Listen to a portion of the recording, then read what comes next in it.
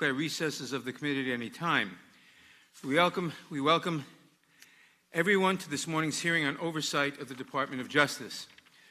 I apologize for beginning the hearing late. As many of you know, I was in a minor car accident on the way in this morning. Everyone is fine, except perhaps the car, but it did cause a significant delay. I thank the Attorney General and the members for their patience and their flexibility, and we will now begin. But before we begin, I want to acknowledge, I want to note that we are joined this morning by the distinguished Majority Leader, the gentleman from Maryland, Mr. Hoyer. Leader Hoyer has long recognized the need for vigorous congressional oversight of the executive branch under both parties, and we appreciate his presence today as we question the Attorney General. Before we begin, I would like to remind members that we have established an email address and distribution list dedicated to circulating exhibits, motions, or other written materials that members might want to offer as part of our hearing today. If you would like to submit materials, please send them to the email address that has been previously distributed to your offices, and we will circulate the materials to members and staff as quickly as we can. I would also remind all members that guidance from the Office of Attending Physician states that face coverings are required for all meetings in an enclosed space, such as this committee hearing. I expect all members on both sides of the aisle to wear a mask, except when you are speaking. I will now recognize myself for an opening statement. Thank you for being here, Mr. Barr.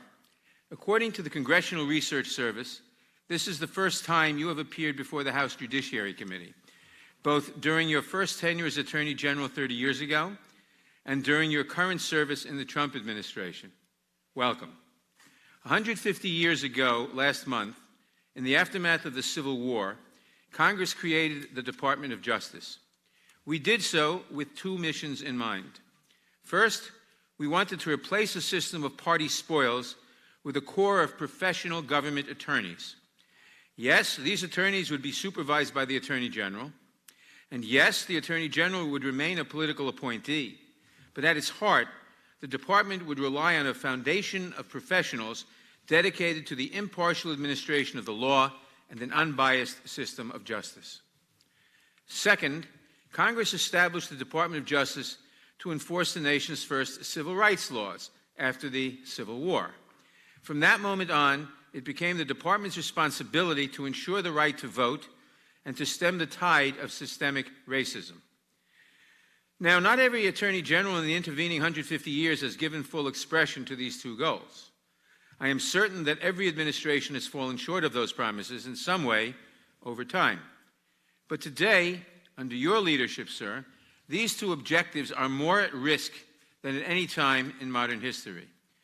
Your tenure has been marked by a persistent war against the department's professional corps in an apparent attempt to secure favors for the president. Others have lost sight of the importance of civil rights laws. But now we see the full force of the federal government brought to bear against citizens demonstrating for the advancement of their own civil rights. There is no precedent for the Department of Justice to actively seek out conflict with American citizens under such flimsy pretext or for such petty purposes. 150 years later, we are again at a pivotal moment in our nation's history, Mr. Barr. We are confronted with a global pandemic that has killed 150,000 Americans and infected more than 16 million worldwide. We are coming to grips with a civil rights struggle long swept under the rug, if not outright ignored by our government. We are, as a nation, witnessing the federal government turn violently on its own people. And although responsibility for the government's failure to protect the health, safety, and constitutional rights of the American people belongs squarely to President Trump, he could not have done this alone. He needed help. And after he finished utterly humiliating his first Attorney General, he found you. In your time at the department, you have aided and abetted the worst failings of the president. Let us recount just some of the decisions that have left us deeply concerned about the Department of Justice. First, under your leadership, the department has endangered Americans and violated their constitutional rights by flooding federal law enforcement into the streets of American cities, against the wishes of the state and local leaders of those cities, to forcefully and unconstitutionally suppress dissent. Second, at your direction, department officials have downplayed the effects of systemic racism and abandoned the victims of police brutality, refused to hold abusive police departments accountable for their actions, and expressed open hostility to the Black Lives Matter movement. Third, in coordination with the White House, the department has spread disinformation about voter fraud, failed to enforce voting rights laws, and attempted to change the census rules to flaunt the plain text of the Constitution, and even defied court orders on this subject, all in the apparent attempt to assist the president's re-election. Fourth, at the president's request, the department has amplified the president's conspiracy theories and shielded him from responsibility by blatantly misrepresenting the Mueller report and failing to hold foreign actors accountable for their attacks on our elections, undermining both national security and the department's professional staff in the process. Fifth, again and again, you personally have interfered with ongoing criminal investigations to protect the president and his allies from the consequences of their actions. When career investigators and prosecutors resisted these brazen, unprecedented actions, you replaced them with less qualified staff who appear to be singularly beholden to you. The message these actions send is clear. In this Justice Department, the president's enemies will be punished and his friends will be protected, no matter the cost to liberty, no matter the cost to justice. Finally, and perhaps most perniciously, the department has placed the president's political needs over the public health by challenging stay-at-home orders in the states hit hardest by the pandemic. The department's persistent efforts to gut the Affordable Care Act will make recovery that much harder. These actions come at a price: real damage to our democratic norms, the erosion of the separation of powers, and a loss of faith in the equal administration of justice. In the hands of President Trump, a Department of Justice that adopts a dangerously expansive view of executive power and demonstrates a willingness to shield him from accountability represents a direct threat to the liberty and safety of the country. And we were warned. At your confirmation hearing, Professor Neil Kinkoff testified, and I quote, "Public confidence in the rule of law depends on there being an Attorney General who will not allow the President to do whatever he wants with the Justice Department. William Barr's views of presidential power are so radically mistaken that he is simply the wrong man at the wrong time to be Attorney General of the United States." Close quote. Again, this failure of leadership comes at great cost. This administration has twisted the Department of Justice into a shadow of its former self, capable of serving most Americans only after it has first served those in power. This committee has a responsibility to protect Americans from that kind of corruption, Mr. Barr.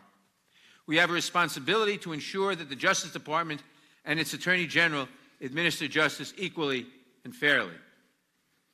And this is what has brought us to this hearing room today. We want to give you a chance to respond to our questions to these and other matters, and we hope and expect that you will do so in a clear and forthright manner. Our members expect sincere answers today, and our country deserves no less. I now recognize the ranking member of the Judiciary Committee, the gentleman from Ohio, Mr. Jordan, for his opening statement. Spying. That one word. That's why they're after you, Mr. Attorney General. 15 months ago, April 10th, 2019, in a Senate hearing, you said this sentence, quote, "I think spying on a political campaign is a big deal." Spying on a political campaign is a big deal. It sure is. And since that day,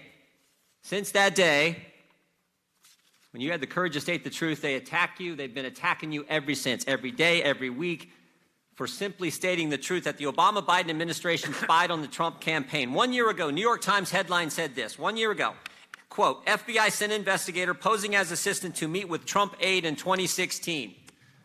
The FBI sent a young lady who used the name Azra Turk to meet Papadopoulos in September of 2016. They sent someone pretending to be someone else to meet a person associated with the Trump campaign. You know what they call that? You know what they call that? Spying. 1 month later, October 2016, they used the dossier to spy on Carter Page. The salacious, unverified dossier, Jim Comey's words, not mine.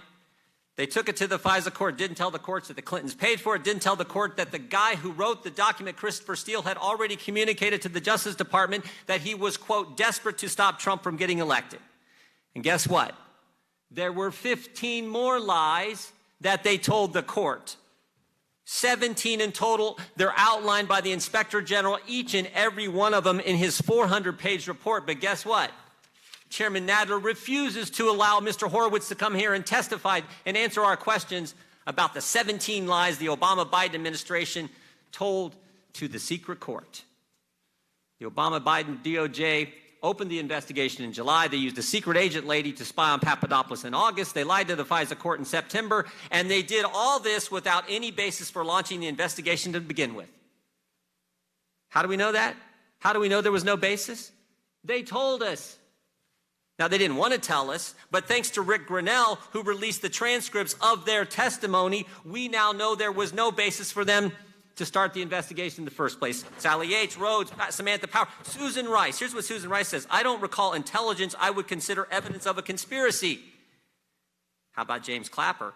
I never saw any direct evidence that the Trump campaign or someone in it was conspiring with the Russians to meddle with the election.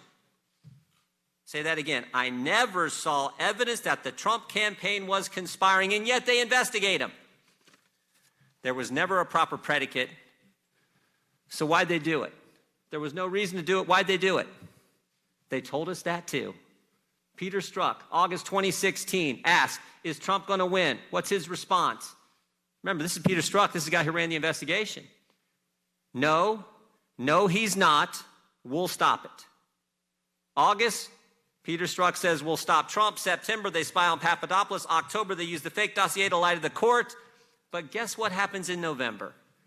Guess what happens in November? November 8th, 2016, the American people get in their way. 63 million of them, to be exact. Now everything changes. Now the real focus is, wow, wait a minute, we didn't stop him. He won. Now what do they have to do? They have to do the cover-up. And who do they have to go after? Who's target number one in their cover-up? The former head of the Defense Intelligence Agency, the guy who's about to become National Security Advisor to the President of the United States, Michael Flynn. They can't have him hanging around because he'll figure it out.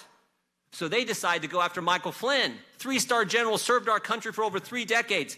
And we know they went after him because they told us that too. Bill Priestep, head of counterintelligence at the FBI, the day they interview Flynn, January 24th, 2017, his notes say what? What's our goal? To get Flynn to lie so we can prosecute him or to get him fired? Think about what the Obama-Biden DOJ, what their administration did in the last month. The last month they were in power. January 4th, the agents investigating Flynn want to drop the case. Comey tells them no. January 5th, they have the now famous meeting in the Oval Office. Obama, Biden, Rice, Comey, all of them are in there. They're plotting their strategy, how they're going to get Flynn. January 6th, Comey goes up to Trump Tower, briefs President-elect Trump on the dossier that they already know is false, just so they can leak it to the press, and the press will write the story that they briefed the president on the dossier. And then, of course, January 24th, the day they go set up Michael Flynn in his interview. Guess what else they did? Guess what else they did between Election Day and Inauguration Day? That 2-month time, guess what else they did? 38 people, 49 times unmasked Michael Flynn's name. Comey, Clapper, Brennan, Biden, 7 people at the Treasury Department unmasked Michael Flynn's name, for goodness sake. And of course, Flynn resigns on February 13th. Flynn resigns on February 13th. Now the cover-up is complete. Flynn's gone. Everything's fine, they think, until May 9th, 2017, when President Trump fires Jim Comey. Now they got a problem again. The guy who was going to keep it all quiet, he's been fired. Now, how do they continue the cover-up? Real simple. Jim Comey leaks his memos with the express purpose of getting a special counsel appointed to investigate something they already know is not true. And that's exactly what happened. We get 2 years, 19 lawyers, 40 agents, 500 witnesses, 2,800 subpoenas, and a $30 million cost to the taxpayer, and they come back with nothing. Absolutely nothing. And so all they got left is to attack the Attorney General, who had the courage to state the truth right from the get-go. The first time he testifies after he's confirmed. And you guys attack him every day, every week, and now you filed articles of impeachment against him. It's ridiculous. He had the courage to do what no one else would do at the Justice Department. Sally Yates wouldn't call it spying. Jeff Sessions wouldn't do it. Rod Rosenstein wouldn't do it. Chris Wray sure as heck isn't going to do it. So, Mr. Attorney General, I want to thank you for having the courage to call it what it was, spying. I want to thank you for having the courage to say we're going to get the politics out of the Department of Justice that was there in the previous administration. And maybe most importantly, and we're going to talk about this in our side on questioning, I want to thank you for defending law enforcement, for pointing out what a crazy idea this defund the police policy, whatever you want to call it, is, and standing up for the rule of law. And frankly, we have a video we want to show that gets right to this point. Can we play that video, please?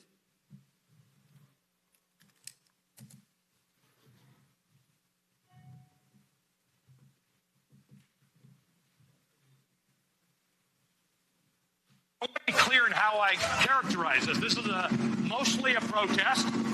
It is not, generally speaking, unruly. Peaceful protest. Peaceful protesters. Peaceful protest. Peaceful protest. Peaceful protest. Peaceful protest. Peaceful protest. Peaceful protest. Peaceful protest. Peaceful protest. Peaceful protest. Peaceful protest. Peaceful protest. Peaceful protest. Peaceful protest. Peaceful protest. Peaceful protesters.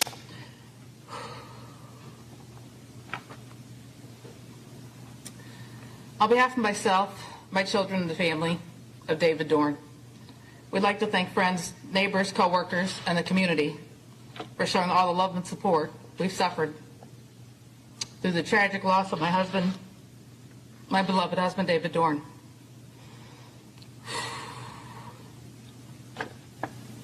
We'd also like to thank St. Louis Metropolitan Police Department for their hard work and perseverance through this investigation, as well as Circuit Attorney's Office.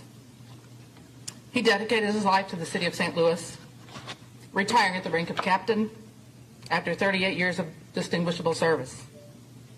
Then as a chief of Moline Acres for almost 6 years. During those years, he's touched so many lives as a friend, mentor, co-worker, and guardian. His life was senselessly taken from me, from us, by an opportunist who had no regards for human life or the law. This didn't have to happen, but it must have been God's plan for David.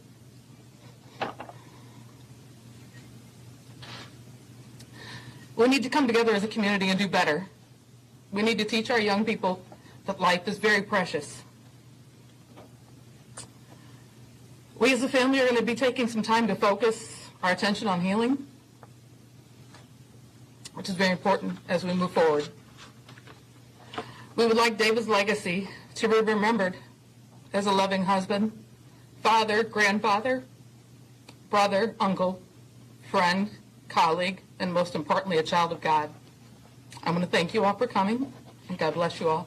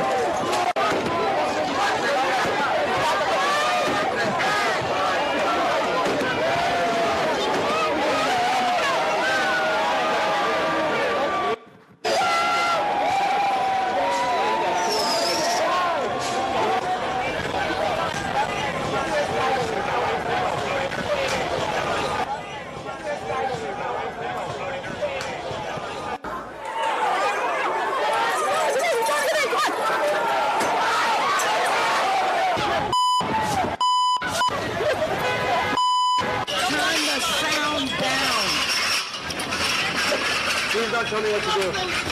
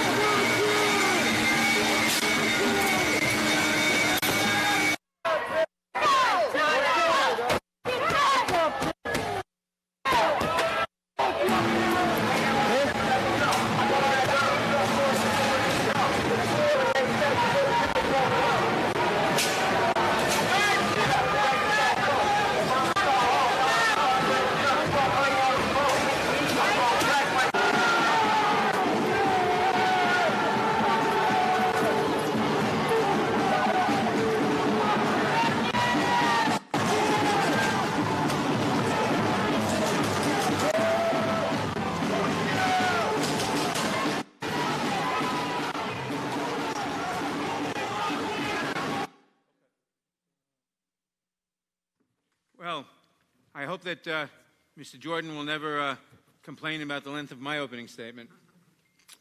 Without objection, I am going to insert the committee's audiovisual policy into the record of this hearing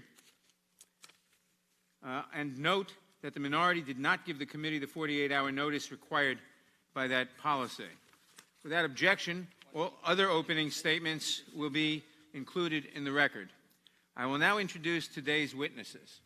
William Barr has served as the Attorney General of the United States since February 14, 2019, having previously served in the same position from 1991 to 1993 under President George H.W. Bush. He also served as Deputy Attorney General and Assistant Attorney General of the Office of Legal Counsel under the Bush administration, was a member of the domestic policy staff under President Reagan, served in the Central Intelligence Agency, and was a law clerk for Judge Malcolm Wilkie of the U.S. Court of Appeals for the D.C. Circuit. In addition to his significant public service, he also has extensive experience practicing law in the private sector. Attorney General Barr received his A.B. and M.A. from Columbia University and a J.D. from George Washington University School of Law. We welcome the Attorney General and we thank him for participating today. Now, if you would please rise, I will begin by swearing you in. Would you raise your right hand, please? Or left hand. Do you swear or affirm under penalty of perjury that the testimony you're about to give is true and correct to the best of your knowledge, information, and belief, so help you God? Let the record show the witness has answered in the affirmative. Thank you, and please be seated. Please note that your written statement will be entered into the record in its entirety. Accordingly, I ask that you summarize your testimony in 5 minutes. To help you stay within that time, there is a timing light on your table. When the light switches from green to yellow, you have 1 minute to conclude your testimony. When the light turns red, it signals your 5 minutes have expired.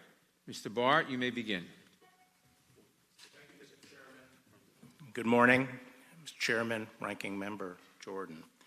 I'm pleased to be here this morning. On behalf of the Department of Justice, I want to pay my respects to your colleague, Congressman John Lewis, an indomitable champion of civil rights and the rule of law.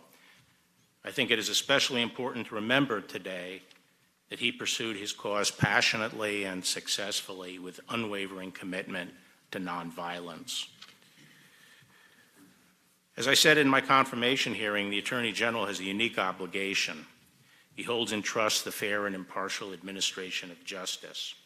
He must ensure that there is one standard of justice that applies to everyone equally, and that criminal cases are handled even-handedly based on the law and the facts and without regard to political or personal considerations. And I can tell you that I've handled criminal matters that have come to me for decision in this way. The President has not attempted to interfere in these decisions. On the contrary, he has told me from the start that he expects me to exercise my independent judgment to make whatever call I think is right, and that is precisely what I've done.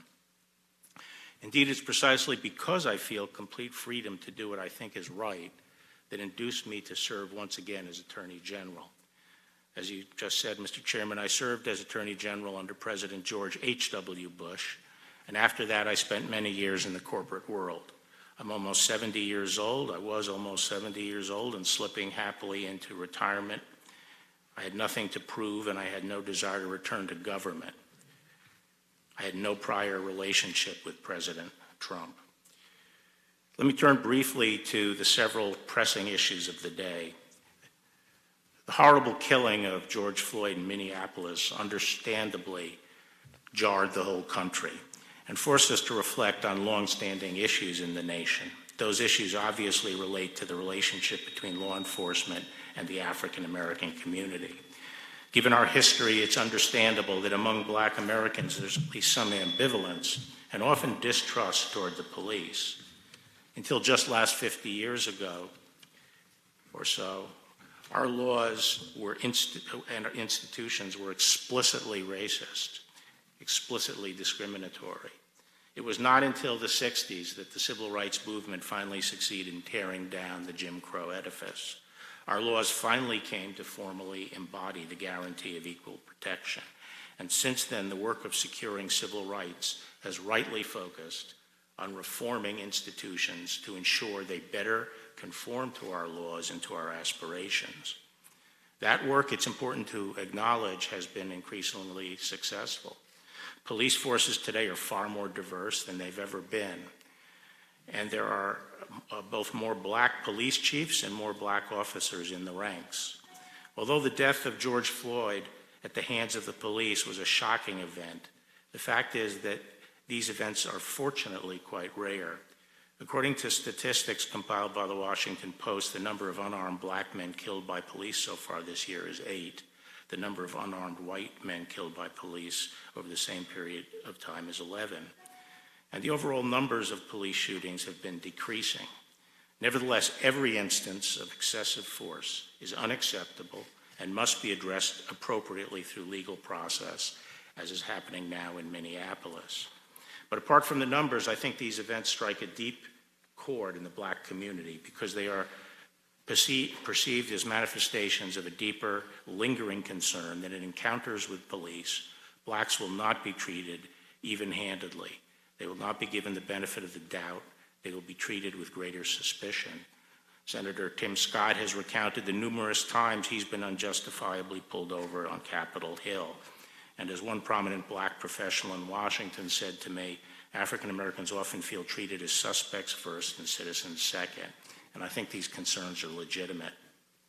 At the same time, I think it would be an oversimplification to treat the problem as rooted in some deep-seated racism generally infecting our police departments. It seems far more likely that the problem stems from a complex mix of factors which can be addressed with focused attention over time. And we in law enforcement must be conscious of the concerns and ensure that we do not have two systems of justice. Unfortunately, some have chosen to respond to George Floyd's death in a far less productive way by demonizing the police, promoting slogans like "all cops are bastard," and making grossly irresponsible proposals to defund the police. The demonization of the police is not only unfair and inconsistent with principles of all people should be treated as individuals, but gravely injurious to the inner city communities. When communities turn on and pillory the police, officers naturally become more risk averse and crime rates soar. Unfortunately, we are seeing that now in many of our cities. The threat to black lives posed by crime on the streets is massively greater than any threat posed by police misconduct. The leading cause of death for young black males is homicide. Every year, approximately 7,500 black Americans are victims of homicide. The vast majority of them, around 90%, are killed by other blacks, mainly by gunfire. Each of those lives matter. It is for this reason that in selected cities where there has been an upsurge in violent crime, we are stepping up and bolstering the activities of our joint anti-crime task forces. Finally, I want to address a different breakdown in the rule of law that we've witnessed over the past 2 months. In the wake of George Floyd's death, violent rioters and anarchists have hijacked legitimate protests to wreak senseless havoc and destruction on innocent victims. The current situation in Portland is a telling example. Every night for the past 2 months, a mob of hundreds of rioters have laid siege to the federal courthouse and other nearby federal property. The rioters have come equipped for fight, armed with powerful slingshots, tasers, sledgehammers, saws, knives, rifles, and explosive devices. Inside the courthouse are a relatively small number of federal law enforcement personnel charged with a defensive mission to protect the courthouse. What unfolds nightly around the courthouse cannot reasonably be called protest. It is, by any objective measure, an assault on the government of the United States. As elected officials of the federal government, every member of this committee, regardless of your political views or your feelings about the Trump administration, should condemn violence against federal officers and the destruction of federal property. Thank you, Mr. Chairman, and I appreciate your listing for me the areas of concern in your opening statement, and I'm looking forward to addressing them all. Thank you for your testimony. We will now proceed under the 5-minute rule with questions, and I will recognize myself for 5 minutes. On July 22nd, you joined the President as he announced the expansion of Operation Legend, an initiative... Let me start that again. On July 22nd, you joined the President as he announced the expansion of Operation Legend, an initiative to combat violent crime in Kansas City, with approximately $61 million in DOJ grants. I am confused, however, as to the purpose of launching Operation Legend at this moment in time. In December of last year, you announced that the department would divert over $70 million in grants to 7 U.S. cities under an initiative called Operation Relentless Pursuit, correct? That's right. And Operation Relentless Pursuit targeted a familiar list of cities, places like Albuquerque, Baltimore, and Kansas City, correct? Correct. At the same July 22nd press conference, you initially claimed that over 200 arrests had been made under Operation Legend, correct? Correct.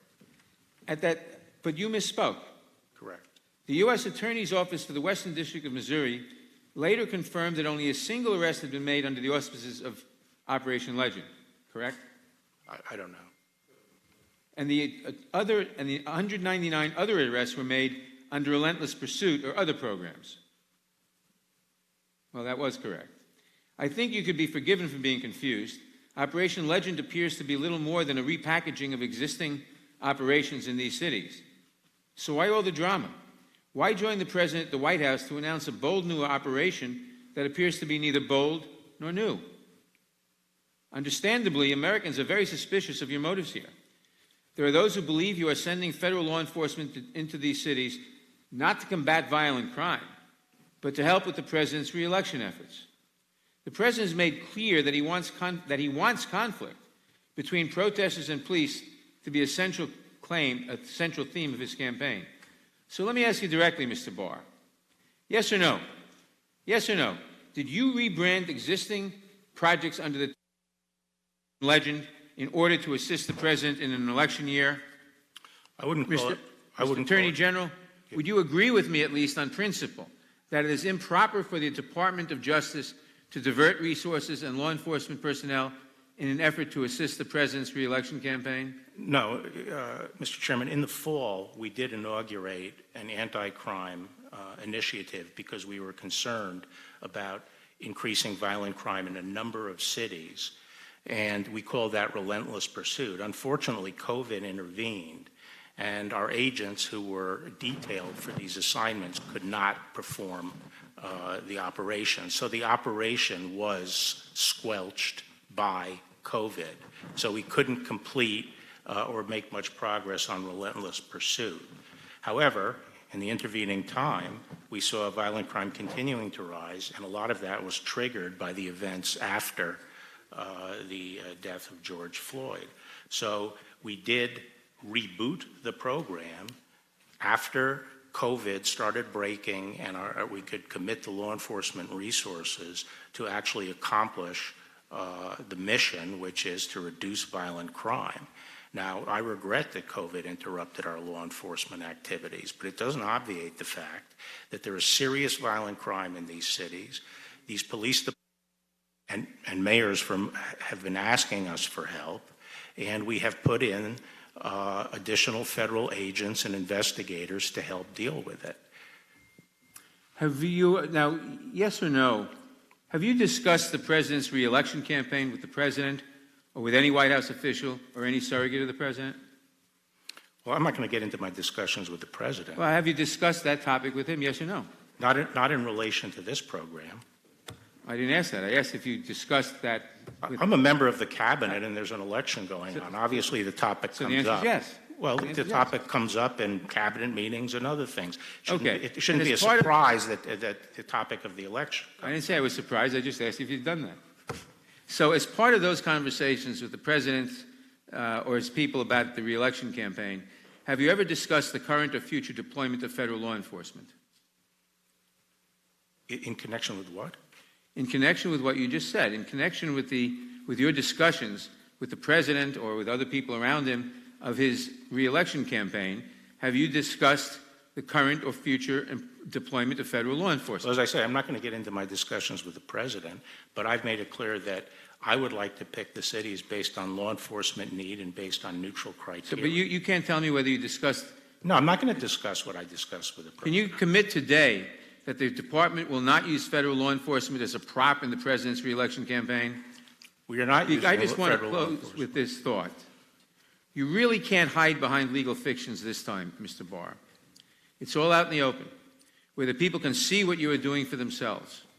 The President wants footage for his campaign ads, and you appear to be serving it up to him as ordered.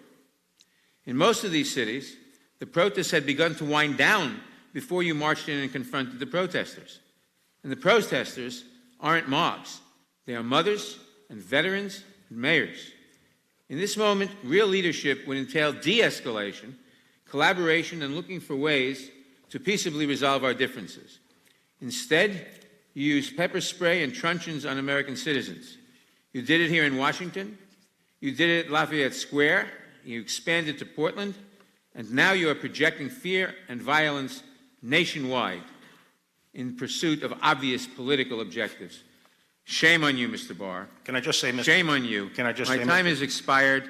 For what purpose does Mr. Jordan seek recognition? Mr. Excuse me. Could I just what have a purpose moment? does Mr. My time has expired. For what purpose does Mr. Johnson seek recognition? Questions for the witness, and I will yield the floor to him to respond. Yeah. Mr. Chairman, you've conflated two different things. The effort, like legend, is to deal with violent crime that's committing on the streets of the city. Again, predatory violence like murder, shootings, which are soaring in some cities right now. That does not involve encountering protesters, as you refer to it. Civil disturbance is a different set of issues. And I just reject the idea that the department has flooded anywhere and attempted to suppress demonstrators. We make a clear distinction between demonstrators. The facts speak for themselves. This is my time, I'm Mr. answering, Chairman. and you know, the fact of the matter is, if you take Portland, the courthouse is under attack.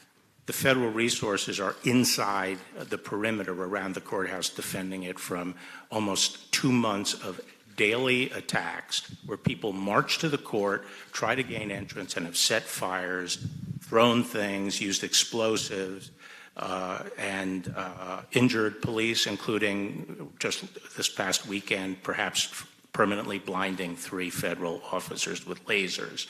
We are on the defense. We're not out looking for trouble. And if the state and the city would provide the law enforcement services that other jurisdictions do, we would have no need to have additional marshals in the courthouse. On behalf of hundreds of millions of Americans, thank you for that clarification, and thank you for being here. And thank you for your service today and your willingness to do this in very challenging times. Mr. Attorney General, we're very appreciative. It's not an easy job, but it's a vitally important one. I so appreciated what you said in your opening statement today, which is what you said in your confirmation hearing. The Attorney General has a unique obligation. He holds in trust the fair and impartial administration of justice. We appreciate that so much. The Democrats have asserted here this morning, and they continue to say in the media, that under your leadership, the Justice Department has become highly politicized. Why is that a totally unfounded allegation? Because actually what I've been trying to do is restore the rule of law. And the rule of law is, at essence, that we have one rule for everybody. If you apply one rule to A, the same rule applies to B. And I felt we didn't have that previously at the department. We had strayed. And I would just ask people, I'm supposedly punishing the president's enemies and helping his friends. What enemies have I indicted? Who could you point to one indictment that has been under the department that you feel is unmerited? That you feel violates the rule of law? One indictment. Now, you say I helped the president's friends. The cases that are cited, the Stone case and the Flynn case, are both cases where I determined that some intervention was necessary to rectify the rule of law, to make sure people are treated the same. I said Stone was prosecuted under me, and I said all along I thought that was a righteous prosecution. I thought he should go to jail, and I thought the judge's sentence was correct. But the line prosecutors were trying to advocate for a sentence that was more than twice anyone else in a similar position had ever served. And this is a 67-year-old man, first-time offender, no violence, and they were trying to put him in jail for 7 to 9 years. And I wasn't going to advocate that, because that is not the rule of law. I agree the president's friends don't deserve special breaks, but they also don't deserve to be treated more harshly than other people. And sometimes that's a difficult decision to make, especially when you know you're going to be castigated for it. But that is what the rule of law is, and that's what fairness to the individual ultimately comes to, being willing to do what's fair to the individual. Amen, and thank you for that. And by contrast, what the previous DOJ did under the previous administration was politicize law enforcement. The Obama-Biden administration sabotaged the Trump transition. They illegally spied on the Trump campaign. They unmasked members of the Trump campaign. They employed aggressive tactics on their campaign officials. Senior FBI officials, we all know on this committee, carried over from the Obama administration, carried on their abuses into the Trump administration and into the whole impeachment scam and all the rest. Let me ask you just one question because my time is running out. President Obama's Attorney General Eric Holder famously referred to himself as President Obama's wingman. He said in an interview, quote, "I'm still enjoying what I'm doing. There's still work to be done. I'm still the president's wingman, so I'm there with my boy." That's what he said famously. Is it the duty of the Attorney General to be the president's wingman? No, I've already described what I think the duty of the Attorney General is. And in your office, you are then free to act independently of the president. Isn't that true? That is true, particularly on criminal cases. It's required. And that's exactly what he has asked you to do. Isn't that right? Yes. I have no further time. I yield back. Thank you. As well, you have no further questions. Your time has expired. Ms. Lofgren. Thank you, Mr. Chairman. Mr. Attorney General, it's obvious what is happening here from the video played during the ranking member's opening remarks. It's clear that the president's playbook is to divert attention from his catastrophic failure in dealing with the COVID-19 situation. In Canada, our neighbor to the north, in Europe, the virus has been reduced to such a level that people can safely go out and not worry about being infected. But here in the United States, millions of Americans have been infected. Tens of thousands are dying, and the president needs to divert from that failure. And what is the playbook? The playbook is to create the impression that there is violence, that he must send in federal troops, and that the American people should be afraid of other Americans and trust the president because he's going to send in all troops to American cities. And that's how he hopes to win the election. You know, it's one thing to fight crime with joint task forces. That involves the cooperation of state and local officials. But the governor of Oregon and the mayor of Portland has asked that the federal troops leave because the reaction has actually been in reverse proportion. People are showing up because the troops are there. And I'd like to say that so many of them, I would say most of them, are nonviolent. We've all heard about the wall of moms who show up to make sure that people are safe. And here's what they say. They say they've been tear gassed night after night, left vomiting, that they've been shot at with rubber bean bags, pepper spray. So this brutality has created even more demonstrators. I'd just like to ask you this. When the president issued his executive order, they indicated your department should prioritize investigations. Has your department started any investigations pursuant to the executive order that the president issued? Which executive order, Congresswoman? The executive order that asked for the deployment of troops to protect the monuments and the federal facilities. Yes. On June 26th. Yeah, I wouldn't say it was troops, but we have initiated investigations. Yes, we've made arrests of people who have been rioting and taken down statues. But I think your characterization of Portland is completely false. I would like to. We can get into that, but I'd like to ask you a question about surveillance, if I may. We've heard reports that cell site stimulators known as stingrays or dirt boxes are being used to collect phone call location and even content of phone calls. Drones are being used that may have face recognition or cell phone interception technology, and that there is bulk collection of internet browsing history. What specific authority is the department using for these surveillance tools? I really can't speak to those instances if they in fact occurred. I'm glad to go and try to determine what you're talking about. Well, actually, I'm asking about authority, not the details. Well, I think most of our cyber activities are conducted by the FBI under their law enforcement powers to detect and prevent crime, federal crime. I think the American public should know that this surveillance technique isn't just about the people in front of the courthouse. If a husband and wife call each other and one of the spouses has a cell phone that's within range of one of these technologies, not only the location, but the actual content of that couple's conversation can be scooped up using this technology. So this really isn't just about the people demonstrating.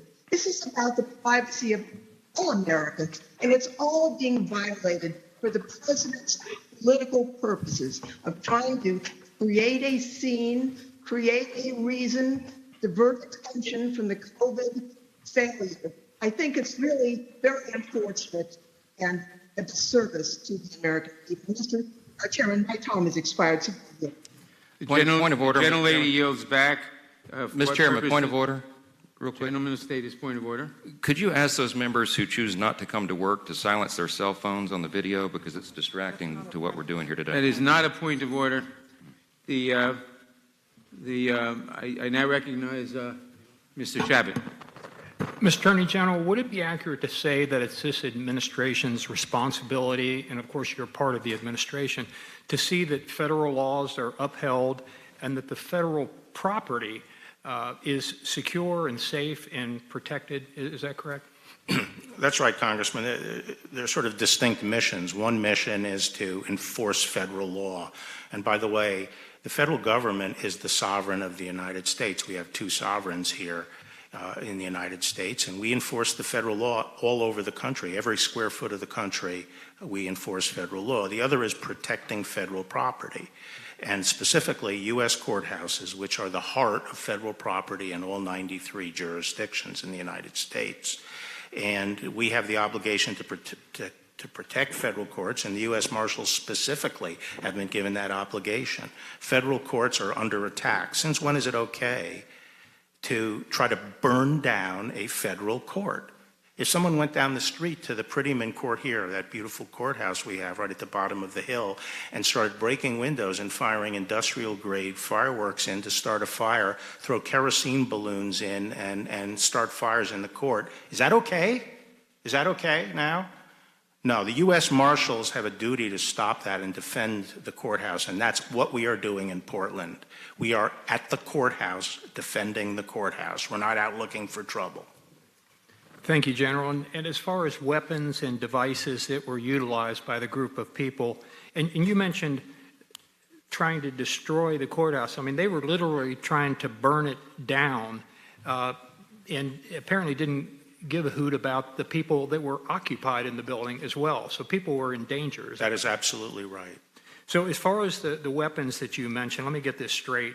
My understanding is that the people attacking the building had, among other things, rifles, explosives, knives, saws, sledgehammers, tasers, slingshots, rocks, bricks, lasers. Have I missed anything, or does that about cover it? You have missed some things, but that's a good list. But they have these powerful slingshots with ball bearings that they shoot. They've used pellet guns. We believe we have found those projectiles have penetrated marshals to the bone, and they use the lasers to blind the marshals. They do start fires. They start fires if they can get the fire inside or through the windows, and they start fires along the outside of the courthouse. When the marshals come out to try to deal with the fire, they're assaulted. General, if local elected officials, mayors and city councils and governors did their jobs and kept the peace, would it even be necessary for federal law enforcement personnel to be there in the first place? No, and that's exactly the point. Look around the country. even where there are these kinds of riots occurring, we haven't had to put in the kind of reinforcements that we have in Portland because the state and local law enforcement does their job and won't allow rioters to come and just physically assault the courthouse. In Portland, that's not the case. General, some have derisively referred to these law enforcement personnel as stormtroopers and worse. Does that accurately describe them? Or would you like to set the record straight? No, they're obviously not stormtroopers. You know, normally we would have a group of deputy marshals in a court that would be, in business suits and ties or regular civilian dress. Those would be the deputy marshals as the protective force for the court. But after almost a month of rioting in Portland, we sent in, I think it was around the 4th of July timeframe, we sent in about 20 special operations marshals.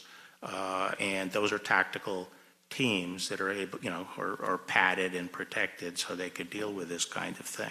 Up until last week, I was told we had our stormtrooper from the Department of Justice amounted to 29 marshals in the courthouse. 29 marshals. As of until recently increased, I think there were 95, I was told, 95 DHS, Federal Protective Service and other DHS officers trying to protect the courthouse and 3 other buildings. That's what we're trying to do. We're trying to protect federal functions and federal buildings, which are a very small part of the city, but the rioters go at them, and we have gradually increased our numbers there to try to protect those facilities. If the state would come in and keep peace on the streets in front of the courthouse, we wouldn't need additional people at the courthouse. Thank you, General. My time's expired. The gentleman's time has expired. Ms. Jackson-Lee. Mr. Chairman, before I begin, I'd like to submit into the record a picture of Lewis and Clark History Department chair of shot at protests in Portland. I ask unanimous consent. Place that into the record. John Lewis in 1963 said, "We are tired about being beat by police. We're tired of being put in jail. We want our freedom now." Mr. Attorney General, in your remarks, you indicated that we've made great progress since that time, and you indicated that the killing of George Floyd was shocking. I disagree. It was outright cold-blooded murder on the streets of America, unfortunately by police misconduct. You seem to have a difficult time understanding systemic racism and institutional racism that has plagued so many. Mr. Attorney General, do you understand a black mother's or parent's talk to their child, to their son? Do you know what that is? I think I do.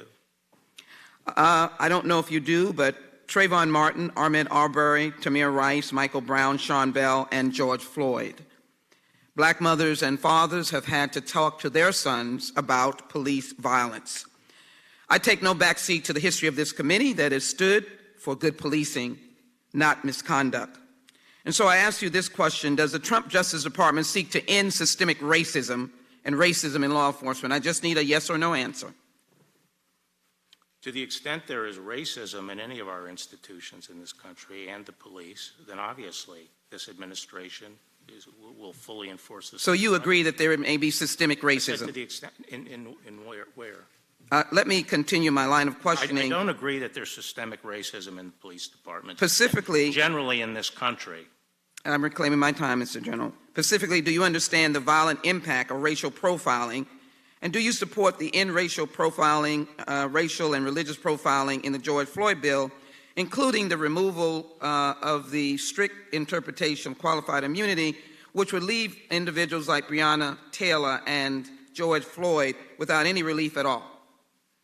No, I'm opposed to eliminating qualified immunity, and I don't agree that it would leave the victims of police misconduct. Well, let me share with you some aspects. Without any remedy at all. I'm reclaiming my time. Let me share with you some aspects of profiling. After the death of George Floyd found that while black people make up 19% of the Minneapolis population and 9% of its police, they were on the receiving end of 58% of the city's police use of force incidents. In addition, we've seen that black men are twice as likely to be stopped and searched, Hispanic drivers 65% to receive a ticket, and Native Americans in Arizona 3 times more likely to search and be stopped. Let me ask you the questions of how we respond to that. The Justice Department has many tools at its disposal to reduce police violence, to pattern or practice investigations, a practice to end bad policing and police violence. It addresses police violence at an institution level rather than just focuses on acute cases. If you understand that, then why has your department only pursued one pattern or practice investigation since President Trump took office that could stop systemic racism?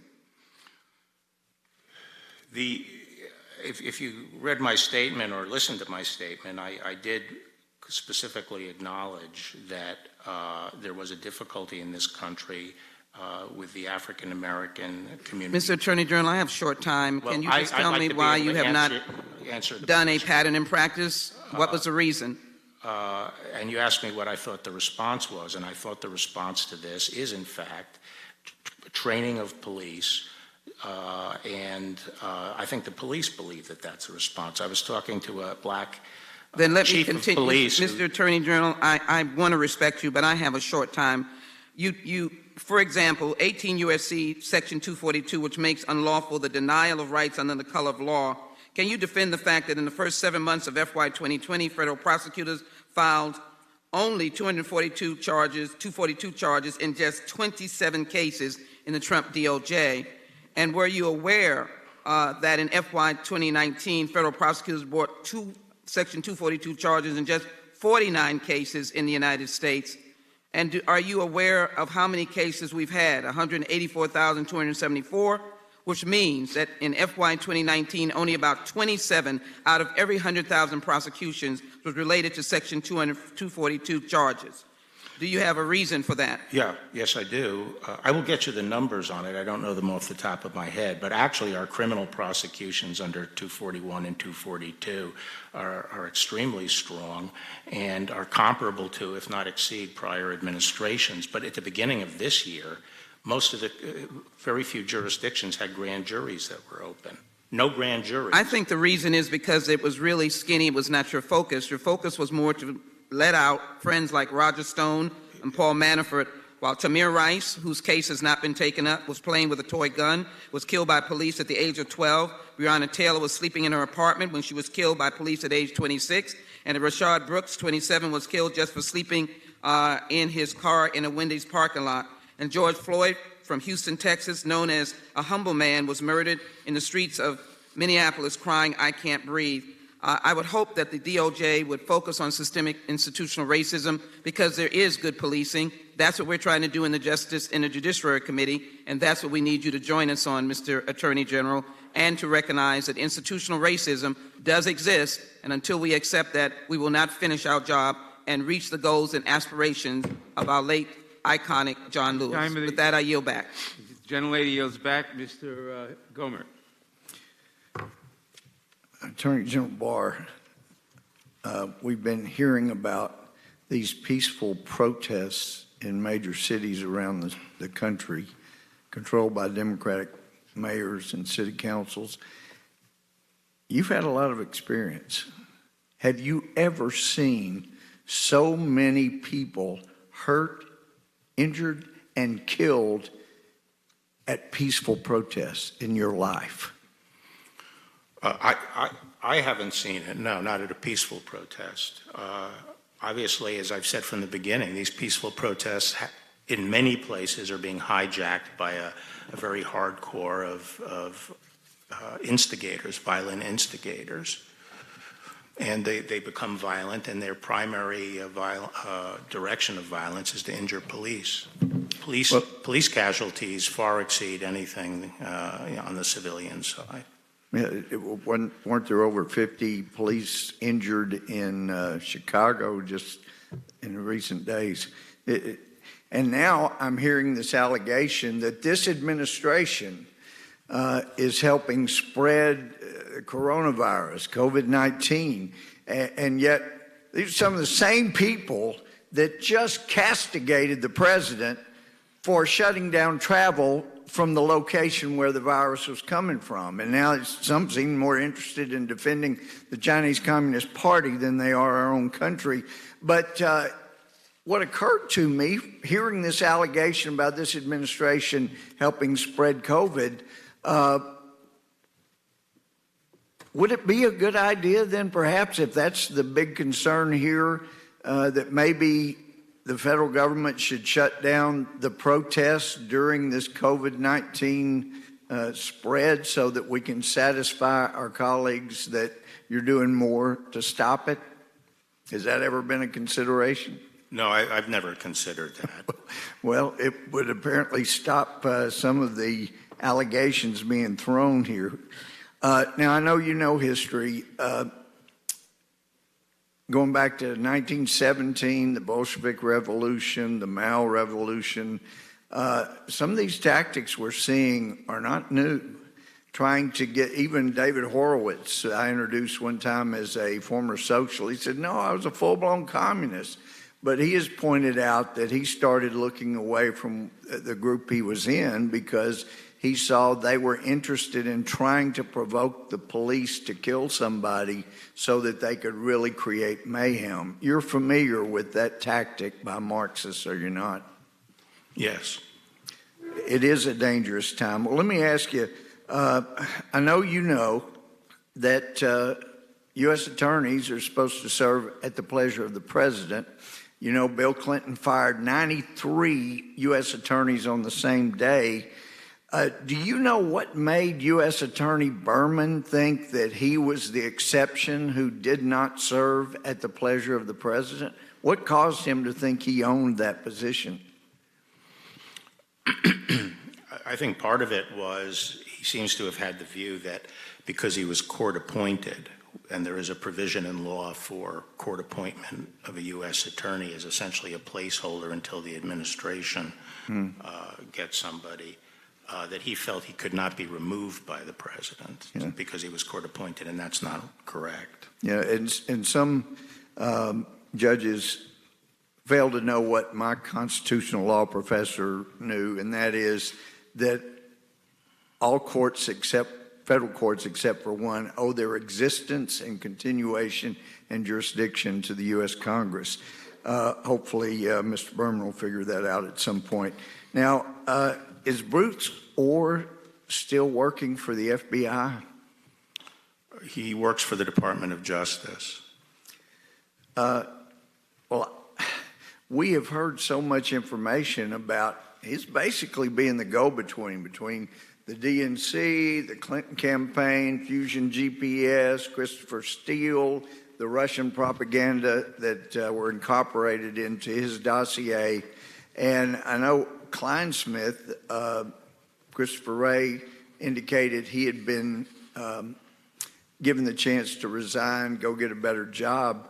I'm wondering how long Bruce Orr is going to be staying where he is. It's incredible to me that he's still there. Well, I can't talk about, individual personnel matters. Well, thank you for your service. I'm sorry for the abuse you've taken when you're just trying to do your job. Appreciate it very much. You're back. The gentleman's time has expired. The chair recognizes the gentleman from Tennessee for 5 minutes. Thank you, Madam Chair. Mr. Barr, I'm the chairman of the Subcommittee on the Constitution, Civil Rights, and Civil Liberties, so this is most pertinent hearing to me. Firstly, I'd like to ask you if you will work with us and allow the head of the Civil Rights Division, Assistant Attorney General Eric Dryband, to testify before this committee this fall. I'll talk to him about it. We encourage him? I'll talk to him about it. All right. I've closely watched actions taken by the federal government in Lafayette Park in June and currently in Portland, Oregon. According to a DOJ document dated June 4, received by this committee, 1,500 federal agents from 10 different agencies were deployed to confront protesters in Washington, D.C. At Lafayette Park, which has long been honored and accepted as a place of protest in our nation's capital, on the first day of June, the world watched in horror on live television as federal agents deployed by the administration and with you present and telling him to get it done, used force to clear Lafayette Park so that the president, with you and others at your side, could walk across the park and have a photo op in front of St. John's Church. This was anathema to the bishop of the diocese and the rector of the church. It was also an affront to the Constitution and to the American people. Given the timing and the coordinated attack against the peaceful demonstrators, it strains credulity that this was not planned for use of political purposes. And just yesterday, Major DeMarco testified to another committee of Congress that the protesters were peaceful, and that's what the majority of people have said, and the response was excessive. When did you first learn that the president planned to walk through the park and go to St. John's Church? First, I'd like to respond to what you... Would you please answer my question? My time is limited. I learned sometime in the afternoon that the president might come out of the White House, and then later in the afternoon I heard that he might go over to the church. So it was absolutely necessary the park be cleared for his walk. No, that had nothing to do with that. The plan to move... Mr. Attorney General, it was necessary that the park be cleared, and it was done, and you said, get it done. Well, I have the time. Thank you. In Portland, we've seen mothers and we've seen veterans who were peacefully protesting, not threatening the federal courthouse, beaten and gassed.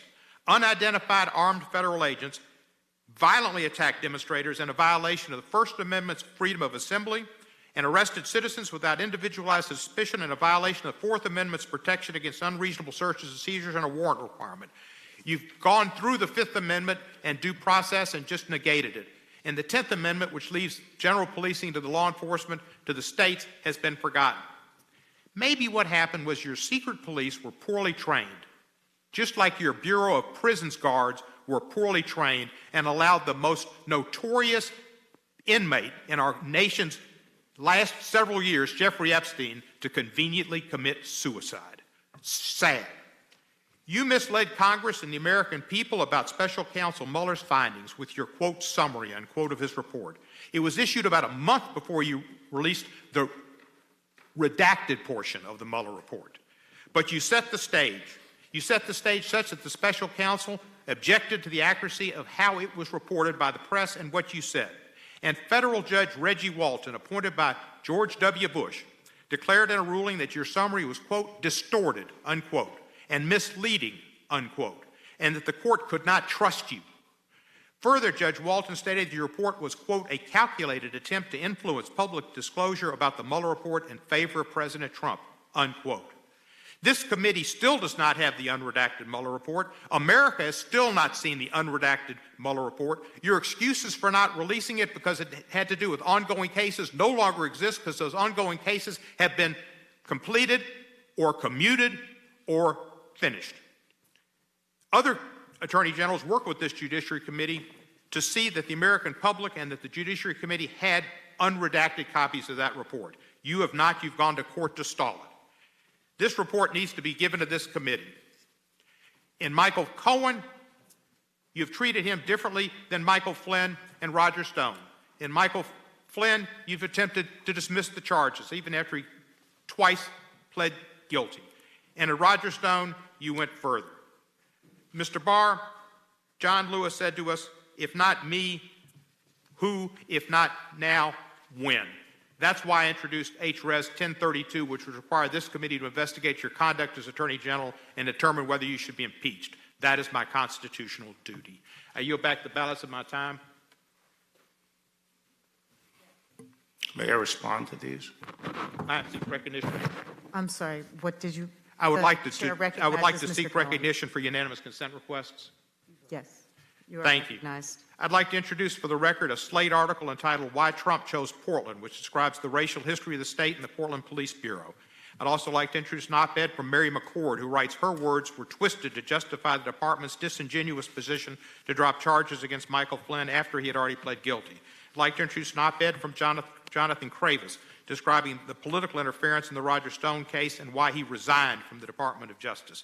And I'd like to introduce a statement from over 2,600 former DOJ officials calling for Attorney General Barr's resignation because of his assault on the rule of law, and a letter from the New York City Bar urging Congress to commence formal inquiries into a pattern of conduct by Attorney General Barr that threatens public confidence in the fair and impartial administration of justice, and finally a letter from 27 of the District of Columbia's most prominent attorneys and law professors, including 4 past presidents of the D.C. Bar, calling for an ethics investigation into Mr. Barr's conduct. And With that last but not objection. least, a letter from over 80% of the George Washington University Law School faculty, your alma mater, saying his actions have posed and continue to create a clear and present danger to the even-handed administration of justice, to civil liberties, and to the constitutional order. Okay, without objection. Madam Chair, one more unanimous consent request on this side. ahead. This is the article that says Representative Jerry Natler says Antifa violence in Portland is a myth. That's from Politico and a number of other journals. We'll put that Without in the record. objection. Thank you. Mr. Collins is recognized for 5 minutes.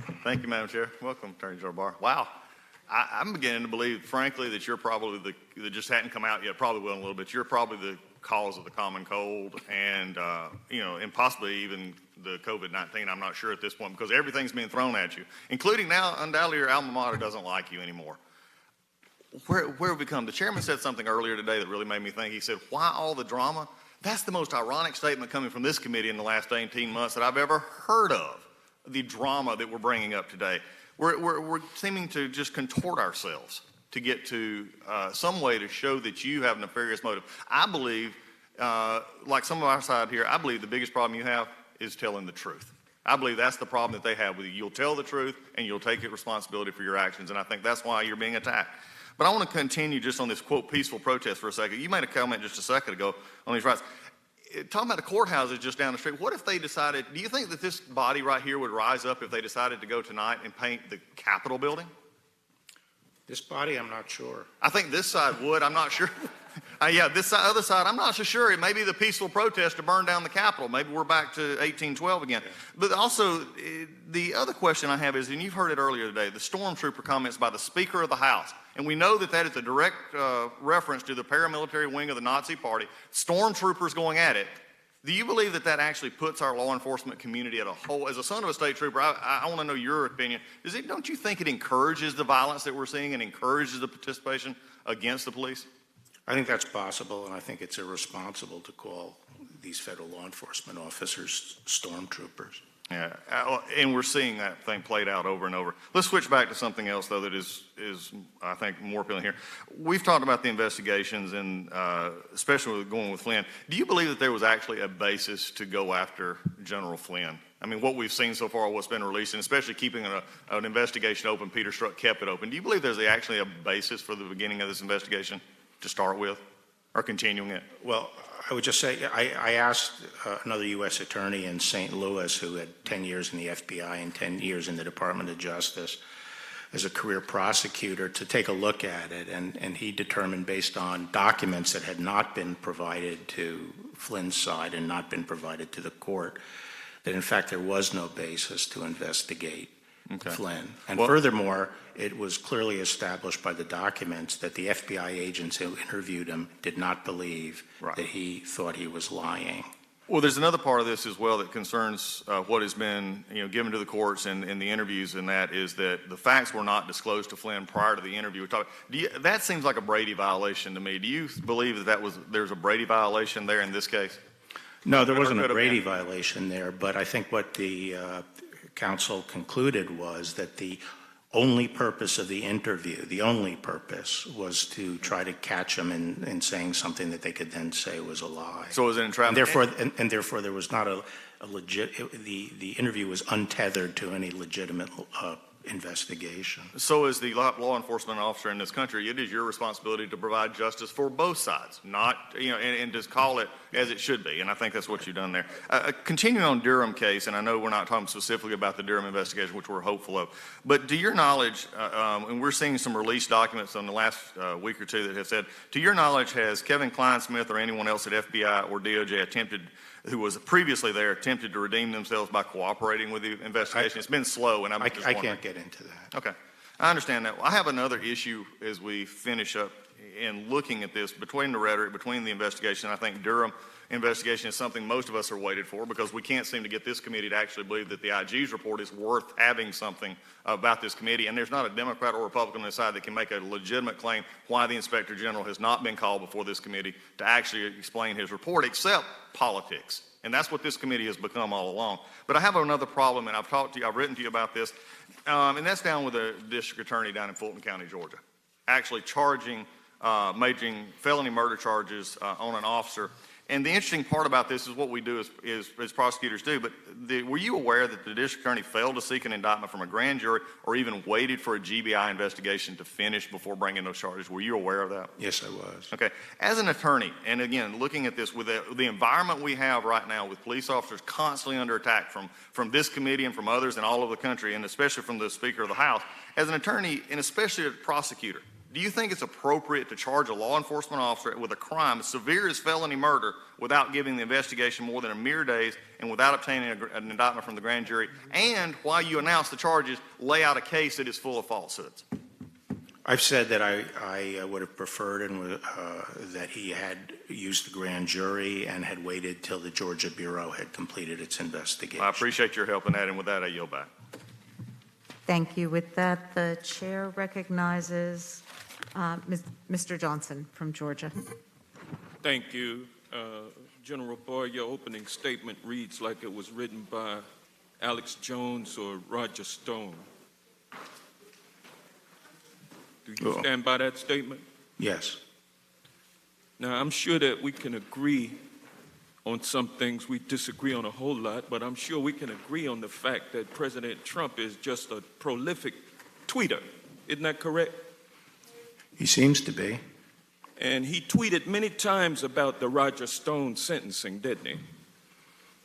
I don't know how many times he tweeted about it. Well, many times. You are aware of them because you said it hurts you from doing your job. And isn't it true that when prosecutors in the Roger Stone case filed a memo with the court recommending a sentence of 7 to 9 years in prison, a few hours later, President Trump tweeted that the sentence recommendation was, quote, a disgrace? You're aware of that? Yes. And General Barr, several hours after that, you filed a pleading with the court stating that the sentence recommendation would be changed and that you would be asking for a lighter sentence for Roger Stone. Isn't that correct?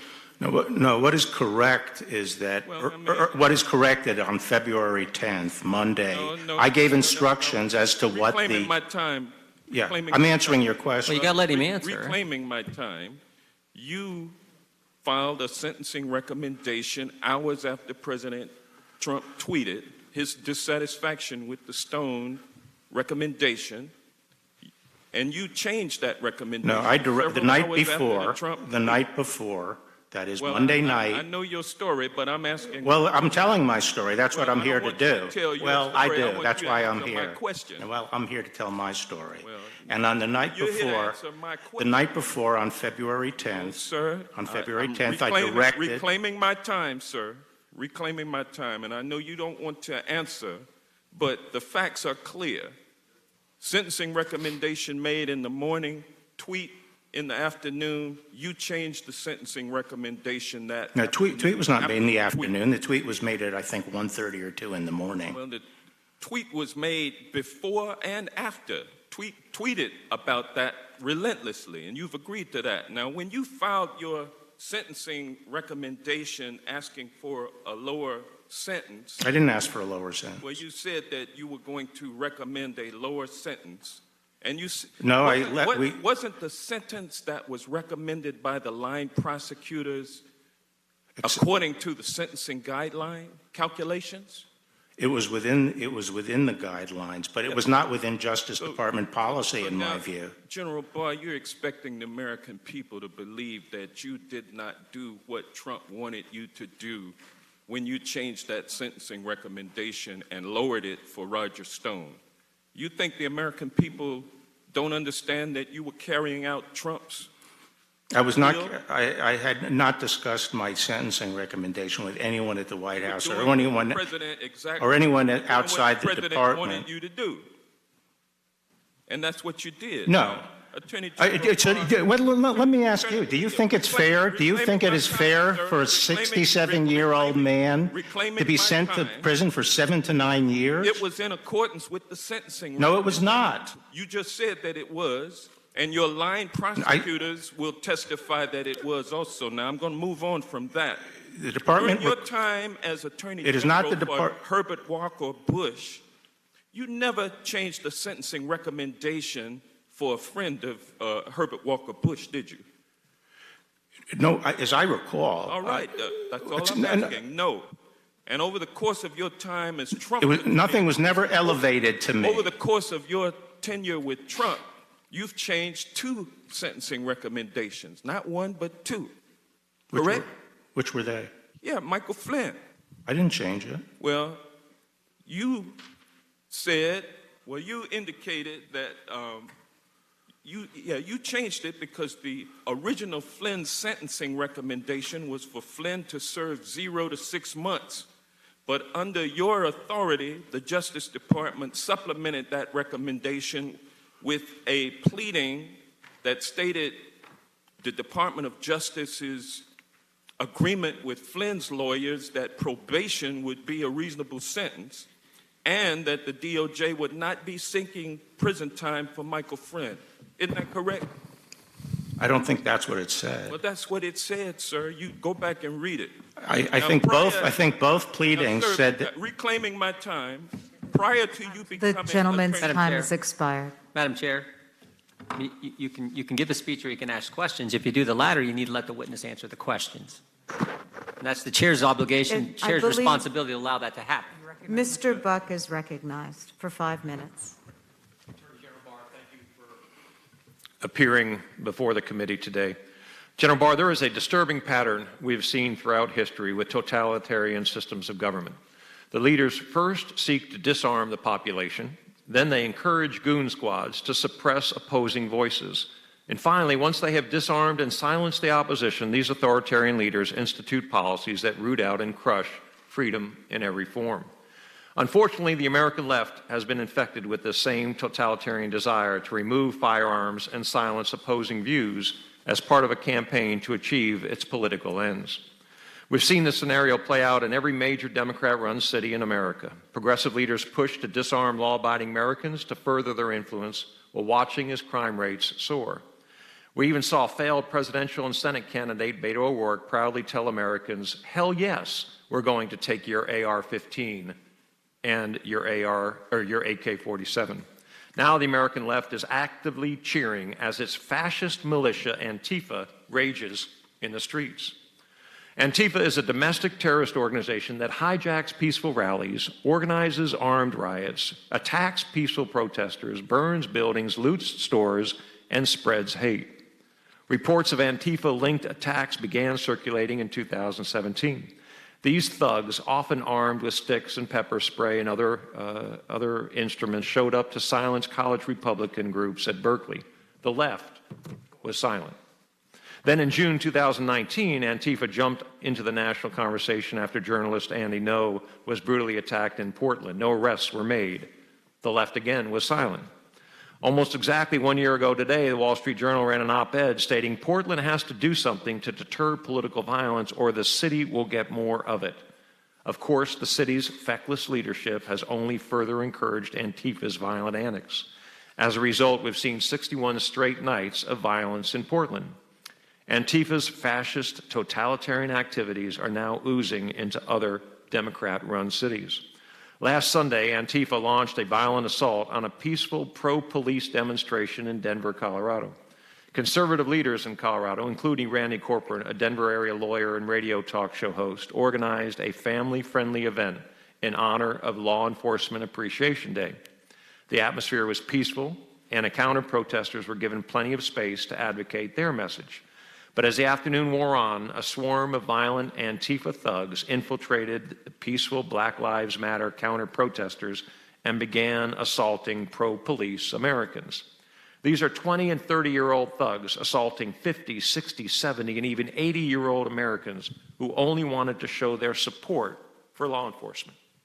What's worse, Denver's cowardly liberal leadership ordered police to retreat once they saw members of Antifa entering the fray. A Denver police detective, Nick Rogers, apologized for this terrible decision. Detective Rogers summed it up best in a recent radio interview, quote, "I'm sorry on behalf of the rank and file. That's not us. That's not who we are. It just kills me that we let good people down." He continued, "I found out that a retreat order was given by the incident commander, and we had one lieutenant step up and say, 'We aren't leaving.' This lieutenant said, these people are going to get killed if we don't stay. So he kept his people there. That's the reason this thing didn't get worse. End of quote. These are sad times in America. Free speech and the right to keep and bear arms are both being threatened by violent anarchists, and the best our chairman can do is call Antifa a myth. General Barr, this has to stop. We can't let Antifa continue terrorizing our country.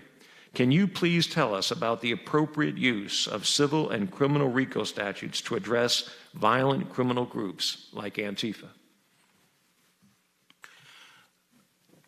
In the wake of the beginning of these riots, I asked our joint terrorism task forces, the FBI's joint terrorism task forces around the country, to be our principal means of developing evidence and prosecuting violent extremist terrorists who are involved in these activities. And one of the tools, obviously, we would use is RICO, which can be used against an organization. But that doesn't mean that we currently have a RICO case pending. Okay. I thank the gentleman. And do you have anything you want to say in response to the speeches that have been given by the other side, and then you've been cut off? Yeah, well, let's, on Lafayette. The gentleman's time has expired. Could I ask for a brief recess? Yeah, Madam Chair, the witness like a break. Yes. 15? Mr. Barr. Mr. Barr. Mr. Barr, 10 minutes. For a brief. 10 minutes? 5. Okay. Recess for 5 minutes. The committee will stand in recess for 5 minutes.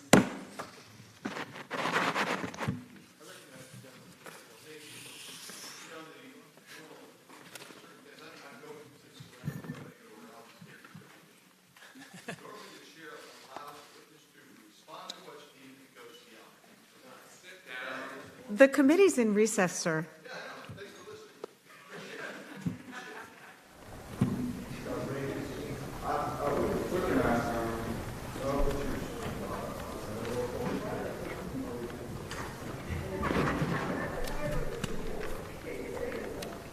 Real temper tantrum.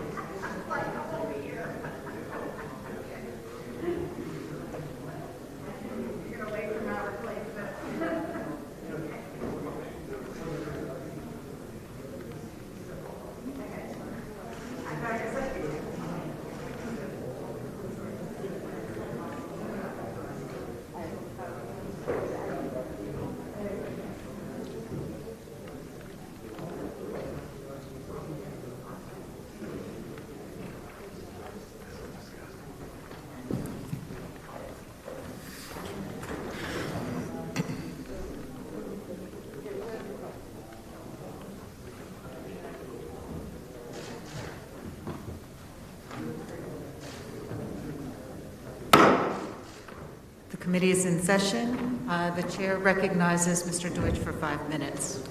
Thank you, Madam Chair. Attorney General Barr, you just told us that nothing was ever elevated to me. You had said in an interview recently that there's a process in place, an escalation system. It's the AG's responsibility to resolve it. How was this elevated to you, the case of Roger Stone? On Monday, February 10th, the U.S. Attorney was with me, and he raised the issue with me. So it was elevated by Timothy Shea? Yes. And had it been elevated during the 2 months between the time the conviction came in under the former U.S. Attorney and the time that Timothy Shea started? I think Shea may have had conversations with people in the... Did you ever have conversations with a former U.S. Attorney about this case? About the sentencing? Stone. I don't recall any discussion about Stone. Right. So Timothy Shea, you said in the interview that he was new, he had just started. He was new, but he worked for you for a long time, didn't he? Yes. And what was his job for you? Well, when I was Attorney General 30 years ago, he worked... No, now, just now. He was on my staff. He advised you on criminal justice policy and law enforcement, right? Correct. And you named him acting U.S. Attorney. Had you discussed the Stone case with him before you named him acting U.S. Attorney? No. Did you discuss sentencing with him? Not before. The first time was when he came in. It wasn't Monday, actually. Just to refresh your recollection, in a prior interview, you said he came in the week before. He came in to see some senior staff. That's what No, that's what I said. He may have had discussions with people in the deputy's office. I was not involved in those discussions. Basically, I didn't, as far as I can recall, I had no substantive involvement in Stone until that Monday when he came in the morning. Well, I'm sorry, Mr. Attorney General, the week before when he came in to see the senior staff that he had worked with the week before when he was working on I said I think he had raised it with people in the deputy's office. That's senior staff too. Right, I understand. But I was not involved. He started on July 31st. The first week he was there, he came to raise this issue. I think he started February 1st. Right. The first week he was there, he came into your office to raise the issue of sentencing. In the interview you did with ABC, you said I don't think he came. That's what you told ABC News. You said that he's talked to senior staff, not you perhaps, but he talked to senior staff. I don't know what, I think I speak English. I said that before he came in to see me, I believe he had some conversations with senior staff. Right, that's right, before he came to see you. We're saying the same thing. But the first it was raised with me was on Monday. Did you talk to the senior staff after they spoke with him? I think at a 9 o'clock meeting, they said that he was trying to work something out on sentencing, and he was actually optimistic that something could be worked out. So I didn't really think of it as an issue until that Monday when he told me that prosecutors... He filed the sentencing memo, and the sentencing memo called for 7 to 9 years.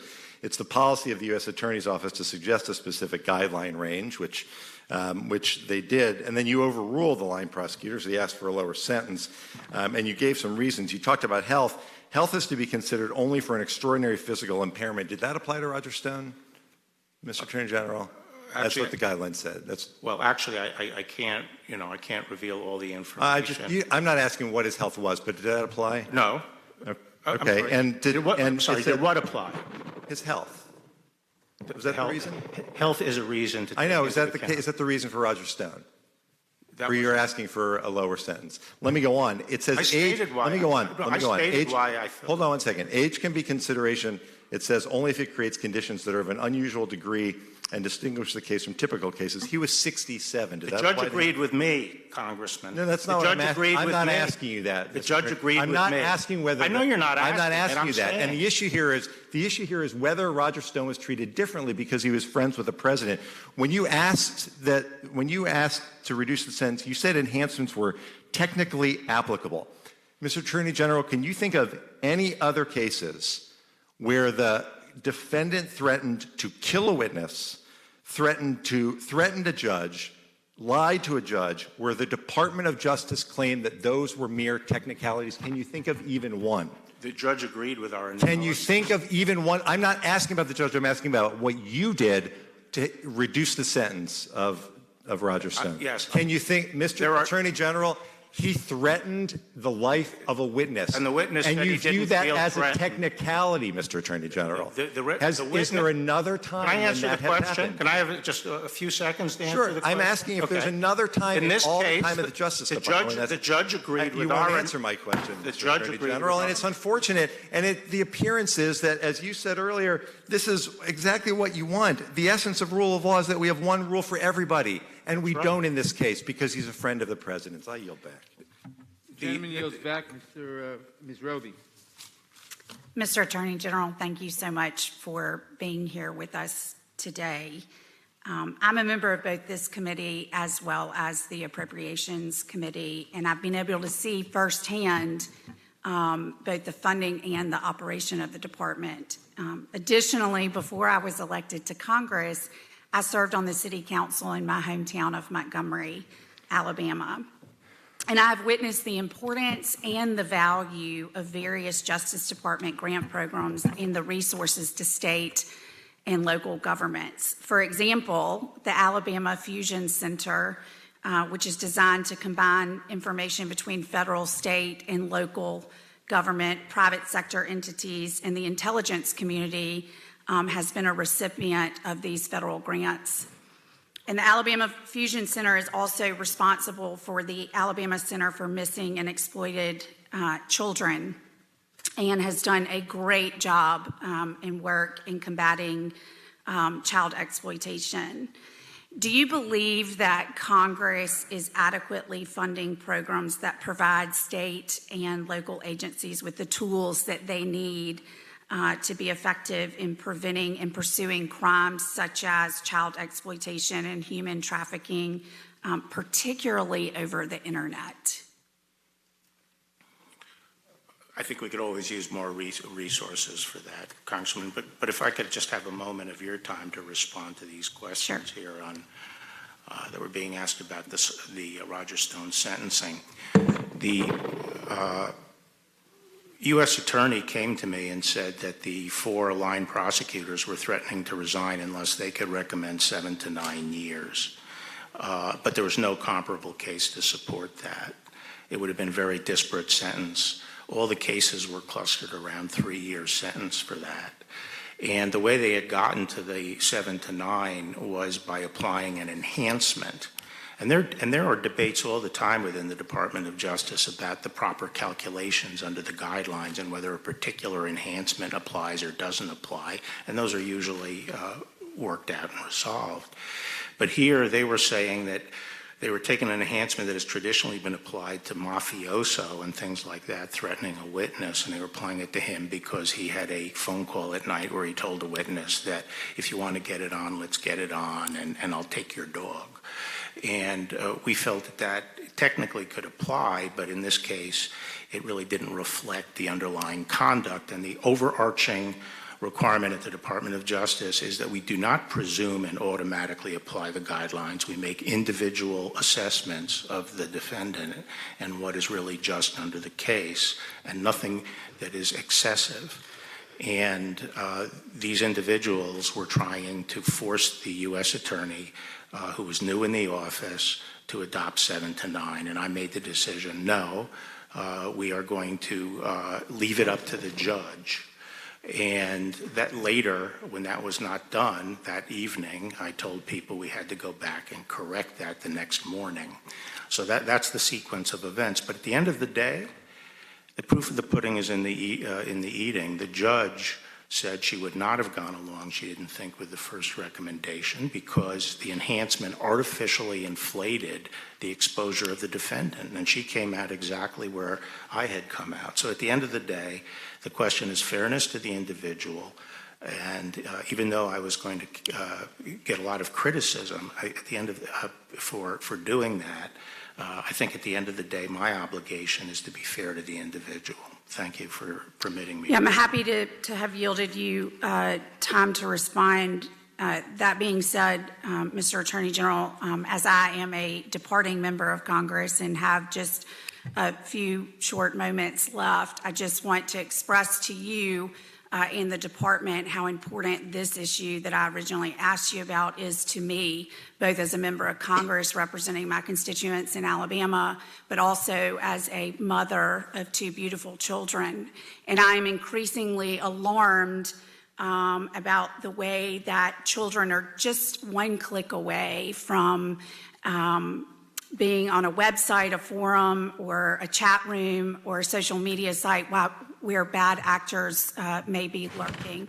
And whereas I only have a few short seconds left, I would just ask you in the time that I have left in Congress that we could continue to work together to combat child exploitation and human trafficking. And I appreciate all the work that you're doing on this. Absolutely, Congresswoman. And as you know, one of the most difficult issues coming up is encryption, because as this material gets encrypted in the chat rooms and the areas where they groom these young children, once it becomes encrypted, it'll be very hard for us to police it. Right. Thank you so much. I yield back. Thank you.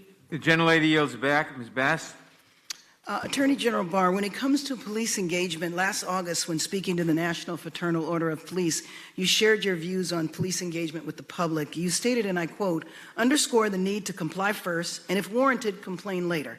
This will make everyone safe, the police suspects, and the community at large, and those who resist must be prosecuted. I repeat, zero tolerance for resisting police. This will save lives." Do you stand by that statement? Yes, I think it's very important. A zero tolerance attitude is costing lives, not saving them, especially in communities of Well, color. I'm not saying that. I reclaim my time. A movement and protests have arisen in response to police brutality. Here are a few examples of who bears the cost of zero tolerance. Elijah McClain was walking home from a convenience store when he was approached by police. He had not committed a crime. Police held him in a chokehold for 15 minutes, then injected him with ketamine, not under a doctor's supervision, but at the direction of non-medically trained and unlicensed police officers. Are you familiar with that case? No. Do you know how frequently ketamine is used by law enforcement to subdue civilians, especially people of color? No. Did you know if police departments have been documented as directing paramedics and EMTs to inject ketamine during arrests? No.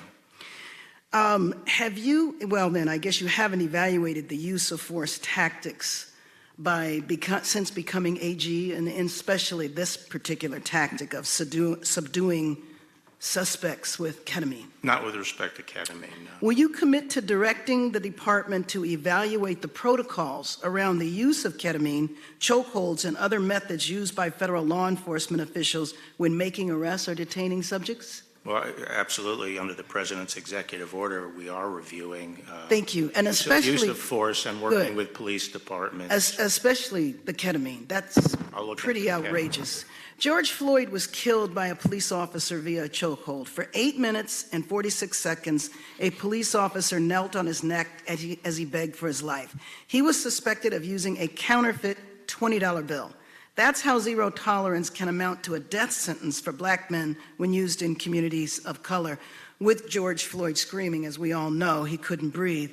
Now consider James Holmes, who murdered 12 people and injured 70 others in a movie theater in Aurora, Colorado, the same town as Elijah McClain, where he was arrested. James wore body armor, had a knife, semi-automatic weapons, and an AR-15. Yet he was calmly arrested by the same police department as Elijah McClain without a chokehold or an injection of ketamine. Dylan Roof used a gun to murder 9 people and injured another at Emmanuel African Methodist Episcopal Church in South Carolina. When he was arrested, no chokeholds, no injections, he was treated so well that officers brought Dylan Roof Burger King after arresting him. Are you familiar with that case? Yes. I raised those 2 examples to follow up on what my colleague from Texas highlighted earlier, that the department is not doing enough to address issues of racism, bias, and brutality in law enforcement. When someone who commits mass murder is calmly arrested and served Burger King, while a young man walking down the street is placed in a chokehold and injected with ketamine, then dies. You said that under the executive order, the administration is looking at chokeholds. What have you determined so far? Well, we're setting up a system of certification of police departments, and part of what our charter is to come up with criteria that will be used for certification, including limitations on use of force, specifically including chokeholds. So in the George Floyd Justice and Policing Act, part of it called for a national registry of law enforcement officers as a resource for police chiefs to determine who are the best candidates for jobs. As you may or may not be aware, Tamir Rice might be alive today if the police chief who hired him had known that that police officer had been fired from another department. What is your view of a national registry of law enforcement officers? The second aspect of the President's executive order is to set up a database like that so that all determinations of excessive force around the country go into that database, and if police departments aren't reporting that information, they wouldn't be certified. So we do believe in one national point where you can go in and get determinations of excessive force on law enforcement candidates for jobs. Good, thank you. And I do want to comment on part of your opening statement when you were saying that after the Jim Crow period that our justice system was equal. And I don't believe that that's the case. I said the laws were made equal. The laws are made equal. They are certainly not applied equally. We do have systemic problems in our law enforcement system, our criminal justice system on every level. The fact of the matter is 2.3 million people in the United States are incarcerated. We incarcerate 24% of the world's prisoners. 34% are black, while African Americans are just 13% of the U.S. population. So justice is still not equal, nor are our laws. And I think when we look at how many people are incarcerated or how many people are killed, it is not the numbers. It is the percentage to the percentage of that group in the U.S. population. I yield back my time. The gentlelady yields back. Mr. Gates. Thank you, Mr. Chairman. Mr. Attorney General, you've described the prosecution of Roger Stone as righteous. That's clearly something that the President and I disagree with you on. I would suggest that perhaps the prosecution of Andrew McCabe, who lied 4 times, thrice under the penalty of perjury, would be more righteous. I would suggest to you that uncovering the criminal conspiracy that existed where people in our own government were trying to convince intelligence agents and operatives around the world to destabilize our elections and to discredit our president would perhaps be more righteous. But as we sit here today, I don't think that Mr. Stone or Mr. McCabe or any of those other folks are killing anyone or burning down our buildings. And so I'd like to focus our effort on the most acute need I believe our country has. You've recently said that you believe Antifa to be a terrorist organization. What's your basis for that belief? I'm not sure I said terrorist organization. I said we're investigating it as domestic terrorism. But Antifa, there are a number of violent extreme groups in the United States, and they're across the spectrum. Antifa is heavily represented in the recent riots. That's not to say they're the only group involved. And they have been identified as involved in a number of the violent mob actions that have taken place around the country. And Mr. Attorney General, I saw the chairman of the Judiciary Committee recently say that Antifa is a myth, that their involvement in this violence isn't something that is real. What's your reaction to the chairman? Well, I don't think it's a myth. Antifa can be best thought of, I think, as a umbrella term for what is essentially a movement comprised of loosely organized groups around the country. In some areas of the country, there are a number of groups, and there are sort of centers of activity. The groups, as I say, are loosely organized, but they are definitely organized. But since they have an anarchic temperament, they don't get along very well with each other. So I'm not suggesting it's a national organization that moves nationally. They tend to get organized for an event, and there's a lot of organization right before an event occurs, but we see a lot of the organization during the mob violence. And that is a really important distinction when determining how to apply particularly our RICO laws to an organization like this.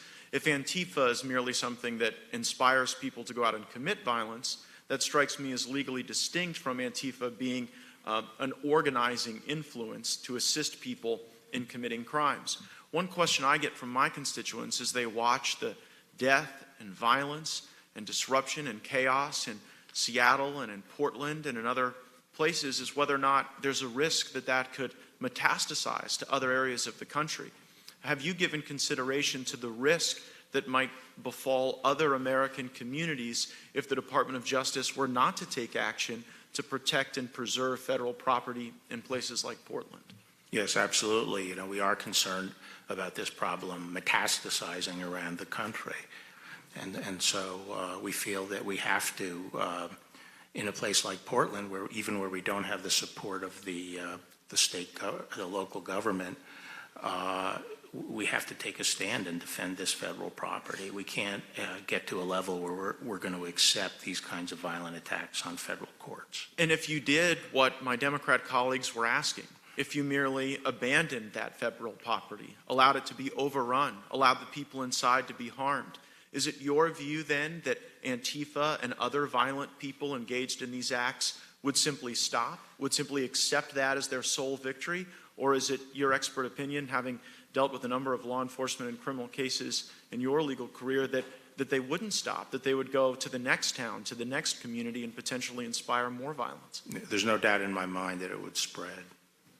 And what comfort can you give Americans in my district and around the country that you will stop this, that you will stop the burning and destruction of federal property, and that you will give confidence to regular Americans that they can go out in the streets without the risk of this terrorism? Well, as you can see in Portland, we have a relatively small number of federal officers who have been withstanding this for almost 2 months. It's a great strain, but we cannot just stand aside and allow the federal court to be destroyed. Thank you for your service and for your great work. I yield back. Gentleman yields back. Mr. Richmond. Thank you, Mr. Chairman. Attorney General Barr, you started your testimony with eloquent words about the life and legacy of John Lewis, fighting systematic racism, voter intimidation, civil rights. The one thing that you have in common with your two predecessors, both Attorney General Sessions and Attorney General Whitaker, is that when you all came here and brought your top staff, you brought no black people. That, sir, is systematic racism. That is exactly what John Lewis spent his life fighting. And so I would just suggest that actions speak louder than words, and you really should keep the name of the Honorable John Lewis out of the Department of Justice's mouth. Let me also say, you mentioned bogus Russiagate. In your opinion, as the Attorney General of the United States of America, did Russia interfere or attempt to interfere in the 2016 election? Yes. In your position as the Attorney General of the United States, is Russia attempting to interfere in the 2020 presidential election? I think we have to assume that they are. Thank you, sir. Now, let's talk about the integrity of the election, which is also something Congressman Lewis fought for. Jared Kushner implied that the president could move the election day. Can a sitting U.S. president move an election day? Actually, I haven't looked into that question under the Constitution. Well, 2 U.S. Code Section 7 says federal election day is the Tuesday after the first Monday in November. So if you take that as a correct statute, is there any executive action by a president? I've never been asked the question before. I've never looked into it. As Attorney General of the United States, do you believe that this 2020 presidential election will be rigged?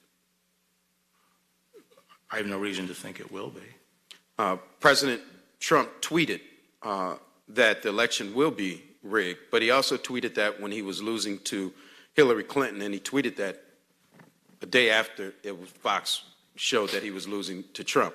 But I don't want to be too political. Do you believe, as the Attorney General of the United States, that mail-in voting will lead to massive voter fraud? I think there's a high risk that it will. Do you ever vote by mail-in ballot? Apparently I did once at least.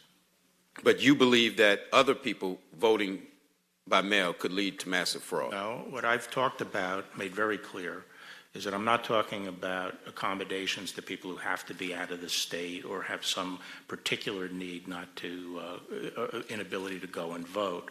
What I'm talking about is the wholesale conversion of election to mail-in voting. You do understand that African Americans disproportionately do not survive COVID-19 coronavirus. You are aware of that? I didn't hear the question. You are aware that African Americans, black people, disproportionately die from COVID-19 coronavirus, correct? Yes, I think that's right. And not that it would be the first time that African Americans would risk their lives to vote in this country to preserve its democracy. But the suggestion is that them having the ability to vote by mail would somehow lead to massive voter fraud. But I won't stick to that. No, I didn't say that. I just state, I think, what is a reality, which is that if you have wholesale mail-in voting, it substantially increases the risk of fraud.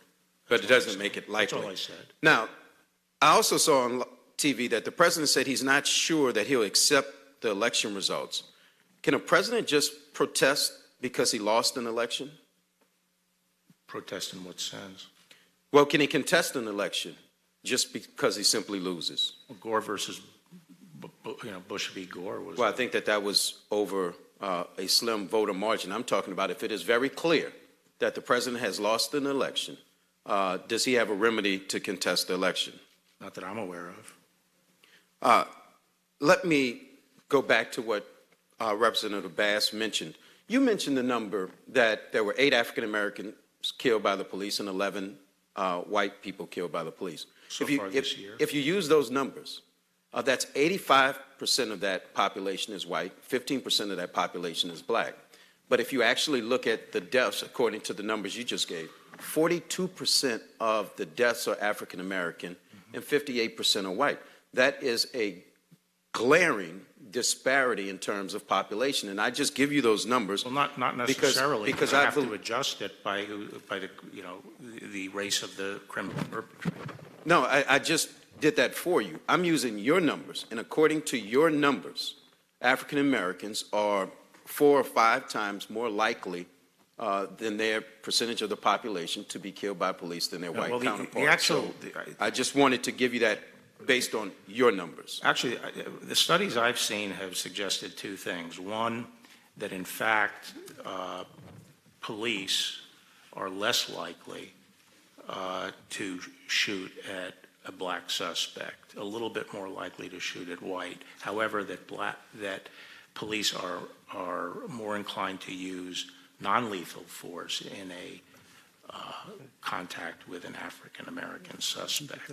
So those are in terms of the statistics, that's what it looks like to me. Any data that you have that shows that African-Americans are less likely to die at the hands of police or be shot or shot at, to me, is a incorrect analysis.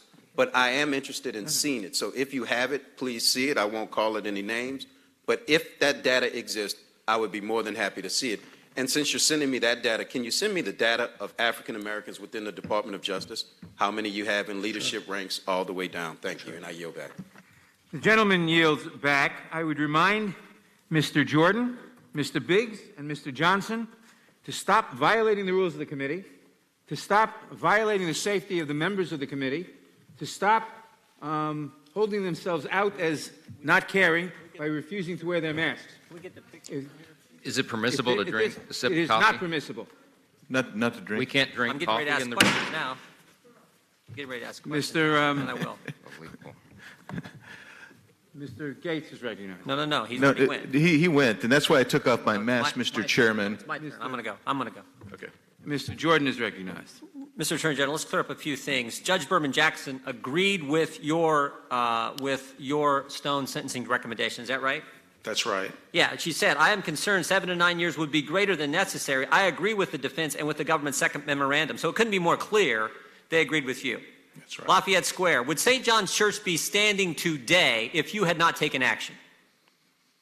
Well, I think that was on Sunday. That was on Sunday night, and I think law enforcement did use tear gas. My understanding is that night to clear the way so that the fire trucks could get in to save St. John's Church. The church. That was on Sunday night, though. Understand the time frame, but would it be standing today if there had not been action taken by federal law enforcement and local law enforcement? Right. 38 people unmasked Michael Flynn's name 49 times in a 2-month time frame. 7 people at the Treasury Department unmasked Michael Flynn's name. Is this an issue that Mr. Durham is looking into? I've asked another U.S. attorney to look into the issue of unmasking because of, the high number of unmaskings and some that do not readily appear to have been in the line of normal business. Wait a minute. So I want to be clear. So there is another investigation on that issue specifically going on at the Justice Department right now? Yes.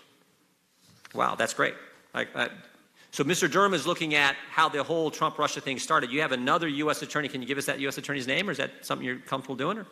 John Bash of Texas. John Bash of Texas is looking specifically at the fact. At unmasking. 38 people, 49 times unmasked Michael Flynn's name, and probably other unmaskings that took place in the final days of the Obama-Biden administration. Is that accurate? Actually, a much longer period of time. Even before that? Yes. Thank you, Mr. I appreciate that, and that's information that the committee did not know. Are peaceful protests violent, Mr. Attorney General? No.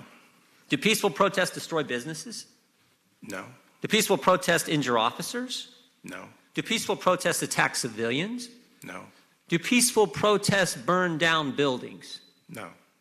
The video we played, it's hard to watch. It's really hard to watch to see that happening in our great country. But there was the start of it was almost laughable, where you have the reporter saying, as a building is burning behind him, it's not generally speaking an unruly protest. It's mostly just a protest. I mean, it's almost laughable when you have the reporter saying, I guess he's saying it's not a fire, it's just a burning building. I guess he's saying it's a peaceful burning building. A few weeks ago, well, let me ask you this. I want to go right to this. Is defunding the police a rational policy? No, I think, if anything, I'm more concerned that the police be adequately funded today and get more resources. A lot of the things we need to do to address some of the concerns people have about what they saw in Minneapolis are going to take some resources, some of the training that we have to do. And one of the difficulties in our country, it's not a difficulty, it's a fact, we have 18,000 law enforcement agencies. Most of them are very, very small. And so we have to find a way of training, making sure the training is pushed out.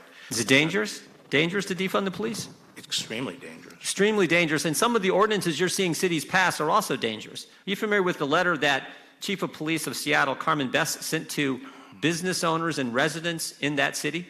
Yes, I am, saying that, she cannot protect, she can't do her job. Her police force cannot do the job because of exactly what she said. Yeah. Gives officers the policy they're trying to pass. Thank goodness the court stopped it. The policy they're trying to pass gives officers no ability, and she emphasized no, not us, not you, Mr. Attorney, not me, gives officers no ability to safely intercede to preserve property in the midst of large, violent crowds. Mm-hmm. She also said in that letter, again, she's taken the leadership and responsibility to tell the business owners, the citizens, that she's supposed to serve. She also tells them in that letter, I've done my due diligence on informing the council numerous times. So she's saying, I tried to tell them, these people won't listen to me. And then finally she says this, and this is the scary part. This is why it's so dangerous. She says this in her letter, Seattle police will have an adjusted deployment. That's a nice way of saying, you're on your own. We can't help you. That is how scary this defund the police. And here's the kicker. These same cities sent you a letter last week. The same week Chief of Police Best does this to the residents and citizens of her city. Her mayor sends you a letter blaming the federal government for the violence that is happening in these cities. That is how ridiculous the left's position has become. I appreciate the work you're doing, Mr. Attorney General. I'm over time. I yield back. Thank you. The gentleman yields. Mr. Geoffrey. Mr. Barr, the job of the Attorney General is to defend the best interests of the people and serve as the people's lawyer. But during your time as Attorney General, you have consistently undermined democracy, undermined the Constitution, and undermined the health, safety, and well-being of the American people, all to personally benefit Donald Trump. Now, you just testified that there's no mechanism for a president to contest an election that has clearly been won by the opponent. Mr. Attorney General, what will you do if Donald Trump loses the election on November 3rd, but refuses to leave office on January 20th? If the results are clear, I would leave office. Do you believe that there is any basis or legitimacy to Donald Trump's recent claim that he can't provide an answer as to whether he would leave office? I really am not familiar with these comments or the context in which they occurred, so I'm not going to give commentary on them. Okay, thank you. He just stated that publicly about a week ago to Fox News. Mr. Barr, during a radio interview this spring with Hugh Hewitt, you praised President Trump's coronavirus response as superb, correct? Who did? You did. Okay. Over 150,000 Americans have died. More than 4 million Americans have been infected. More than 5 million Americans have lost their health care. Over 100,000 small businesses have permanently closed. More than 50 million Americans are out of work. This is not the outcome of superb leadership. What we've gotten from Donald Trump is exactly the opposite. Well, Let's explore. Well, I disagree with that.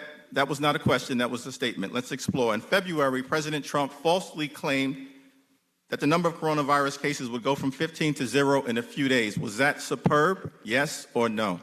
I'd have to see the context in which it was said. Here's the context. The number of cases didn't go down to 0. It's over 4 million. Let's go to March. In that month, President Trump said, "I take no responsibility at all for the failure in testing." Was that superb, yes or no? It was accurate. The problem with the testing system was a function of President Obama's mishandling of the CDC and his efforts to centralize everything in the CDC when they didn't have the Thank you, Mr. Barr. That is inaccurate. That's a myth. It wasn't until this administration. It wasn't You're claiming my time. In April, President Trump irresponsibly suggested that the American people inject themselves with bleach. Was that superb? Yes or no? That's not what I heard. That's exactly what he said. That's what the American people heard, and you know it, and you can't defend it. Let's move on to May. In that month, on National Nurses Day, President Trump falsely called PPE shortages fake news, while nurses and other healthcare professionals resorted to wearing trash bags and ski goggles to protect themselves. Fake news. Was that superb? Yes or no? I think the administration did a good job of mustering PPE, and the national supply of PPE was run down during the Obama administration and never replaced. Thank you, Mr. Barr. The answer is no, it was not superb.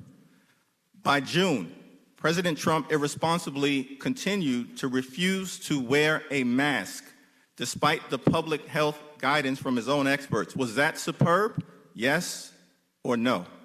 Which guidance? The earlier guidance that the masks wouldn't work? You know exactly the guidance that we're talking about. The CDC and Dr. Fauci in April recommended that the American people wear a mask, but Donald Trump has become the poster boy for the anti-mask movement. Donald Trump has probably tested more than any other human being on the face of the earth. Mr. Barr, the answer is the refusal to wear a mask is not superb. Last question. In July, President Trump falsely claimed that 99% of COVID-19 cases are, quote, totally harmless. Was that superb? Yes or no? I think essentially what he was saying is that the fatality rate relatively is very low, very low. The answer is 150,000 Americans are dead. It has been a failure of epic proportions. In fact, Donald Trump's response to the coronavirus pandemic has been the worst failure of any president in American history. And the American people have paid the price. I yield back. Gentleman yields back. Who seeks recognition? Well, I guess I do. I think it's my turn to speak and ask questions. Is that correct, Mr. Chairman? Then I seek recognition, sir. Gentleman is recognized. Oh, bless your heart. Thank you. Attorney General Barr, Chairman Nadler opened up his statement by saying, "You can no longer hide behind a legal fiction." That caused me some consternation. I had no idea what he was talking about. Do you have any idea what he's talking about? I don't recall that phrase in what context. Well, who knows what context? I mean, he was just kind of rattling on there. But he was attacking you and your performance and virtually everything he could, and said you can no longer hide behind a legal fiction. And I didn't see any connection with anything else he had been saying. So I wondered if you had seen anything. And apparently, you didn't see anything either. The next person to ask questions was the gentlelady from California, who consistently referred to civilian federal agents as federal troops, and intimating, if you will, that Portland was peaceable until federal civilian agents arrived on the scene. Essentially, it's kind of analogous to blaming a fire department for showing up to put out a fire and then being blamed for starting the fire. Attorney General Barr, let's just have it on the record. Was there violence and attempts to burn down, vandalize the building, and attack civilian employees of the federal government prior to any other federal agents or the reinforcements being sent in of federal agents? Yeah, my recollection is our main effort to reinforce was around the 4th of July period, and it had been going on for quite a while before that. Let's talk about Lafayette Square for a second. Leading up to June 1st, you had violent mobs disobeying the 11 p.m. curfew. They set fire to parked cars, demolished coffee shops and banks, burned American flags, and even intentionally set fire to St. John's Episcopal Church near Lafayette Square. Secret Service and Park Police appropriate use of safe restorative force actually cleared that up. In total, however, 51 U.S. Park Police officers were injured during the weekend leading up to the perimeter expansion. Do you want to expand on the actions regarding Lafayette Park? Right. So for the 29th, 30th, and 31st, there was unprecedented rioting right around the White House, very violent. During that time, as you say, about 50 Park Police and a comparable number, is my recollection, of Secret Service. So we had about around 90 officers injured. I'm talking about things like concussions, one was operated on, and so forth. We had the president, it was so bad that, as it's been reported, the Secret Service recommended the president go down to the shelter.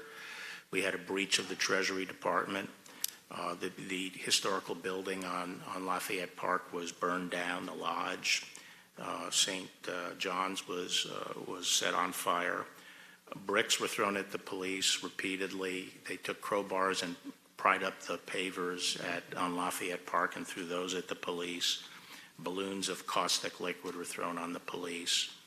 And it was clear when I arrived at the White House on Monday, there was total consensus that we couldn't allow that to happen so close to the White House, that kind of rioting.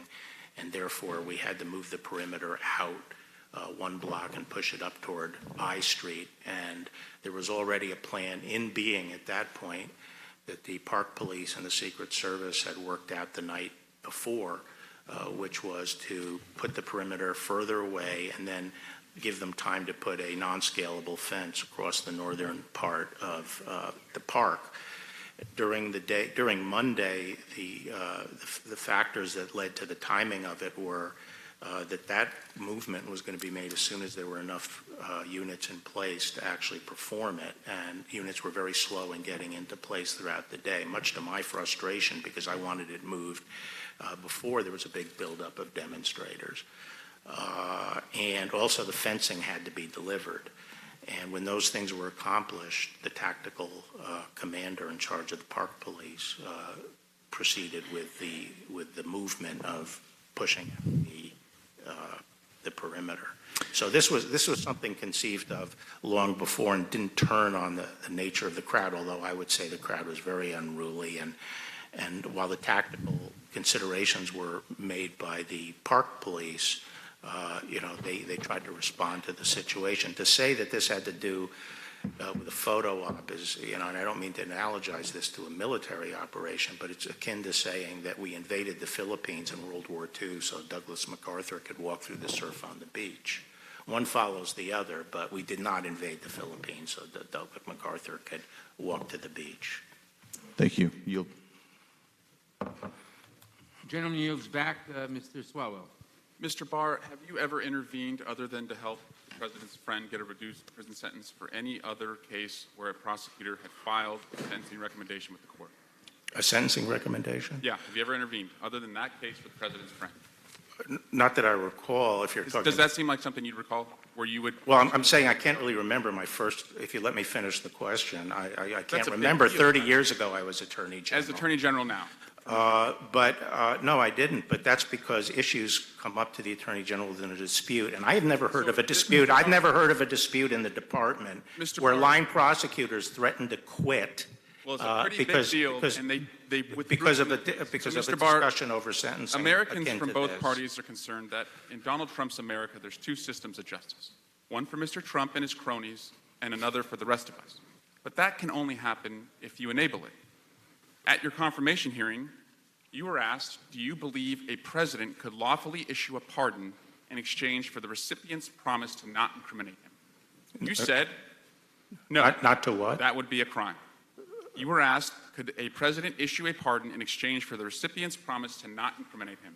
And you responded, no, that would be a crime. Is that right?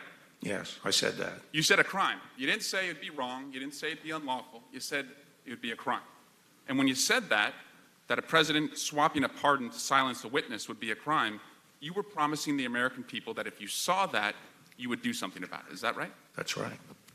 Now, Mr. Barr, are you investigating Donald Trump for commuting the prison sentence of his longtime friend and political advisor, Roger Stone? No. Why not? Why should I? Well, let's talk about that. Mr. Stone was convicted by a jury on 7 counts of lying in the Russia investigation. He bragged that he lied to save Trump's butt. But why would he lie? Your prosecutors, Mr. Barr, told a jury that Stone lied because the truth looked bad for Donald Trump. And what truth is that? Well, Donald Trump denied in written answers to the Russia investigators that he talked to Roger Stone during the time Roger Stone was in contact with agents of a Russian influence operation. There's evidence that Trump and Stone indeed did talk during that time. You would agree that it's a federal crime to lie under oath. Is that right? Yes. It's a crime for you, it's a crime for me, and it's certainly a crime for the President of the United States. Is that right? Yes. So if Donald Trump lied to the Mueller investigators, which you agree would be a crime, then Roger Stone was in a position to expose Donald Trump's lies. Are you familiar with the December 3rd, 2018 tweet where Donald Trump said Roger Stone had shown guts by not testifying against him? No, I'm not familiar with that.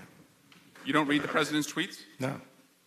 Well, there's a lot of evidence in the president's tweets, Mr. Attorney General. I think you should start reading them because he said Mr. Stone showed guts, but on July 10 of this year, Roger Stone declared to a reporter, I had 29 or 30 conversations with Trump during the campaign period.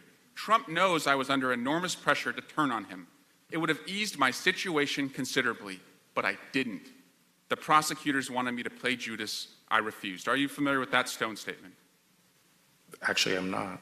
So how can you sit here and tell us, why should I investigate the President of the United States if you're not even aware of the facts concerning the President using the pardon or commutation power to swap the silence of a witness? Because we require, a reliable predicate before we open a criminal investigation. And I just gave to you, sir. I don't consider it. I consider it a very Rube Goldberg theory that you have. Well, it sounds like you're hearing this and by the way, if I applied this standard, there'd be a lot more people under investigation. Mr. Attorney General, the very same day that Roger Stone said that, Donald Trump, that's one of the no surprise, the true two standards of justice were really during the tail end of the Obama administration. Mr. Attorney General, let's turn to the Michael Cohen case. Are you aware, sir, that Michael Cohen, after being released from prison, was asked to not engage with the media, including to write a book? Were you aware that that was going to be asked of him? Was I aware? Yes. No. Do you know if anyone else in your department was aware? Maybe I should tell you what happened. Why don't you tell us what happened? Okay. He was furloughed from the Bureau of Prisons. No. Why don't you tell us why he was asked? I will tell you, agreement not because something that people don't seem to understand is that his home confinement was not being supervised by the Bureau of Prisons. Now, It was being supervised by the probation office, which is part of the U.S. court system. And it was the U.S. court system that had the requirements about not writing. That U.S. court system called your actions retaliatory. Do you agree with that? No. So all I know is what has been said in court before the judge and in the record, which is that the individual was then called by the U.S. court system saying that this guy, Cohen, is uncooperative, he's not agreeing to the conditions. And at that point, a Bureau of Prisons person made the decision that he was no longer eligible for home confinement. Conditions that a federal judge said no other inmate had ever been asked of in his experience. Mr. Barr, you told ABC News that the president's tweets sometimes make your job impossible. But, sir, your job is only impossible if you enable the president's corrupt schemes. And I yield back. Thank you, Mr. Chairman. Mr. Attorney General, the Constitution says the President shall have the power to grant reprieves and pardons for offenses against the United States, except in cases of impeachment. Do you note any other limitations in the Constitution on the President's power to pardon? No. Has the President exceeded that power? No. My colleague from Georgia, Mr. Johnson, implied that in challenging the sentencing recommendation of Roger Stone, you were doing the bidding of the President. He didn't want to hear your response. I would. Well, no, I was, Roger Stone, I never discussed our sentencing recommendation with anyone outside the Department of Justice. It was a very condensed period of time. I first heard, I made the decision that we shouldn't take a position as to the precise sentence, but should leave it up to the judge. And we should not affirmatively advocate for 7 to 9 years. And I made that on Monday the 10th. And that night we filed, the department filed, and it didn't reflect what I had decided. So that night I told people we had to fix it first thing in the morning. So we did. As soon as I got in, we went forward with a plan to file. At that point, I learned about the president's tweet because I don't monitor the president's tweets, and I hesitated because I knew that I would be attacked for doing it, and people would make argue that I did it because of the tweet. But I felt at the end of the day I really had to go forward with our filing because it was the right thing to do, and I'm glad the judge agreed with it. We're learning more and more about the targeting and prosecution and extortion of Michael Flynn by partisan officials at the FBI.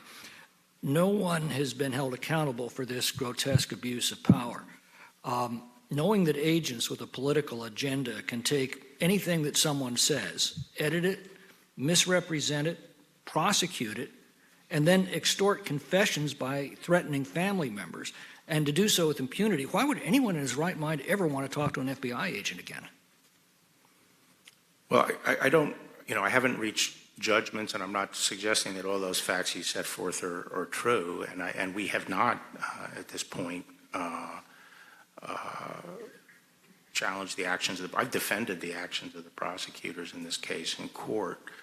The order of business right now is, knowing what we know now, we don't think any of the U.S. attorneys in the department would have prosecuted this case, partly because of the behavior of the FBI, but also because the evidence is not there to prove it beyond a reasonable doubt.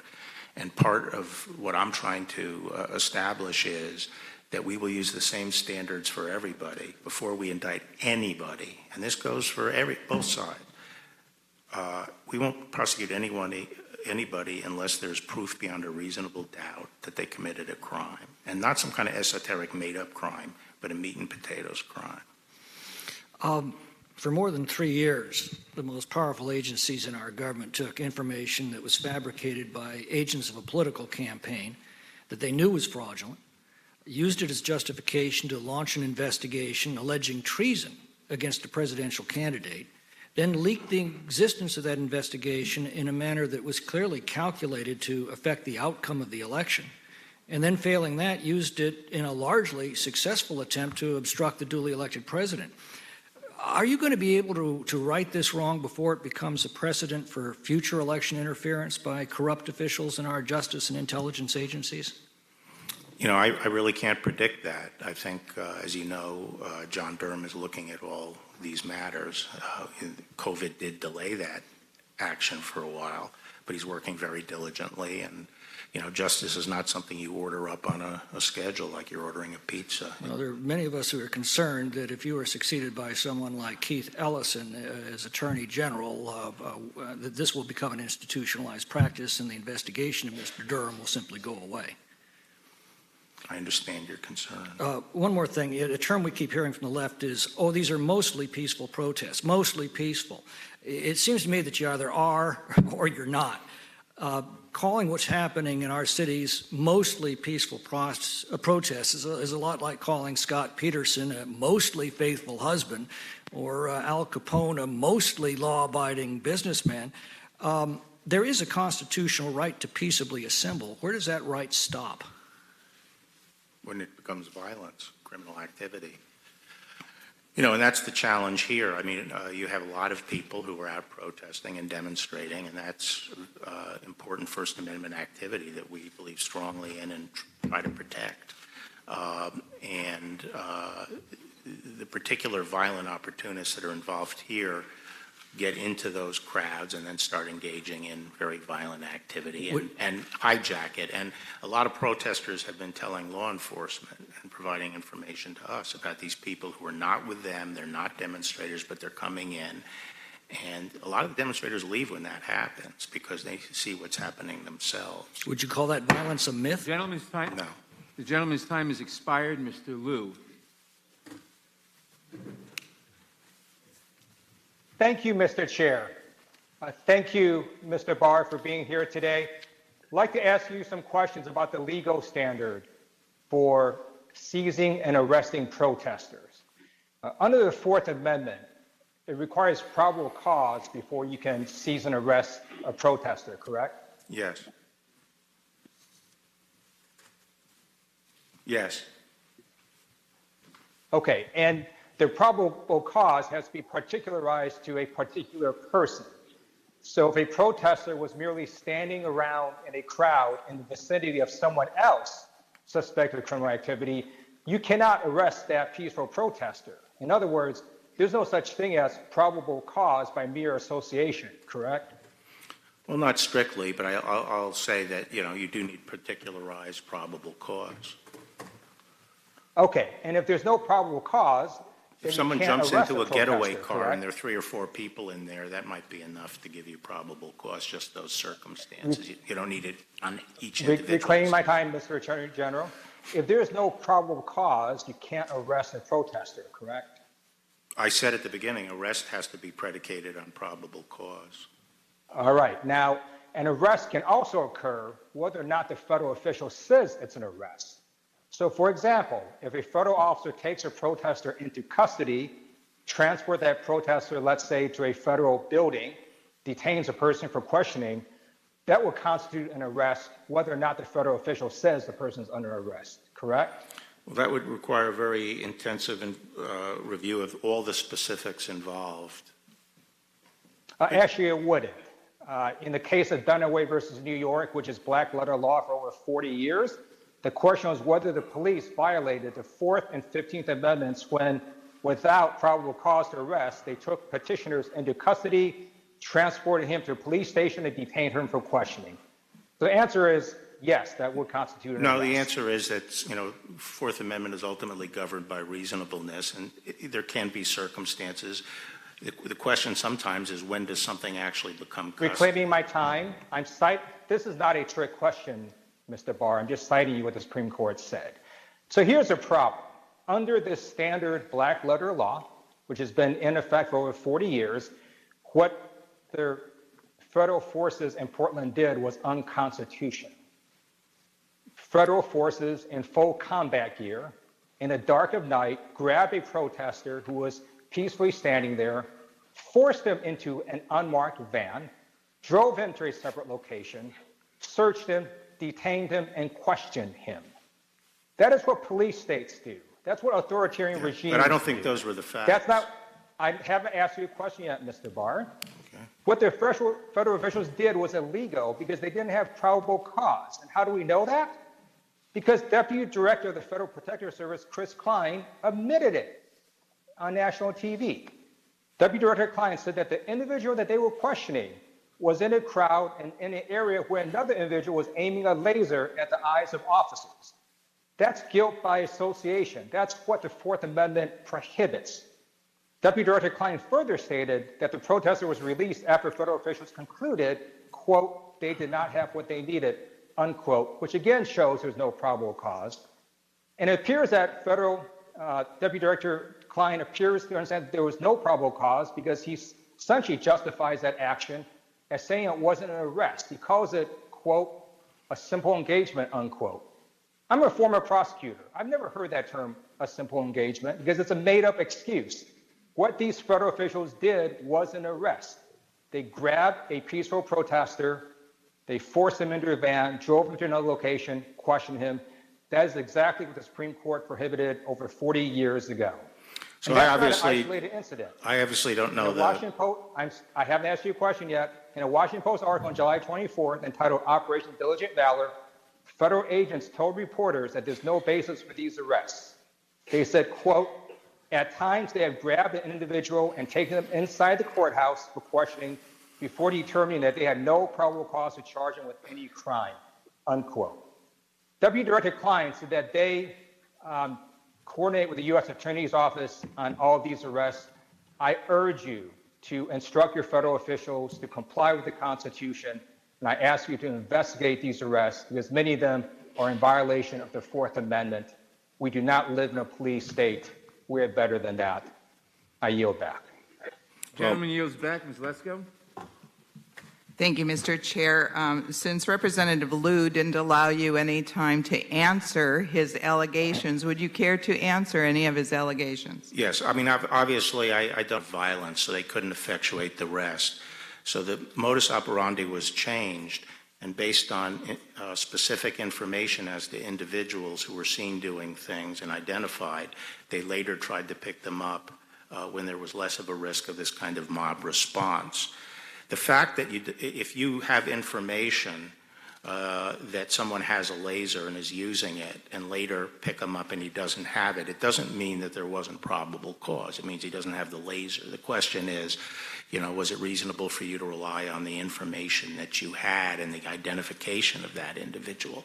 In some cases, it could be a misidentification. In other cases, it could be the person, you know, ditched the laser.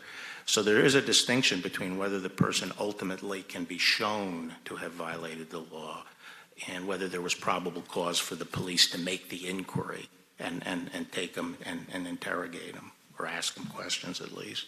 Thank you, Mr. Attorney General. You know, I think I have to tell you, you probably know this, my constituents are scared. Americans are scared. I mean, they watch the TV, they see all this rioting, looting going on, statues being torn down. In Arizona, where I'm from, more guns are being sold than ever. I think there's more new gun owners than ever. And this has to stop. And I think that it's really important, as the saying goes, that in order to solve a problem, the first step is to realize there's a problem. And so it always, I find it very disturbing, should I say, that Chairman Nadler denies that Antifa even exists. He said it to a reporter. He said on the floor of the United States House of Representatives that it was a fantasy, a made-up fantasy. And then in this very room, just recently, Congresswoman Jayapal, who represents the Seattle area, said, when I was talking about the autonomous zone and the takeover, she said, the area is just a few miles from where I sit right now, and there is no takeover. There is no takeover. She also said, lies are being spread by my colleagues in this committee. This area is perfectly peaceful. She also said, my Republican colleagues keep saying the Seattle police precinct was taken over by protesters. This is incorrect. Incorrect. No one has taken over that building. Mr. Attorney General, is that your understanding of what happened there? Do you agree with Ms. Jayapal that there was no takeover? It was just Jayapal. peaceful? If you're going to say my name, Jayapal? please say it right. It's Jayapal. Jayapal, would you agree with that? And also, in answer, why do you think these autonomous zones in Democrat-led cities are dangerous to America?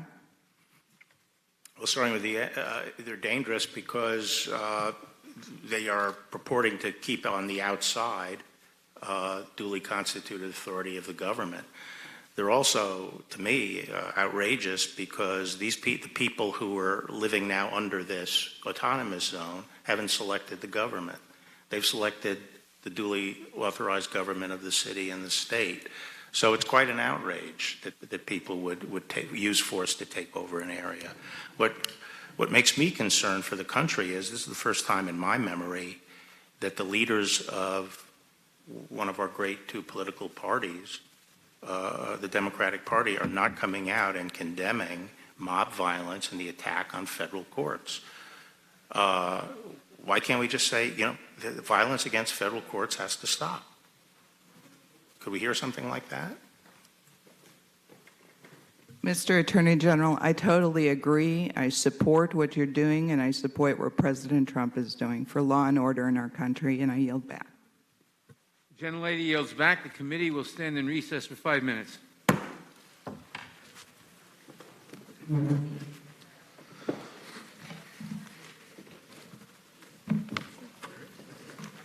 I'll take 30 seconds. And then...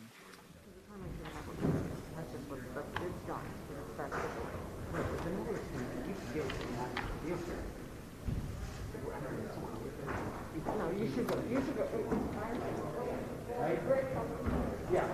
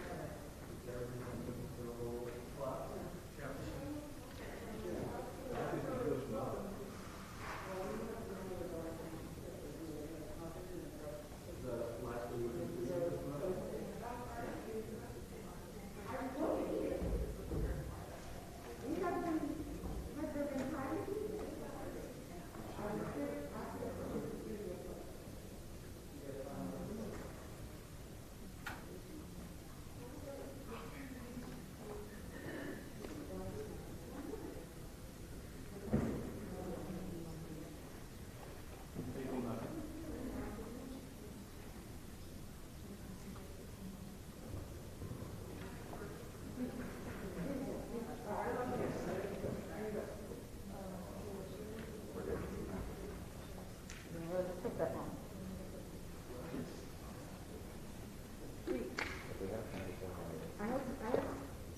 I put my money where my mouth is, right? I fucking do work back. You guys do, our team does work back. I demand that from others. That's all I'm asking.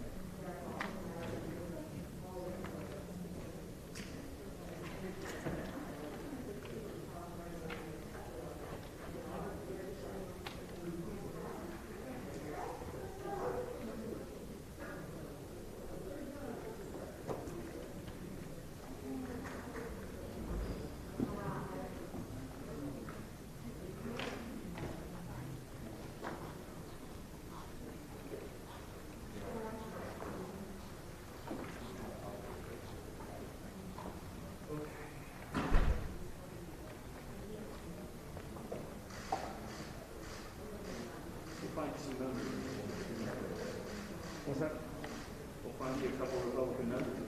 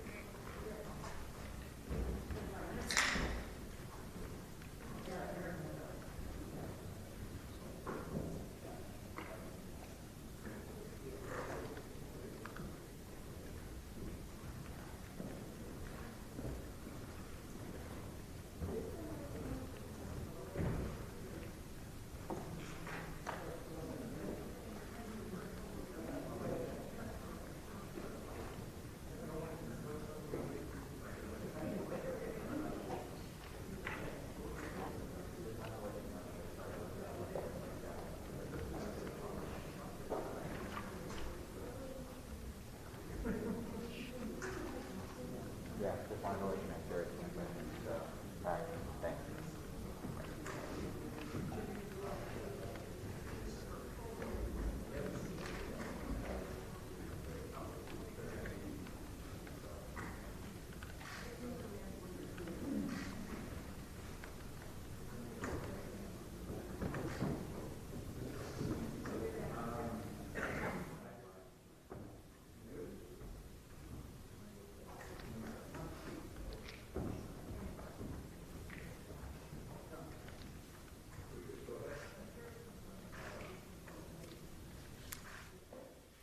The committee will resume. Mr. Cicilline. Sir, in your opening statement, you continue with your sustained effort to undermine the finding of Russian interference in our election. In March 2019, you sent a letter to the committee mischaracterizing Special Counsel Robert Mueller's finding that Vladimir Putin interfered in the 2016 presidential election in sweeping and systematic fashion to benefit Donald Trump. Mr. Mueller promptly sent you a letter calling you out for your mischaracterization, and you never corrected it. You then delayed the release of the full report, leaving the American people stewing with your misleading summary in support of President Trump's bogus claims that there was no collusion, no obstruction. You repeat these claims today, that there was no basis for this investigation and it was politically motivated by calling it the Russiagate scandal. But of course, in December 2019, the Justice Department's own Inspector General, your department's, Michael Horowitz, found that the investigation had been initiated properly and without political bias. Isn't that correct? No. It's not correct? That was not Mr. Horowitz's finding? No. He said... You are wrong, Mr. Attorney General. That was, he's found the investigation had been initiated properly. He said he found reclaiming my time without political bias. He said he found no evidence. Reclaiming my time, Mr. Attorney. In April of this year, the Republican-led Senate Intelligence Committee unanimously found that Russia interfered with our elections and attempted to undermine American democracy, correct? And I said so too. Is it ever appropriate, sir, for the president to solicit or accept foreign assistance in an election? It depends what kind of assistance. Is it ever appropriate for the president or presidential candidate to accept or solicit foreign assistance of any kind in his or her election? No, it's not appropriate. Okay, I'm glad. Sorry you had to struggle with that one, Mr. Attorney General. Now let's turn to the First Amendment. Americans all across this country have been exercising their First Amendment rights to peacefully protest police brutality against black people. I've read your statement, I listened to you this morning, and we're certainly aware of certain individuals who have engaged in violent acts. And we all agree that's wrong. But there was a lot missing from your statement. For example, as I'm sure you've also seen, the vast majority of protesters are peaceful. And despite that, unidentified federal agents have attempted to prevent these mothers, veterans, and peaceful Americans from exercising their First Amendment rights, even using unmarked vehicles to grab protesters off the street and using tear gas and munitions against them. You forcefully condemned protesters this morning, but let me ask you, sir, why have you not condemned the federal officers you're sending into cities without proper training who are attempting to take away the constitutional rights of Americans peacefully protesting? I haven't condemned protesters. Protesters are good. Demonstrations are good. They're part of the First Amendment. So let me ask what I'm condemning is people who commit crime. Yeah, we agree. Do you think it's ever appropriate, Mr. Barr, for officers to use force against peaceful protesters? Yes or no? Not against peaceful protesters. So you also don't mention in your statement today or your testimony that federal officers have even tear-gassed elected representatives. County Commissioner Sharon Myron confirmed firsthand, last night I was tear-gassed by a federal occupying force. I saw throw canisters of poison without warning into a nonviolent crowd, including elders and the vulnerable.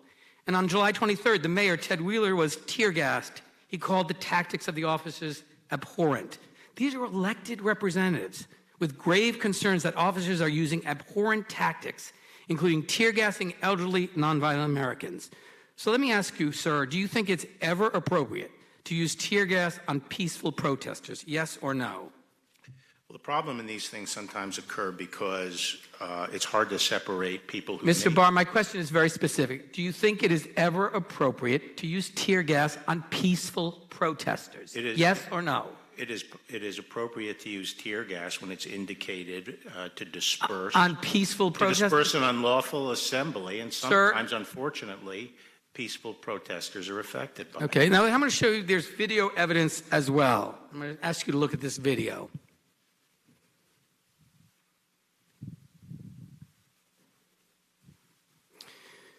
Just so you know, this is the video that's capturing the nation's attention this weekend, shot by Tribune reporter. that video is of Christopher David, a Navy veteran, being beaten and tear gassed by the officers. Do you think that was appropriate? Well, I didn't see him tear gas. Seems to be gas in the area. I don't know what kind of gas it was, and I don't know whether it was directed at him. Do you think what happened to Mr. David was appropriate, Mr. Barr? The Inspector General is reviewing that particular Well, incident. do you think he deserved to get pepper sprayed and beaten to the point of broken bones? As I say, the Inspector General is going to review the incident. So as the top law enforcement official in our country, do you think Americans who show up to peacefully protest should expect to be beaten and pepper sprayed and have their bones broken by federal officers? Well, I don't think that what was happening immediately around the courthouse was a peaceful protest. That's not my question, Mr. Barr. Well, that's where that... My question is, do you think as the chief...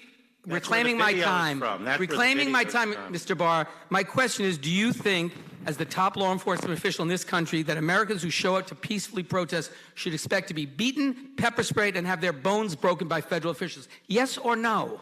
I don't think peaceful protesters should face that. And that's correct. And isn't protecting the First Amendment freedom of Americans at least as important as protecting a building from vandalism? I think we've fought for. I've not posed a question. We fought for a democracy, for the right to speak freely, and you are attempting to take that away. And what's worse, you're doing it for the sole purpose of furthering the president's political agenda and generating footage for Trump campaign commercials. The Justice Department is responsible for protecting the constitutional rights of Americans, not to serve as the president's personal bully or political director. And speaking of protesters, it's worth remembering every suffragette, every person who marched to end child labor, every abolitionist who demanded an end to slavery was a protester. The revolutionaries who transformed us from colonists into a nation were protesters. Protesters aren't chaos. They're deeply American examples of values, a desire for this country to be at its best self. They're righteous, sometimes they're necessary. One of America's most beloved and effective protesters, John Lewis, lies in state 1,000 feet from here in a deserved place of honor. And, sir, your failure to respect the role of peaceful protest in this country is a disgrace, it's un-American, and it's important to remember what these protests are about. Black Lives Matter, abuse at the hands of police by black Americans, and I want to let you see now a video that fairly represents peaceful protest that is happening all across America that you conveniently omitted from your testimony and your statement.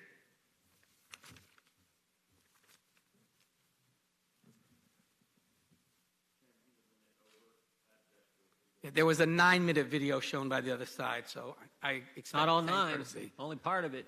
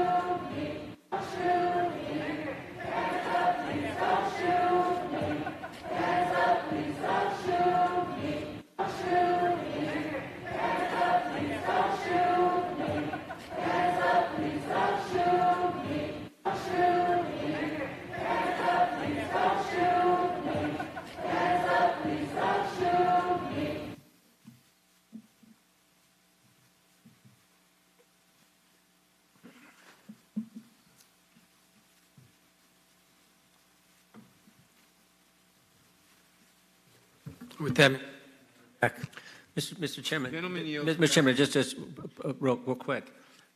I don't think we've ever had a hearing where the witness wasn't allowed to respond to points made, questions asked, and attacks made. Not just in this hearing, not just in this committee, but every committee I've been on. So particularly when you think about the fact we got the Attorney General of the United States here. Gentleman does not have the time. I don't want the time. I want the Attorney General to be able to have enough time to respond to accusations and questions asked him, and you guys not cut him off. What you want is irrelevant. What is irrelevant are the rules. Mr. Stubbe is recognized. Mr. Chairman, am I going to get an additional 2.5 minutes that Mr. Cicilline had? The gentleman is recognized. General Barr, thank you for your service to our country and your continued service to ensure that our country is safe. I encourage you to ignore the mob, these attacks from Democrats and the left-wing biased mainstream media. Be strong and courageous, for the mass majority of the country supports you and supports you rooting out corruption in the FBI and keeping our country safe from rioters, looters, and anarchists. I, for one, am very happy that you're at the helm of the DOJ and actually supporting the rule of law and fighting for justice. I want to touch on something that Mr. Jordan spoke about in his opening remarks. I want to focus on the Inspector General's December 9th FISA report on the FBI's unlawful surveillance of Trump campaign associate Carter Page. Isn't it true the Inspector General found the FBI under the Obama-Biden administration made 17 significant errors in FISA applications to surveil candidate Trump's campaign associate Carter Page? I think that's right. How many errors are acceptable when the FBI is targeting Americans? Well, none are acceptable. Then there was the complete Woods Files failures the FBI operated under during the Obama-Biden administration. The Inspector General found that 51 factual assertions in the FISA applications to surveil Page, 1, lacked supporting documentation, 2, the supporting document did not support the FBI's factual assertions, or 3, the supporting document showed the FBI's factual assertion was inaccurate. The Inspector General testified there should not have even been one error, yet he found 51 errors. Why is it so important for surveillance targeting Americans to be error-free? Well, especially under FISA, which is a counterintelligence tool and doesn't have the same built-in protections that the criminal justice process would have. It's very important because you're going to be spying on Americans that you have you've demonstrated an appropriate basis for doing that, and therefore there's a special burden on the investigative agency, in this case the FBI, to have accurate information as to the basis of their surveillance. And I think the Bureau has been working very hard to correct those problems and to put in place a much more effective system of guaranteeing that the information is accurate. Isn't it true the FBI under the Obama-Biden administration cherry-picked favorable evidence to obtain a FISA warrant to surveil Carter Page and ignored facts that cut against probable cause? Well, I don't want to characterize. I mean, this is part of what's under review. Some exculpatory information was not passed along to the court. Let me just put it that way. That's evident in the Inspector General's report. I will yield the remainder of my time to Mr. Jordan. Thank the gentleman for yielding. Mr. Attorney General, do you deploy federal law enforcement to enforce federal law? Yes. Do you deploy federal law enforcement to protect federal property? Yes. Would the federal building in Portland be standing today if you had not deployed federal law enforcement? I don't think so. There have been multiple attempts to set it afire. Yeah. And I have to say, I don't understand why a small contingent of marshals inside the court poses a threat to anybody's First Amendment rights. They set up a fence on federal property, I am told, around the court, and when people are arrested, it's because they're trying to come into the fence. These aren't peaceful protesters. They bring power tools to cut through the wire and so forth to get in. This is a very strange occupation of a city when you have, 100, 120 federal people behind a fence trying to protect the building, and all these people are trying to cut their way in. That is the occupation of a city? Thank you. Did the Chicago Fraternal Order of Police president ask for your help? Did who ask for my help? The head of the FOP in Chicago, did they ask for your help? I think he did. I think he did. Previous exchange, they talked about Mr. Horowitz's report. Is there anything you'd like to add? You didn't get a chance to respond to that. Yeah, my understanding of my recollection of the report is it didn't find there was no bias. And he made that clear in subsequent testimony. What he said was he couldn't find no documentary or other evidence demonstrating bias. Yeah, and what would be helpful if maybe Mr. Horowitz could come in front of this committee and the individual who was raising that concern with you, Mr. Attorney General, could ask Mr. Horowitz himself about what he found in that report and subsequent reports that we have not yet had a hearing on. The gentleman's time has expired, Mr. Raskin. Thank you. Sir, did I hear you correctly to say that the purpose of unleashing this federal agent assault with tear gas and rubber bullets and pepper spray on 2,000 nonviolent protesters in Lafayette Square was to secure and defend the St. John's Episcopal Church? Was that the purpose of it? No, I didn't say that. I made very clear that the purpose was to move the perimeter to I Street, which had been the plan, as far as I'm aware, all day the week before. So it was legitimate in that case. I'm talking about the June 1st. Yeah, the June 1st assault on a lot of people, including my constituents, and Well, I had to bring them to your office to talk about it. Well, I don't think it was an assault. Yeah. They were told by loudspeaker that the Park Police were preparing to clear H Street, and could they move off H Street? Reclaiming my time, I think you said something to the effect of the St. John's Episcopal Church would have been overrun. No, that was on Sunday night, I believe. And Are you aware that the rector of the church, that the Episcopal Archbishop of Washington and the presiding bishop of the Episcopal Church nationally, along with the Catholic bishop of the Archdiocese of Washington, all denounced this police assault on the civil rights and civil liberties of the people? Did they do that before or after the fire was put out? Well, all that I know is that they denounced what you did. And if you read what the Episcopal Archbishop of Washington wrote, said that using police force to clear nonviolent protesters without notice in order to conduct this grotesque photo opportunity was antithetical to the principles of Christianity.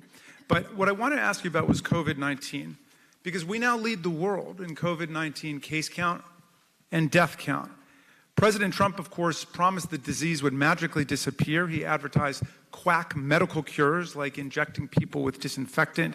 He told his people to slow down all the testing and refuse for months to wear a mask.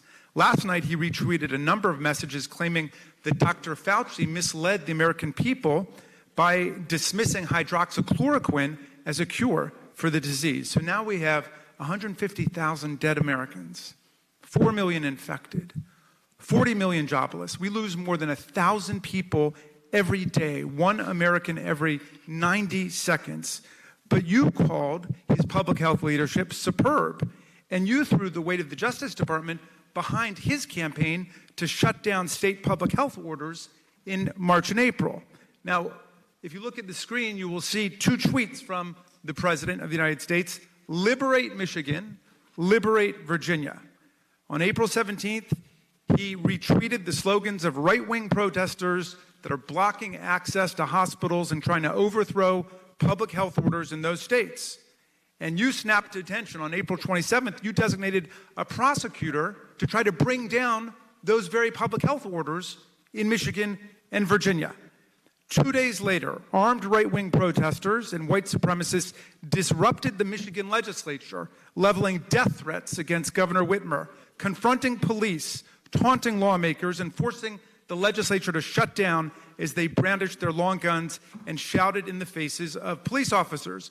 But you didn't send in a secret paramilitary police force on horseback to unleash tear gas, pepper spray, billy clubs, and rubber bullets against these protesters storming the state capitol in Michigan. No, you embraced their cause by joining litigation against the governors of Michigan and Virginia.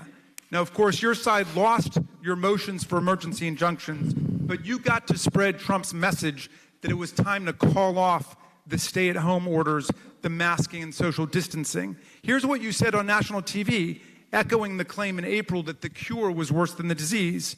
Quote, "You can't just keep on feeding the patient chemotherapy and say, well, we're killing the cancer because we were getting to the point where we're killing the patient. Do you remember saying that? Yeah, Yeah, well, what do you mean by that? exactly what it says. You have to balance the cure with the danger, which we leave to governors. You know, I know everyone likes. Well, no, I know everyone likes to lay everything at the feet of the president, the but this is a federal republic, and the president respected that. And our response, Okay, we're claiming my time. response has been largely run by governors. Now, for someone who claims to be so concerned about executive overreach, I haven't heard anyone talk about just keeping an eye on what the governor's doing. Mr. Barr, with no vaccine... And that's all the Department of Justice Excuse me, the time is doing, fine. With no especially in vaccine, the area of religious liberty. the Supreme Court rejected your position on religious liberty 5-4 and said there was nothing wrong with applying public health orders to churches. That was on an injunction. Do you accept that or you don't accept it? Well, no, we'll talk about it later. Mr. Barr, with no vaccine, no treatment, no cure in sight, you work to disarm the states of the only weapon we have against this disease, public health measures. And now we pay the price of this policy in overrun intensive care units and morgues, a shortage of coffins and refrigerated trucks, and an out-of-control pandemic, which makes us a global pariah state whose citizens cannot enter dozens of foreign countries, including Canada. Do you know what Dr. Fauci was saying at the same time that you were moving to take down those public health orders? Here's what Dr. Fauci was warning us about 3 months ago about the premature abandonment of health orders. If only you had listened. He said, I feel if that occurs, there is a real risk you will trigger an outbreak and you may not be able to control it, which in fact paradoxically... We were not taking down public health orders. We were making narrow... The gentleman's time is We were calling attention to the fact... Will you restore my time because this witness is speaking over my time? You went over time. Let the witness respond. He's trying to... Gentleman's time is expired. Who seeks recognition? Mr. Chairman. Gentleman's recognized. Thank you, Mr. Chairman. We do have a governor in Virginia who is engaged in overreach, particularly regarding the civil rights of Virginians and their expression of their religious faith. So I want to give the Attorney General the opportunity to respond to the gentleman from Maryland. We adopted a very narrow approach of calling to the attention, usually by letter, not by lawsuit, of situations where they were treating religion worse than they were other kinds of organizations and gatherings, and the Constitution requires that it be treated the same. And we were calling those to the attention of the governors, and most of the governors that we called attention to voluntarily changed their own orders. There were a few occasions where we pointed out anomalies in the regulation, differential regulation of business, and again, mostly they were voluntarily changed by the governors. So this was not a wholesale attack on stay-at-home orders. It was just that these are very broad powers that have been ceded, you know, basically telling everyone to stay at home and only work if you're an essential business and so forth. And therefore, someone has to keep an eye on that and make sure there's no overreach. And as time went by, there were times where, you know, that you had these crazy rules in effect that were overly burdensome and raised constitutional problems. I want to thank you for raising those points early, and particularly with regard to Virginia and the church out on the Eastern Shore.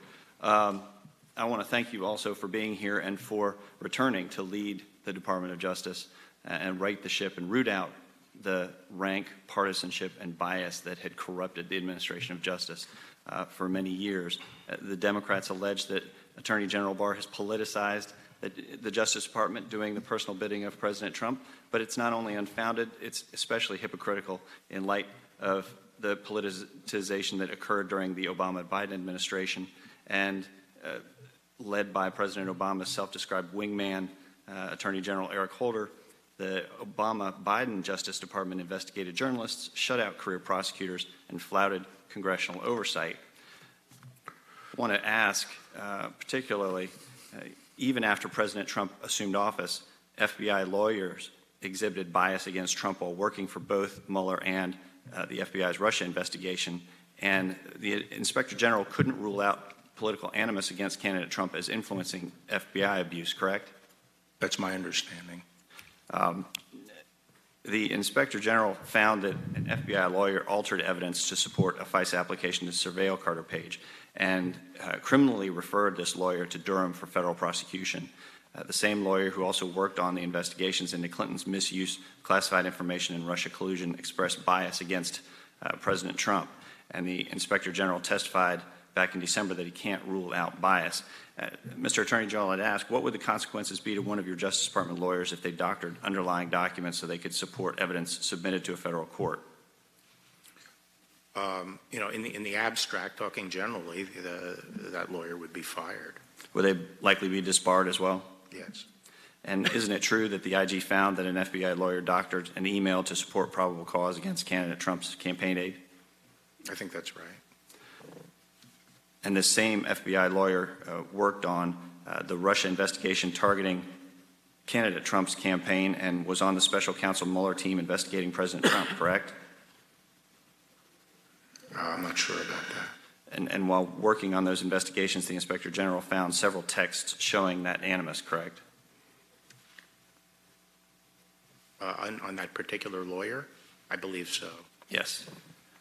I can't remember the time frame of the text, but I know there were other texts. I'm going to talk to you about the unmasking that occurred where Mr. Grinnell released a list of 39 officials who submitted a request to unmask the identity of General Flynn from November 8th, 2016 to January 31st, 2017. 49 requests were submitted. Is that a normal number of requests for unmasking? I mean, historically, that seems to be a high number, and the other question you have to ask is why was this after the election? And 7 Treasury officials, including Secretary of the Treasury Jacob Lew, Deputy Secretary Sarah Raskin. Is that a normal occurrence? You know, there are times where high-level officials can do it. I don't know enough about the specifics. Can you yield the remainder of my time to Mr. Jordan? Mr. Attorney General, what's more important, going to church or going to a protest? It depends on the individual. Both covered under the First Amendment, right? Right. Yeah, what's more important, going to work or going to a protest? Again, it depends on the individual. You know, we're all free. We can all make our choices. I'm talking about government limits on those activities. What's more important, government putting limits on protesting or government's putting limit on attending church? Are they both First Amendment? Exactly. Right. Exactly. And we should treat them the same, shouldn't we? Right. Gentleman's time has expired. Ms. Jayapal. Mr. Barr, on June 1st, there were protests against the murder of George Floyd and police brutality in Lafayette Park. Let us not be distracted by you or my GOP colleagues as to what these powerful and massive protests were actually about. They were about the persistent killing of black bodies by law enforcement, and finally, an awakening in America of the conscience of our country. And yet your response, Mr. Barr, was to direct federal officers to close in on the protesters and to use shields offensively as weapons, tear gas, pepper balls, irritants, explosive devices, batons, and horses to clear the area just so the president could get a photo op. So I do want to ask you, do you think that your response, do you think the response at Lafayette Square to tear gas, pepper spray, and beat protesters and injure American citizens who were just simply exercising their First Amendment rights was appropriate? Well, first, it's my understanding that no tear gas was used on Monday, June 1st. Mr. Barr, that is a semantic distinction that has been proven false by many fact checkers. How is it semantic? Do you think How is it semantic? Tear gas is a particular compound. you talked about chemical irritants and it has been proven false by reports? So just answer the question. Do you think that it was appropriate at Lafayette Park to pepper spray, tear gas, and beat protesters and injure American citizens? Well, I don't accept your characterization of what happened, but as I explained, the effort there was... Mr. Barr, I just asked for a yes or no, so let me just tell you, I'm starting to lose my temper. According to sworn testimony before the House Natural Resources Committee by Army National Guard officer Adam DeMarco, who was there, this was, quote, an unprovoked escalation and excessive use of force against peaceful protesters. Well, I don't remember DeMarco as being... Mr. Barr, excuse me, this is my time. decision making. Sir, The president told governors on a telephone call that the way to deal with the protesters of police brutality and systemic racism like in Lafayette Square is that, quote, you have to get much tougher. You have to dominate. If you don't dominate, you're wasting your time. These are terrorists. And he also talked about you on that call, sir. Here's what he said. He said, the Attorney General is here, Bill Barr, and we will activate Bill Barr and activate him strongly. Do you remember that call, Mr. Barr? Yes, I do. But he wasn't talking about protesters. He was talking Mr. about Barr, rioters. apparently the president believes that you can be activated to implement the president's agenda and dominate American people exercising First Amendment rights if they're protesting against him. But let's look at how you respond when the protesters are supporters of the president. On 2 separate occasions, after President Trump tweeted, "Liberate Michigan," to subvert stay-home orders to protect the public health of people in Michigan, protesters swarmed the Michigan Capitol carrying guns, some with swastikas, Confederate flags, and one even with a dark-haired doll with a noose around its neck. Are you aware that these protesters called for the governor to be lynched, shot, and beheaded? No, You're not aware of that? I was not aware of it. Major protests in Michigan. You're the Attorney General, and you didn't know that the protesters called for the governor to be lynched, shot, and beheaded. So obviously you couldn't be concerned about that. Well, there are a lot of protests around the United States, and on June Attorney 1st, General I Barr, was worried you seem about to the be District of engaging Columbia, in which is protests federal. in certain parts of the country. You're very aware of those, but when protesters with guns and swastikas and I am Confederate aware of flags, excuse me, protesters Mr. in Barr, the this federal is government. my time and I control it. You are aware of certain kinds of protesters, but in Michigan, when protesters carry guns and Confederate flags and swastikas and call for the governor of Michigan to be beheaded and shot and lynched, somehow you're not aware of that. Somehow you didn't know about it, so you didn't send federal agents in to do to the president's supporters what you did to the president's protesters. In fact, you didn't put pepper balls on those protesters. So the point I'm trying to make here, Mr. Barr, that I think is very important for the country to understand, is that there is a real discrepancy in how you react as the Attorney General, the top cop in this country, when white men with swastikas storm a government building with guns. There is no need for the president to, quote, activate you because they're getting the president's personal agenda done. But when black people and people of color protest police brutality, systemic racism, and the president's very own lack of response to those critical issues,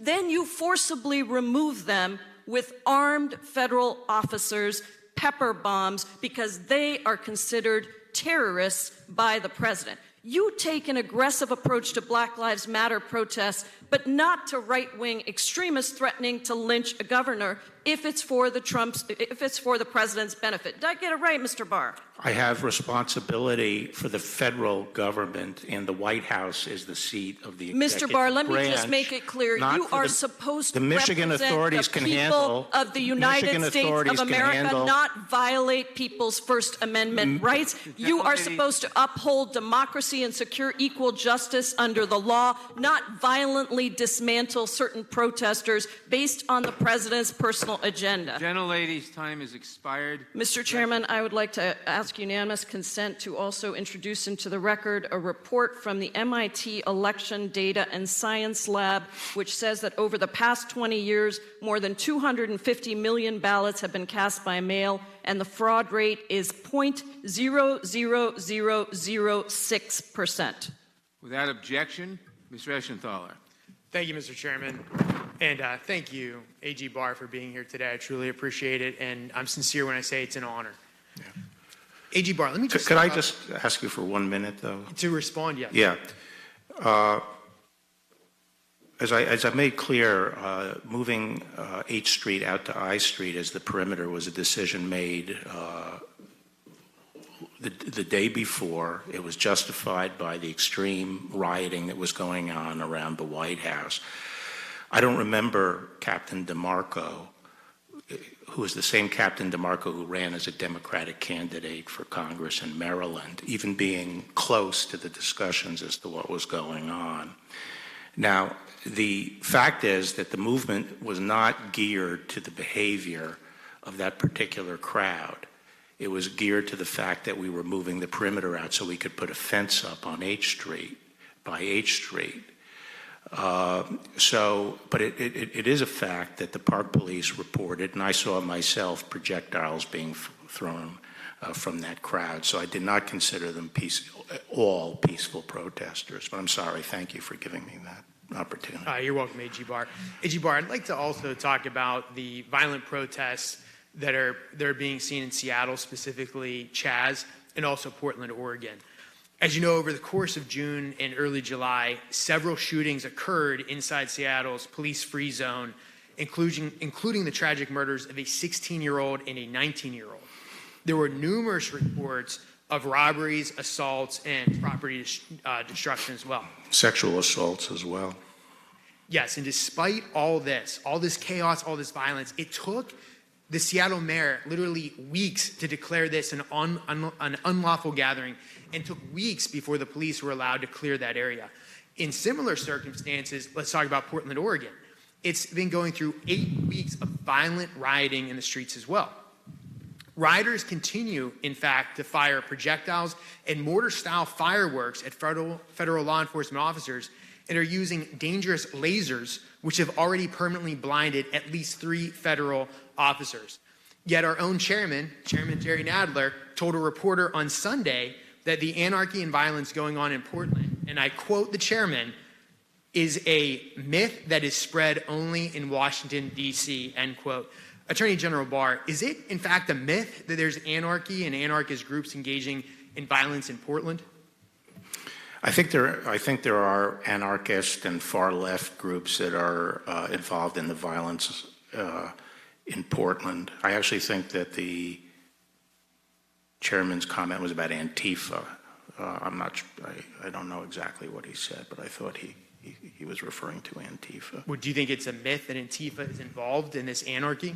No, I think Antifa is involved in Portland. So either way, the chairman's comments were not correct, were not accurate. I didn't consider them accurate. What about the autonomous zone in Seattle? Congresswoman Jayapal has said, and I quote, that it's a peaceful protest zone. Is it a peaceful protest zone?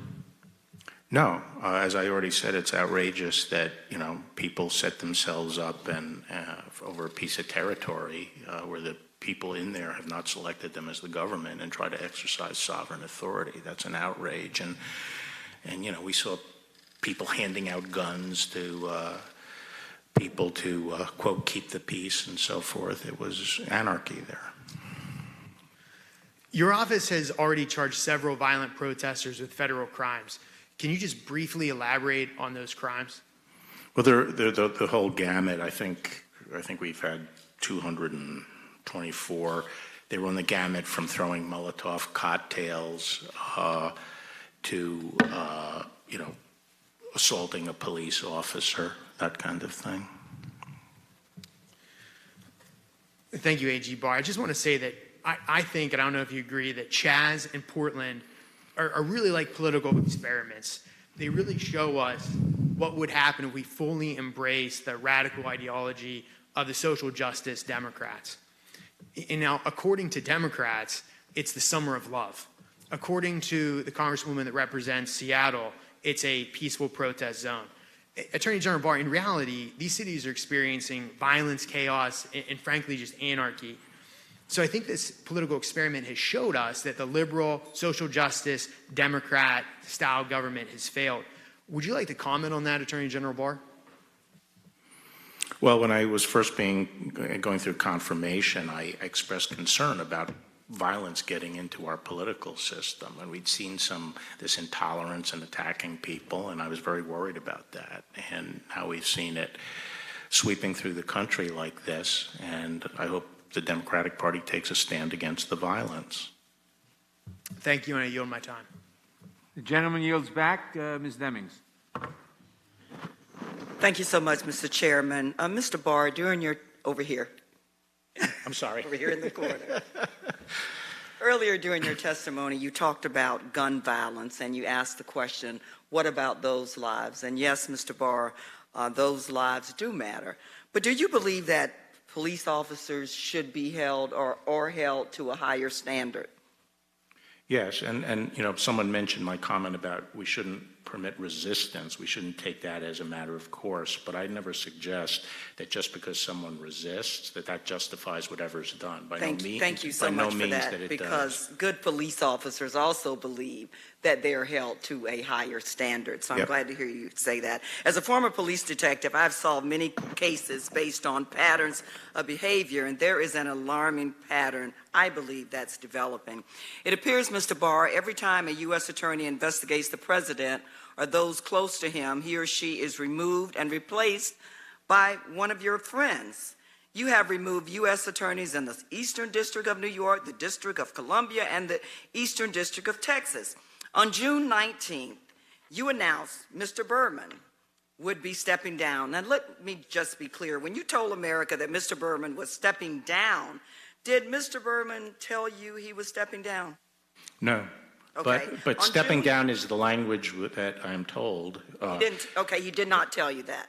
No. Okay, but it's the language we usually use to leave flexibility as to whether the person is doing it on their own. On June 20th, when asked about the basis for Mr. Berman's removal, on the very day you announced he was being fired, stepping down, the president's personal attorney, Mr. Giuliani, suggested that, and I quote, "The reason may lie in the fact that Berman's office got involved in what Giuliani described as baseless investigations." Sir, if that wasn't true, if you didn't remove Mr. Berman because he was overseeing investigations of the president and those close to him, why would the president's personal attorney think that? I'm sorry, what did he say and when? I didn't hear the quote. Mr. Giuliani suggests that... When? June 20th. June 20th. That he may have been fired because he was investigating baseless investigations. Well, if he said that, that's nonsense. Number one, anyone familiar with the Department of Justice would say that removing a component head is not going to have any effect on any pending investigation. Okay, and I know you're aware of reports that Berman's office was in fact investigating the president's former personal attorney, Mr. Cohen, his current personal attorney, Mr. Giuliani, his current personal attorney's associates, and his presidential inauguration. Well, Mr. Barr... I don't mean to suggest just by my silence that I'm confirming that. That seems to be your opinion. Okay, all right. Have you in any way attempted to influence or interfere with any investigation in the Southern District, including the investigations I just mentioned? I have not interfered in any investigation. I've raised questions on occasion about certain matters, but as far as I'm aware, the office was satisfied with the resolution. Mr. Berman your efforts to remove him bypassed the normal operation of law. Now we know the OLC opinion indicates that a sitting president cannot be indicted or criminally prosecuted, because you made sure President Trump understood that in your 19-page or however long job application. However, you are aware the special counsel confirmed that a sitting president can be investigated. You did read that in the special counsel's report. Is that correct? Yes. Given Mr. Trump's residence and former business location, the Southern District, Berman's office would have decision-making authority over whether to investigate the president himself, and you removed him. I've explained why I removed him. Okay, sitting here today under penalty of perjury, do you still maintain, as you stated in a February 13th interview, that the president has never asked you to do anything in a criminal case? Yes or no, please? Yeah, no. I mean, will I confirm it? Is that the question? Do you stand by your testimony or your... He has never asked me, directed me, pressured me to do anything in a criminal case. Okay, all right. You are aware, and I think you had this conversation earlier with one of my colleagues, that the president's former attorney, Mr. Cohen, was released early from prison due to concerns of COVID-19. Yes. Okay, and why did you support the decision to send Mr. Cohen back to prison? I didn't even know the decision to send him back. Did you support it based after you Well, I haven't looked into it enough, but my understanding of why it happened was... Mr. Barr, as a former The gentlewoman's police chief, time has expired. the president has made a mockery of the Department of Justice, and I believe as the nation's top cop, no one should care more about that than you. The Bureau of Prisons... Mr. Armstrong is recognized for 5 minutes. Thank you, Madam Chair. 10 years ago this summer, in July, in my hometown, it was a beautiful day. People were golfing, kids were swimming, everybody was playing baseball, just a perfect, gorgeous, sunny summer day in Dickinson, North Dakota. And in the span of 8 minutes, a tornado came through and caused unbelievable economic devastation. I don't think anybody woke up the next morning and said it was a mostly peaceful day. And I want us to talk specifically about what's going on in Portland with you, Mr. Attorney General, because for 61 nights, the federal courthouse is under siege. But not just the courthouse. Federal agents are under siege. You have men and women there protecting that courthouse. Now, I have no doubt if they were there, that courthouse would not be standing right now. Would you agree with that? Absolutely. And I think one of our problems is how we talk about this and how it's covered versus what is actually going on every single night in Portland at that courthouse. Can you explain what your officers and your agents are going through over there? Yes. I'm talking about the U.S. Marshals who were in the courthouse. They have initially tried to contain themselves in the courthouse. There have been efforts to push through in the main door. When people have succeeded in breaching the courthouse, they have thrown kerosene and fireworks and started fires. So then the effort was to make sure that they cannot breach. There still have been breaches into the courthouse. But basically, they try to remain in there.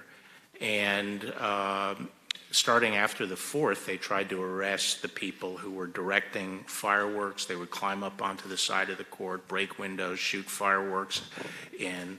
And whenever the marshals came out to try to put an end to that or interdict it, they were shot at with slingshots. Lasers were constantly being put into their eyes even when they're inside the courthouse.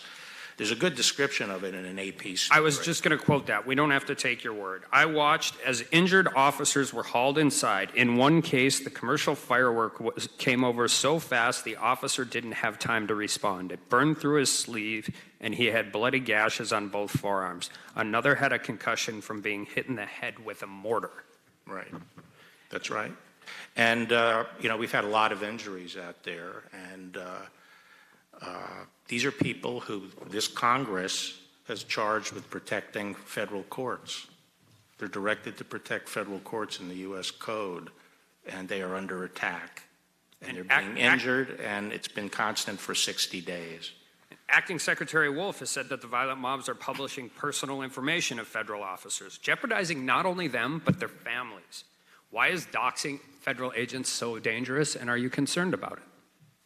Well, it's dangerous because people can take retaliation against their homes, their families, or them, when they're by themselves. I see some of these Latin American countries in Central America where the police are very, very brave because the gangs they're trying to deal with go to their houses and kill their families.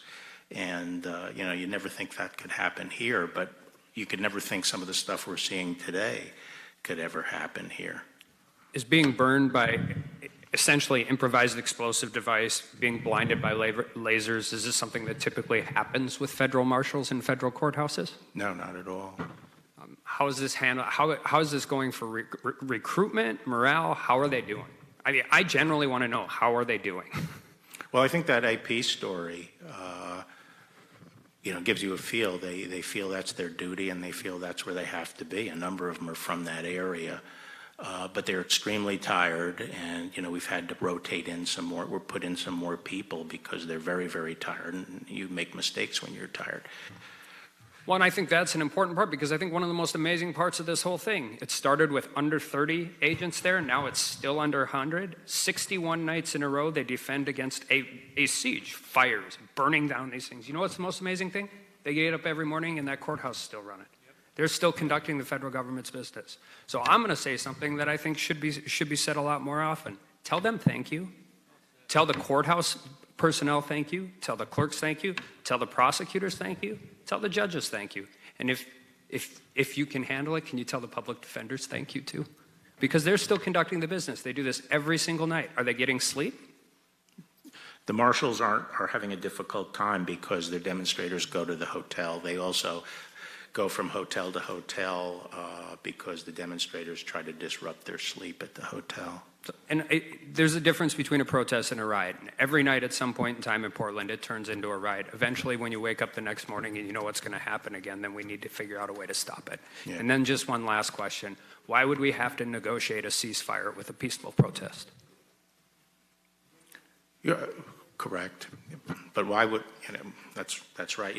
We don't want, what we would like to see, and all we would like, is what we see in the rest of the country, which is state and local law enforcement taking care of their own city and taking care of the streets around the courthouse. The gentleman's time has expired.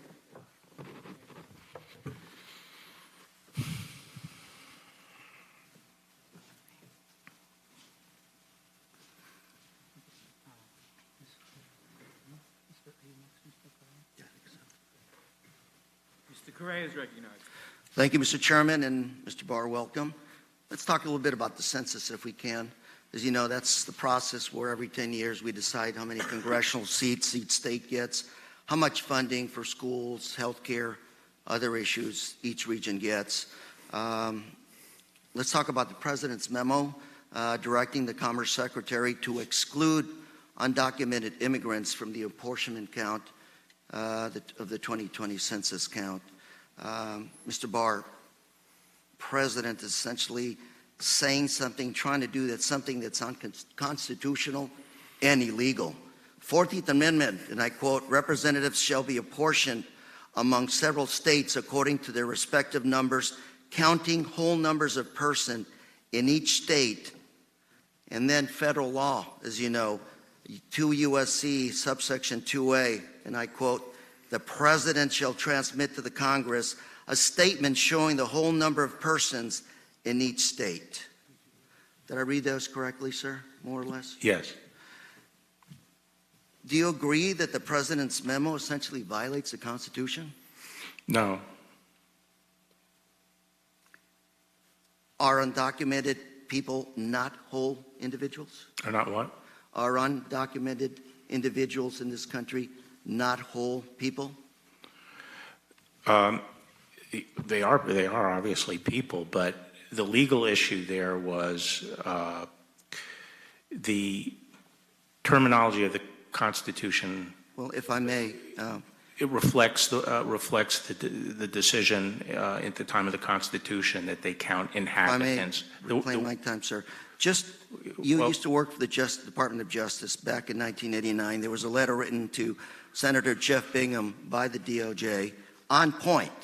If there's a slide, there's a letter, and I would ask unanimous consent to admit that to the record.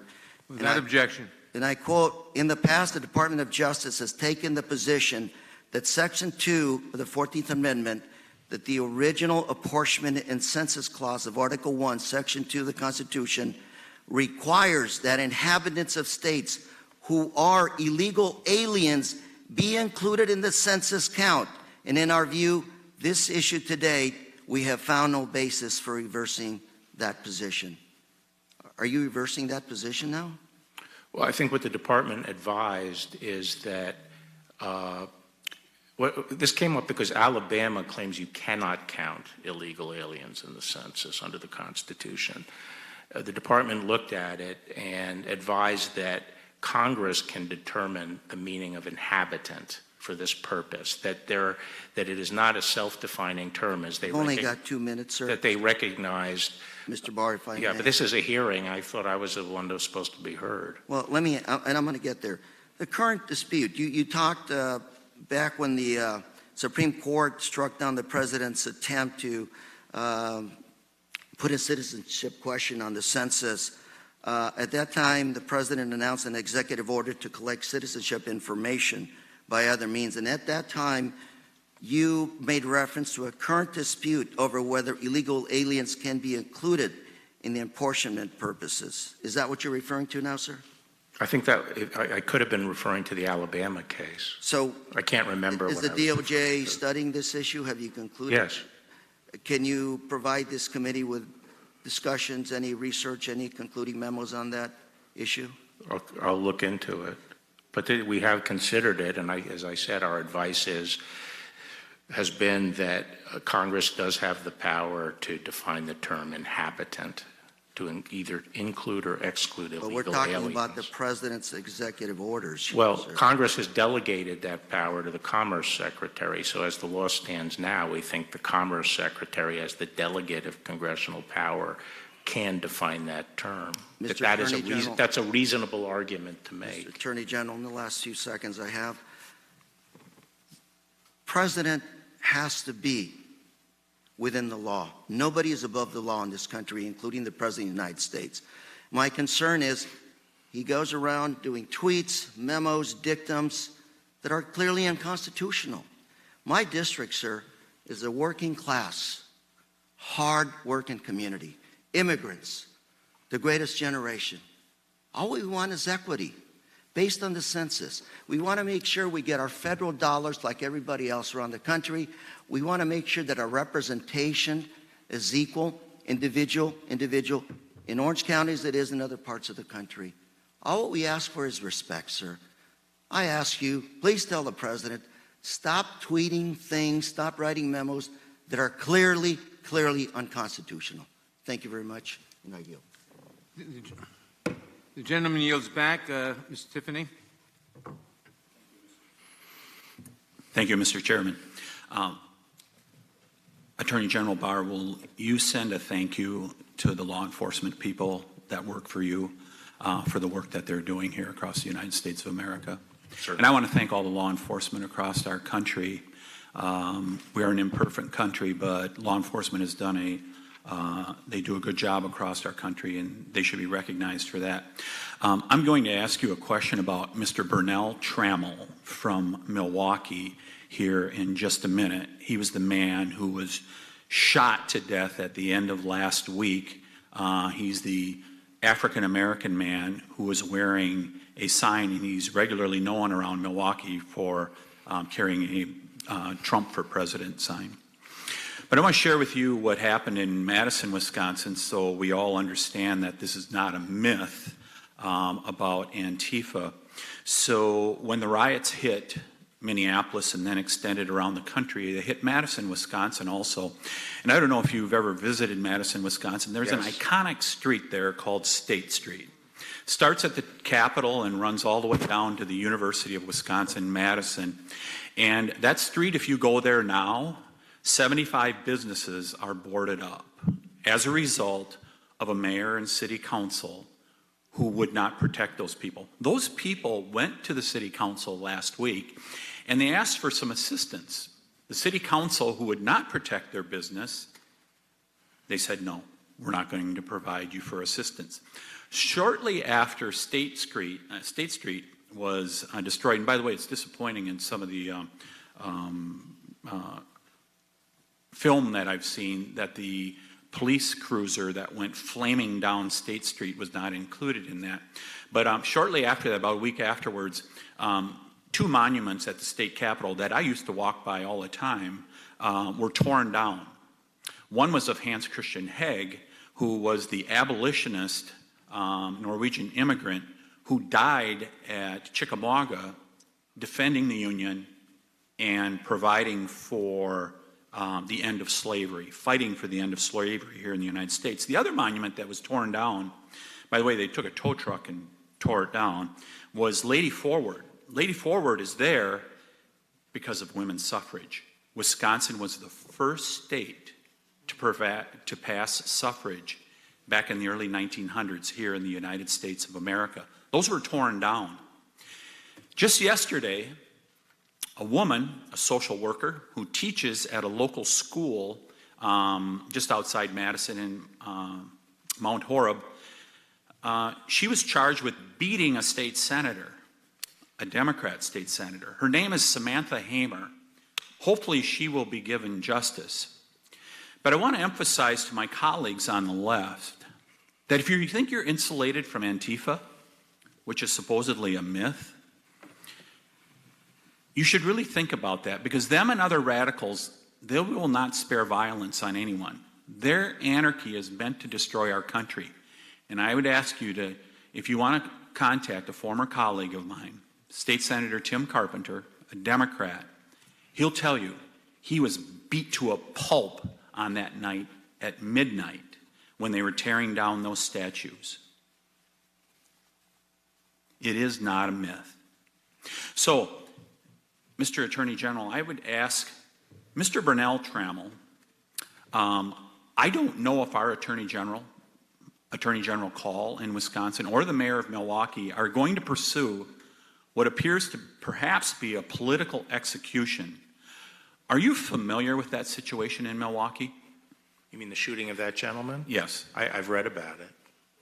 If the Attorney General and other law enforcement in Wisconsin do not act, will the federal government study this situation and bring justice for Mr. Trammell and his family? Yes, we'll certainly study that situation.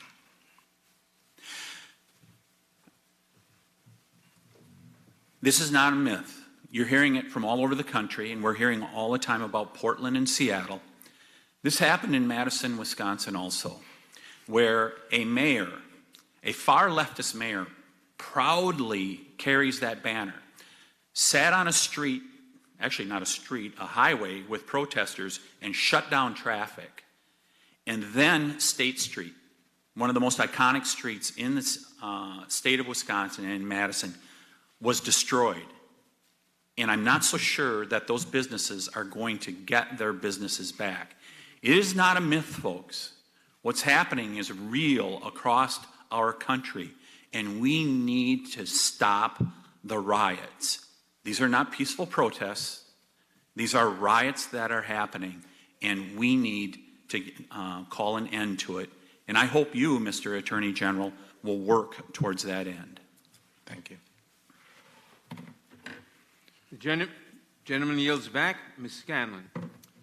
Attorney General Barr, I wanted to follow up on some questions from one of my colleagues. You testified earlier that you have at times voted by mail. Is that correct?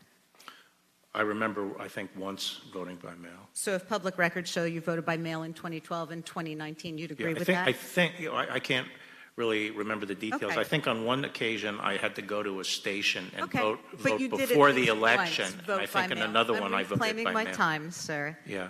I raise this because in May of this year, 800 public health experts from across the nation sent a letter urging Congress to, quote, prepare for a presidential election by mail to allow Americans to vote from home and assure their health and safety. You're aware that health experts have emphasized that voting by mail is critical to protect public health in this upcoming election, correct? When was that? In May of this year. If you're not aware of it, I can provide Okay, this to I'd be interested in your seeing. staff. Yeah. Great, I have an extra copy for you. So that public health advice is really important to citizens in the Commonwealth of Pennsylvania because we have a large population of seniors who are at higher risk for the coronavirus. They shouldn't have to choose between risking their lives and exercising their right to vote. But the problem we're facing is that the president has repeatedly sought to cast doubt on the security of mail-in ballots, saying that the 2020 election could be rigged with, quote, millions of mail-in ballots printed by foreign countries, end quote. And you, sir, have repeated this disinformation. Well, it's not Barr, disinformation. I don't have a question for you yet. Here it comes, though. Last month, you echoed the president's conspiracy theory when you suggested in at least 3 interviews that, quote, foreign countries could manufacture counterfeit ballots, end quote, to influence the presidential election, correct? You did that in at least 3 interviews? Yes. Okay. But in fact, you have no evidence that foreign countries can successfully sway our elections with counterfeit ballots, do you? No, I don't, but I have common Okay. sense. Okay, well, and that's what you responded when you were directly challenged on that. You said, no, you didn't have evidence, but it was obvious. According to state election officials, your alleged concerns here are not obvious, but in fact are outrageous. Every state in the union has absentee ballots. 2/3 of the states allow for vote by mail for any reason.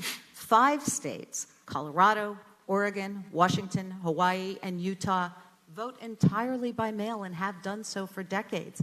Even the U.S. military uses mail-in ballots, doesn't it? Yes. Okay. So isn't it true that after you suggested without evidence that foreign adversaries could sway our elections using counterfeit ballots, election experts and officials from around the country said that what you suggested was virtually impossible, preposterous, would never happen, and would be readily detected due to the multiple levels of security used with mail-in ballot systems? There are not multiple levels of security. Okay, well, so and I don't agree. I recall- don't agree that it's a Okay, reclaiming my time. And again, I'm happy to supply you with the statements that were before provided Donald from around the Trump raised country. concerns about In it. Every fact, major publication. Reclaiming my time, sir. In fact, there is no evidence that foreign countries can make counterfeit ballots and create a real threat to our election security. Are you aware that in May, the president tweeted, and I quote, "Mail-in voting will lead to massive fraud and abuse. It will also lead to the end of our great Republican Party," end quote.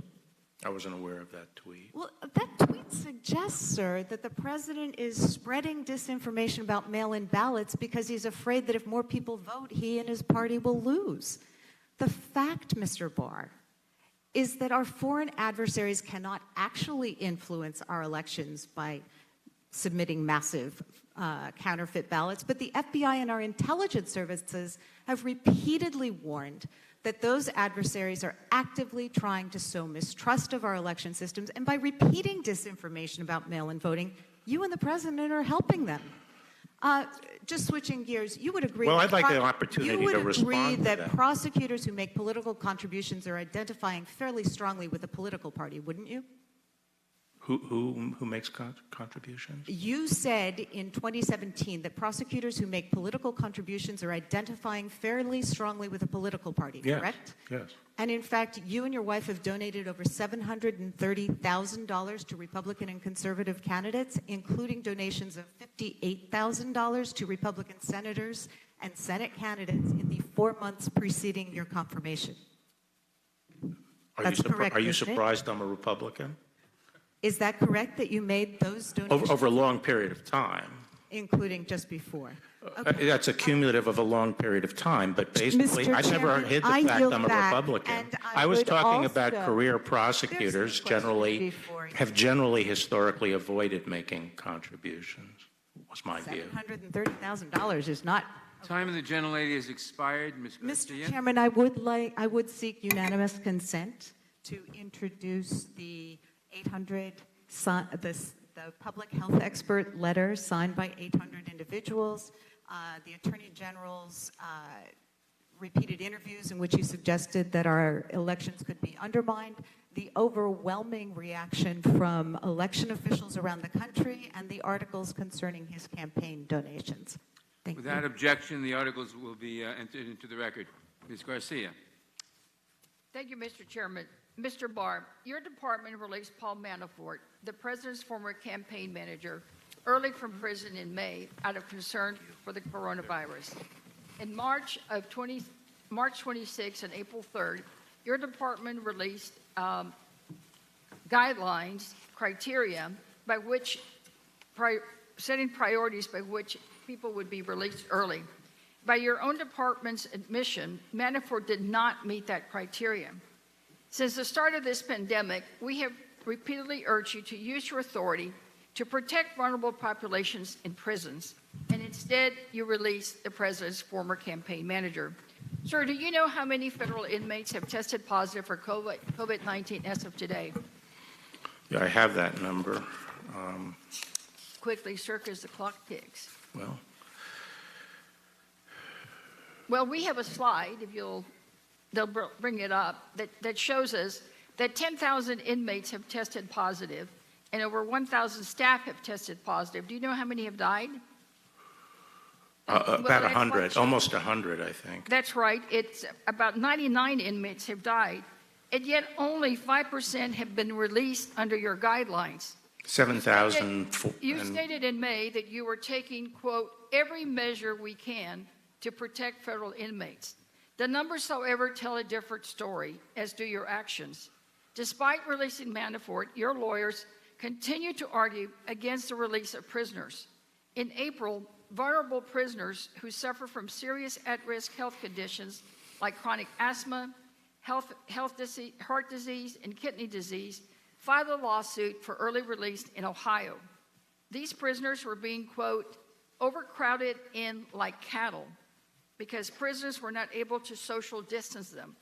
550 prisoners sought release, yet your own department processed only 7 applications and denied them all. Yet you had time to process Manafort's application. I didn't but process apparently- Manafort's Well, your application. department did, sir. But apparently not these vulnerable Americans living at grave risk. In fact, in a series of rulings in April and May, an Ohio District Court ordered that your department, quote, act with urgency and to, quote, move inmates out due to continued risk of harm to prisoners and to government staff. And, sir, your department challenged that court order, did it not? I'm not familiar with that. Well, you all did. You did not help move these inmates out as ordered. In fact, you tried to block the district court's order. However, the Supreme Court on May 26 rejected your department's request. Sir, 9 prisoners had died, and it's been 2 months since the Supreme Court's order. Do you even know today how many of those prisoners have been released or how many more have died? No, I don't. You know, we had 100, Well, sir, we started out this with 170,000 prisoners, so we've lost. I just need you to try to explain to me and to America, how is it that the former campaign manager of the President of the United States who did not meet the priority criteria got released, even though your own department admitted he didn't meet the guidelines, but all these other folks were not? If it was deadly enough of a virus that you needed to protect the former campaign manager, why not all of these Americans who also have vulnerable and have at-risk conditions? Mr. Barr, the contrast says it all. And it is not just in Ohio. In fact, in my own home state in Texas, a federal prison housing women with mental and medical health issues just confirmed last week that of the 1,357 prisoners, over 500 tested positive for COVID. One prisoner recounted, "We're like a whole bunch of hamsters in a cage, chasing our own tails, and yet none have been released." Mr. Barr, have you seen those statistics, yes or no? Well, if you can't I put answer- out guidelines, general guidelines, to propel the release of. Not released anyone. I put out general guidelines. One of those prisoners is a mother, Andrea Circle-Bear, who had to give birth on a ventilator in that facility because your department prioritizes releasing Paul Manafort instead of vulnerable Americans. A few weeks after this photo, Ms. Bear died, along with 2 other women housed in this facility from COVID-19. Sir, you could be saving lives by reducing the prison population. Yet you have blatantly abandoned your duty to these women. You have shamelessly abandoned your oath of office to protect all Americans impartially because you have prioritized giving special favors to the president's friends. This is not equal justice under the law. It's not the law that you and I both learned in law school. It is 2 simple systems of justice, one for the president's friends and one for everyone else. The director of the BOP. It is flat wrong. Yeah, the Thank you, and I yield back. Yeah, the director of the BOP testified under oath that no one from Justice Department was involved. Gentlelady yields back. Yeah, but the gentleman Neguse. has not been given an opportunity to respond, and Ms. that's been a Neguse. consistent problem. Mr. Neguse is recognized. Thank you, Mr. Chairman. Good afternoon, Mr. Attorney General. I want to go through a couple of your prior statements. On April 18th of 2019, you stated, quote, that the White House fully cooperated with the special counsel's investigation. You're aware of that? Mm-hmm. Today, yes or no, Mr. Barr, under the penalty of perjury, do you testify that that statement was true at the time you made it? I thought it to be true at the time I made it. Why isn't it true? I'll get to that, Mr. I Barr. mean, does it have Mr. to do Barr, with I quibbling will get over? to that. Reclaiming my time, you answered the question. Okay. I have another question for you. On June 19th of No, 2020. actually, I need to answer that question. Mr. Attorney General, you did answer the question. No, you I'll said give under an opportunity. penalty of perjury. I'm going to answer the damn question. You okay? said the answer was yes, is what you said. Well, are you saying no? I think what I was referring to, and I'd have to see the context of it, was the supplying of documents. No, Mr. Attorney General, this statement was not limited to the supply of documents. You stated at a press Mr. Attorney General, reclaiming my time. Reclaiming my time. I think that's what I was talking On about. April 19th of 2019 that the White House fully cooperated with the special counsel's investigation. You knew when you made that statement that the president had not agreed to be interviewed by the special counsel. Now, on June 18th of this year, Mr. Attorney General, I was referring to on the June 18th, production of documents. Mr. Attorney General, on June 18th of this year, the Department of Justice issued a statement saying that Mr. Berman, the former U.S. Attorney for the Southern District of New York, had, quote, stepped down. You're aware of that statement being released by the department, correct? Yes. And do you testify today that that statement was true at the time the department issued it? He may not have known it, but he was stepping down. He may not have known that he was stepping down. That's your testimony today? He was being removed. Mr. Attorney General, the statement did not say that he was being removed. It did not say that he was being fired. It said that he was stepping down. And apparently your testimony today is that that was in fact accurate when Mr. Berman has testified under oath to this committee that it in fact was not. Now I want to talk about No, he was removed. He was removed, and I wanted an opportunity to offer him another job. I understand your rationalization the for your day. answer, but the American It's people not a will let your rationalization. answer speak for itself. Now, Mr. Attorney General, earlier this year, President Trump stated that he had planned to make what he described as Vice President's, quote, Ukraine dealings an issue on the campaign trail. Earlier this year, on February 10th, you stated that you had set up a, quote, intake process for submission of information, intake process, end quote, for submission of information relating to the Ukraine to the Justice Department, and that included, quote, these are your words, anything Mr. Giuliani might provide. Do you recall making those comments? Something along those lines. You'd concede there isn't anything standard about the Attorney General creating a special process for information related to advancing. I disagree. You disagree. And I also made it clear that that is a vetting process that's available to anybody. Is that right? Which U.S. attorney have you assigned to receive information from Vice President Biden's personal lawyers regarding President Trump?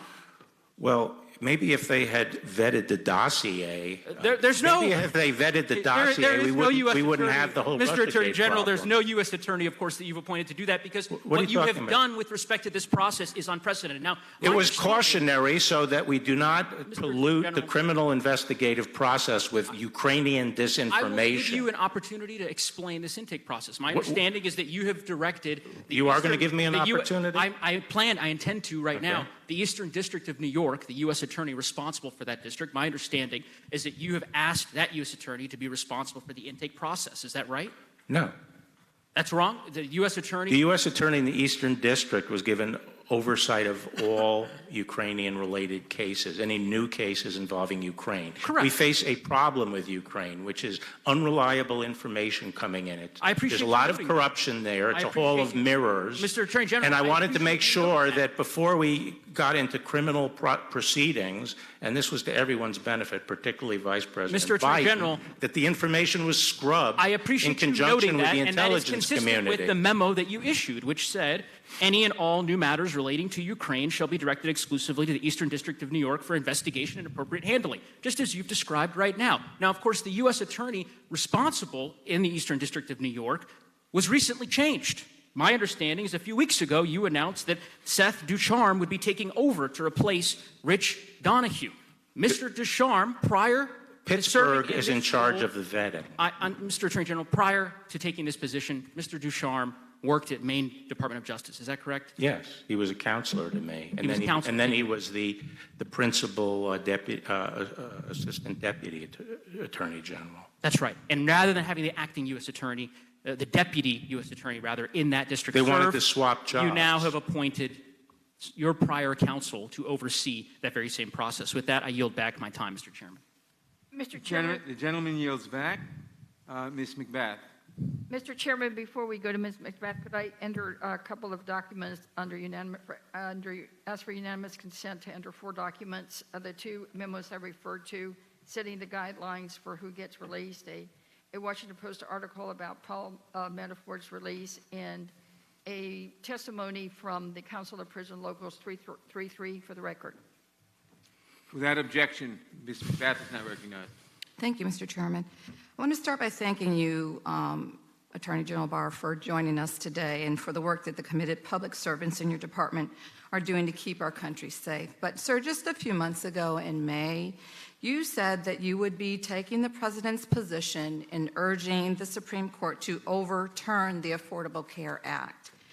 When asked if you will still take that position, even if it means, and I quote, stripping millions of Americans of their health care in the middle of a pandemic, you stated that the case would not be argued until October and that the President expects to fix and replace Obamacare with a better system.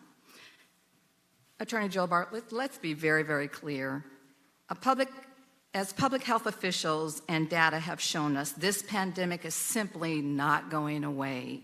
Just last week, it was reported that one hospital was planning to send coronavirus patients home to die due to limited resources to treat them. So we're still facing an extremely critical and extremely serious situation. And even if you expect the President to figure out a new plan by October, the President has not yet put in place another system, nor is there any guarantee that he will do so by October, as you, quote, expect. So when you say you expect the President to figure out a new plan, you are taking a risk with millions of Americans' lives. You are risking the lives of millions, people who will not be covered for pre-existing conditions if the Supreme Court agrees with your position. Civil servants in your own department have disagreed with you on this matter. In fact, I'm introducing a statement by one of the lead attorneys on the ACA case, Joel McElvain, who resigned in protest when your department refused to defend the law as it is required. In my district, the 6th District of Georgia, Congressional District, there are over 300,000 people that have pre-existing conditions, and I, sir, am one of them, a 2-time breast cancer survivor. Our state is continuing to battle hard against a resurgence in COVID-19 cases. So I'm asking you, sir, not to gamble with American lives, not to gamble with my life. And I'd like you to confirm that if the President has no other plan in place by October, you will reverse course and drop your position that, I quote you directly, the entire ACA must fall. I have 2 children who are cancer survivors, so I feel very strongly about this issue as a matter of policy, and I believe that the President's made clear that he will ensure that Sir, there will... please answer my question. Will you stop playing politics with Americans' health care in the middle of a pandemic? I'm not playing politics. I'm the lawyer. I'm not in charge of health care policy. Will you reverse your course and make sure that millions of Americans like me that depend on health care and treatment to stay alive, will you reverse your course to make sure that we have the ability to be able to live in this country freely with quality health care? People will have the health care protection, and that will be accomplished either if I lose, Okay, if the sir, government, if the government loses no. the case, I if the take Supreme this as Court a no. strikes it down, then I think take this as a no. Sir, I that want to based on briefly go history, on. there will be. Sir, I'd like to go on. I'd like to briefly mention my concerns relating to gun violence, because that's actually how I got relating to to what? Washington. What? I want to briefly go on to another concern that I have relating to gun violence. That is actually how I got here. Okay. During the coronavirus outbreak, the nation has seen a dramatic increase in firearm sales and skyrocketing numbers of sales blocked by failed background checks. In March alone, the NICS background check system blocked 23,000 attempted sales. In other words, in 1 month, there were 23,000 attempts to get a firearm by a person who was not allowed to possess one under our current law. And it is a federal crime for anyone to lie in an attempt to get a firearm, which is what I suspect most people try to do. I'd like to know from you, how many of these March block sales were investigated? I sent out a directive that we should start prosecuting to the extent we can these lie and try cases. Previously, we hadn't really been pursuing them. Okay, so I take that as a no. I just have one more thing to say. Well, Sir, I'm my time saying is we are up. pursuing those cases. My time is up. I take that as a no. Unfortunately, this fits a larger pattern of your administration neglecting the health and safety of Americans. From health care to gun violence, this administration is failing to keep my constituents and people all over the country healthy and safe. I demand better. Americans demand better. I want you to provide the answers that you are either unwilling to provide us or don't have answers to this committee, because these are relevant questions and we need to have answers from you. And I yield back the balance of my time. Mr. Chairman, Mr. John, you got a question. For what purpose? For what purpose does the gentleman seek? For months, you've tried to get the Attorney General to come. He's here. Why don't you let him speak? Why don't you let him answer the questions? The gentleman is not. Time after time. If you want the Attorney General to come, at least let him answer the questions and the accusations made against him. The gentleman's rudeness is not recognized. Rudeness? Rudeness is on the other side. Mr. Stanton is Time after time, you refuse to let the Attorney General of the United States answer the questions posed to him. Mr. Stanton is recognized. Well, maybe the last few witnesses will actually let the Attorney General speak. Attorney General. Mr. Stanton is recognized. Thank you very much, Mr. Chair. Mr. Attorney General, thank you very much for being here. Since the passing of the Voting Rights Act in 1965, those who have sought to suppress the minority vote concealed their intentions. The suppressors suggest that they were really out to advance some altruistic goals such as election security. But history has proven that those allegations and those rationalizations were lies designed only to fend off legal challenges. It was a dirty little secret, and those who aimed to suppress the minority vote never dared to say it out loud. But not Donald Trump. He didn't even try to keep it a secret. He just blurted it out. He said he will lose the 2020 election if more Americans are able to vote. That's one reason why this president needed a fixer at the Department of Justice, from letting Russia off the hook to rewarding Roger Stone. Mr. Barr, you've proven not only very willing, but I have to admit, very able. More than a year ago, this committee heard testimony about a resurgence of discriminatory voting practices, certain states making it more difficult to vote. These practices include unnecessarily strict photo ID requirements and the abuse of signature match requirements to reject absentee ballots. Despite that, your department has a lax approach to enforcing Voting Rights Act. During your tenure, you filed just one case to do so. But the DOJ has done nothing to block the suppression practices we heard about over a year ago before this committee. And to your credit, Mr. Barr, you warned us. You told the New York Times Magazine earlier this spring that the DOJ's role in protecting the right to vote would be limited this year and that it would be up to the states to police themselves. Isn't that right? Yes or no? I don't recall saying that, but if you say it's in the article. It's in the New York Times article from just last month. In that same news story, you said it would be up to the voters to referee the election. Is that right? Yes or no? I don't remember the context of that, frankly. Was I talking about foreign influence? No, sir. I'll submit it for the record. You'll have a chance to review it and submit additional testimony if you desire to. Someday, when we have more time, you'll have to explain to me how a person whose right to vote is denied by a discriminatory practice can referee an election. That doesn't sound. But I digress.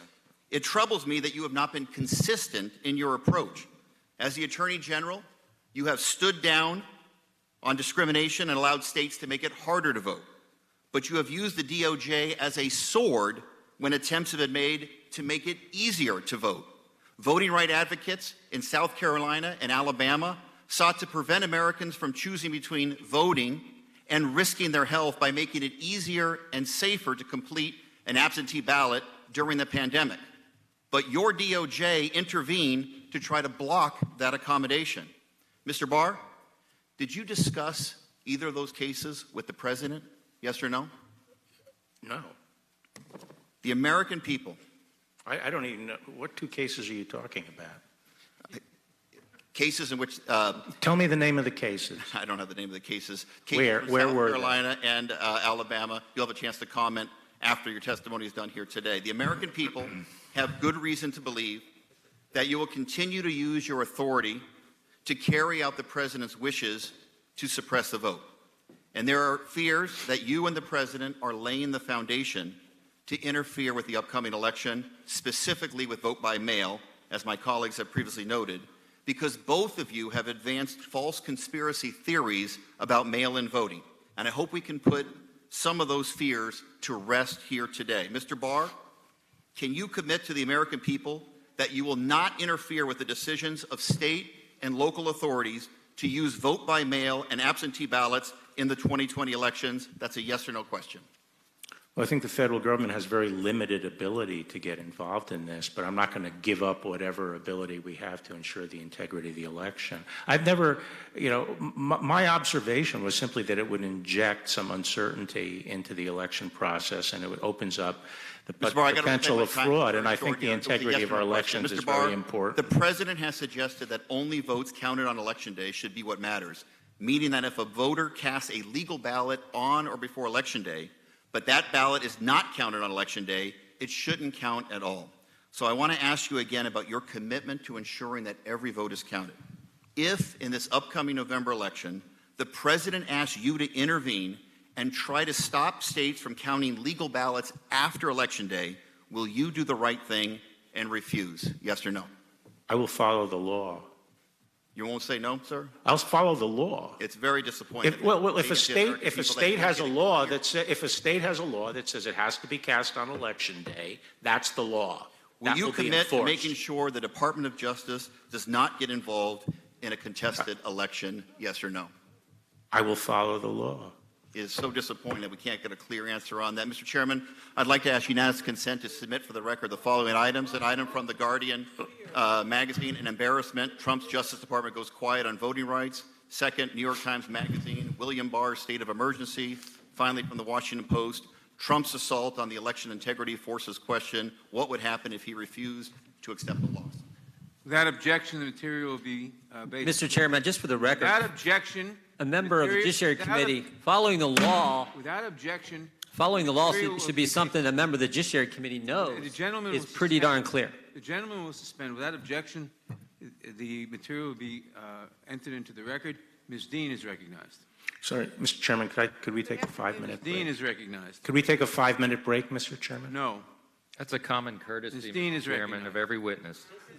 I waited an hour for you this morning. I haven't had lunch. I'd like to take a 5-minute break. Mr. Attorney General, we are almost finished. We're going to be finished in a few minutes. Otherwise, we can certainly take a break, but You're class act. Okay. Yeah. After this, if you still want, we'll have a break. No, he wants a break now. You want it now? And you just mentioned Committee rudeness. I think we're stand- seeing it on display. Let's let the Attorney General have a break. Committee will stand and recess it now. Thank you. Thank you, Mr. Chairman.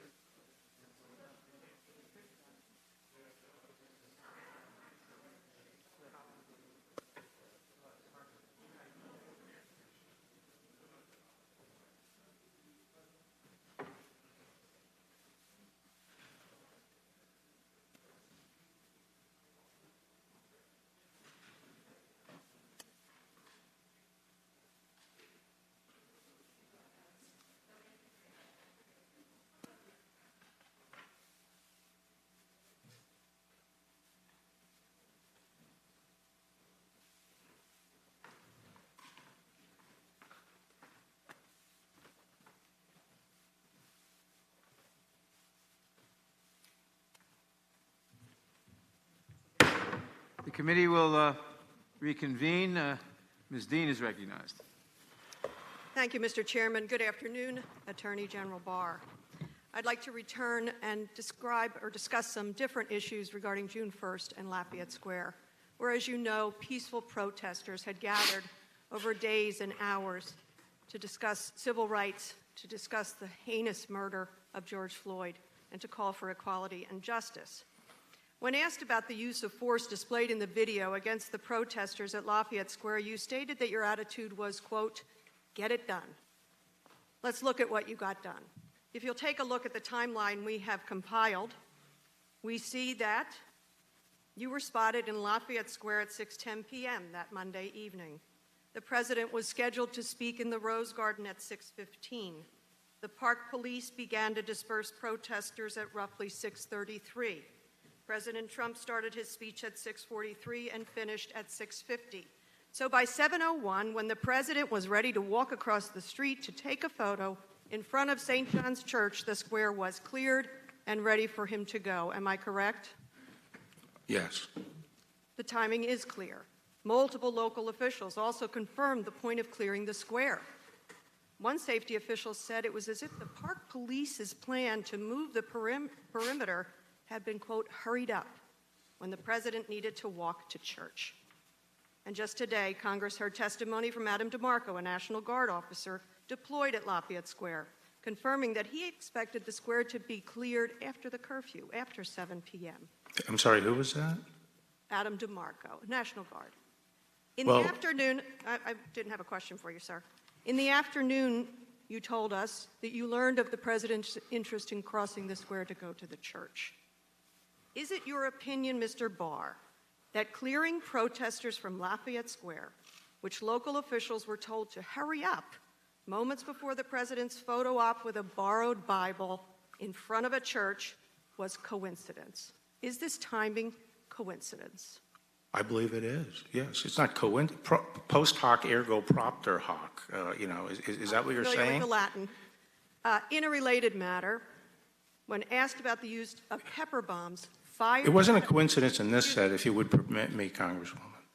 Okay? As I said, I used the analogy of MacArthur at Leyte Golf. We heard okay? that. Thank yeah? you. I'll reclaim okay, it. so... Mr. Attorney General, he couldn't have walked... He said coincidence. Fine. We'll assume that that was all coincidence. In a related matter, I've already when asked explained that about- it had been planned all day. Attorney General, the time is mine. We've waited a long time for you to come here. The time is mine. You've waited to talk to me like this? You didn't need to wait When so asked long. about the use of pepper bombs fired at Americans in Lafayette Square, you said, quote, no, there were no chemical irritants. Pepper spray is not a chemical irritant.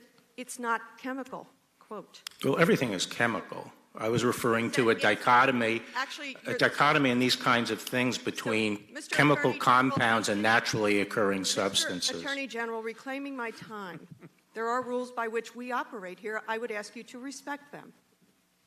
Take a look at the screen. I've placed on this screen for reference, as you are aware, how your department describes pepper balls used on Americans in Lafayette Square. A 2009 Justice report noted that the pepper ball, quote, system's accuracy and accompanying blunt trauma impact made it an ideal chemical dispensing system.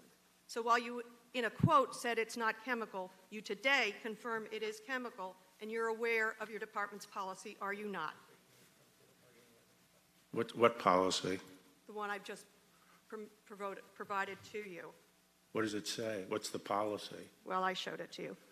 Finally, whether or not you authorized it at the time, perhaps you weren't listening. I didn't see the policy. What was the policy Clearly in you weren't there? listening. Fine. Whether or not you authorized the use of pepper balls. What? I did not ask you a question yet, sir. I ask you to please refrain from interrupting me. We watched horrifying videos played across the news and social media showing that these chemical irritants were used on protesters. So yes or no, and this is a yes or no, sir, have you begun an investigation of the use of excessive force in Lafayette Square? Well, I think the IG is looking at everything related to, the anti-rioting. So the answer is yes, you are investigating it. The IG is investigating it. Okay, we'll hope that he does not get fired. Tragically, what happened in Lafayette Square is no longer an isolated incident. Use of chemical irritants has been used in more than 90 cities. My colleague showed you the video of the Navy vet being pepper sprayed and beaten, his bones broken. Whether or not you thought this was appropriate at the time, have you now called for law enforcement to stop using these chemical irritants on protesters? Yes or no? Pepper spray? Yes. No. No? I think it's a very important non-lethal option. For protesters? No, Sir, for rioters. That was my question. For protesters? No, for rioters. Yes. Sir, America was founded on the principles of free speech. When people resist Excuse law me. enforcement, they're not peaceful. Reclaiming my time. I'm surprised at your lack of respect for a member of Congress. The time of the gentlelady has expired. Ms. McCarsell-Powell. Mr. Barr, good afternoon. I'm glad that you mentioned Latin America a little bit earlier. You know, many of my constituents that I represent in Florida fled to America from countries that use deadly force to stifle speech, and they used armed forces to suppress dissenting voices. They cherish our Constitution, as other Americans have done for generations, because of the incredible freedoms and rights that being an American citizen gives to all of us. It's extremely personal to me because you probably know that my roots are in Ecuador, but I live by the American Constitution. And it's true that those who weren't fortunate enough to always have these rights and freedoms sometimes cherish them even more than those who have always had them.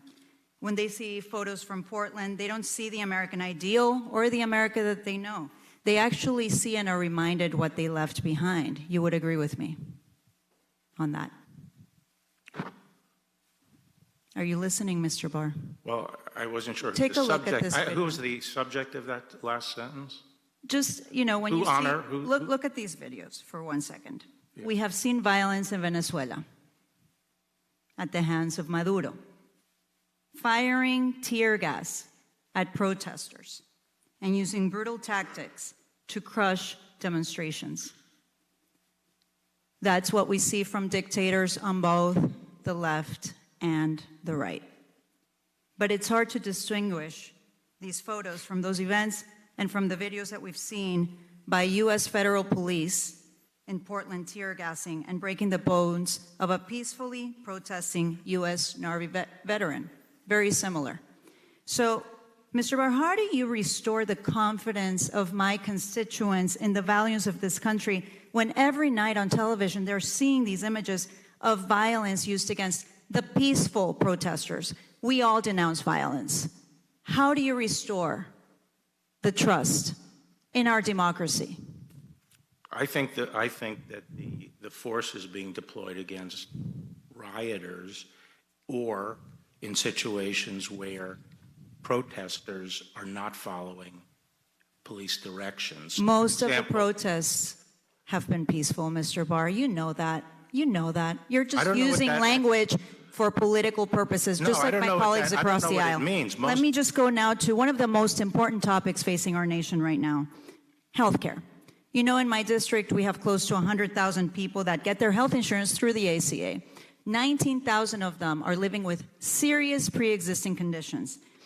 And yet you are working to strip their health care at the worst possible moment when the coronavirus is killing thousands of people in my state. They will In not be Miami-Dade stripped of their County health and in Monroe counties that I represent, do you know how many people have died from COVID-19?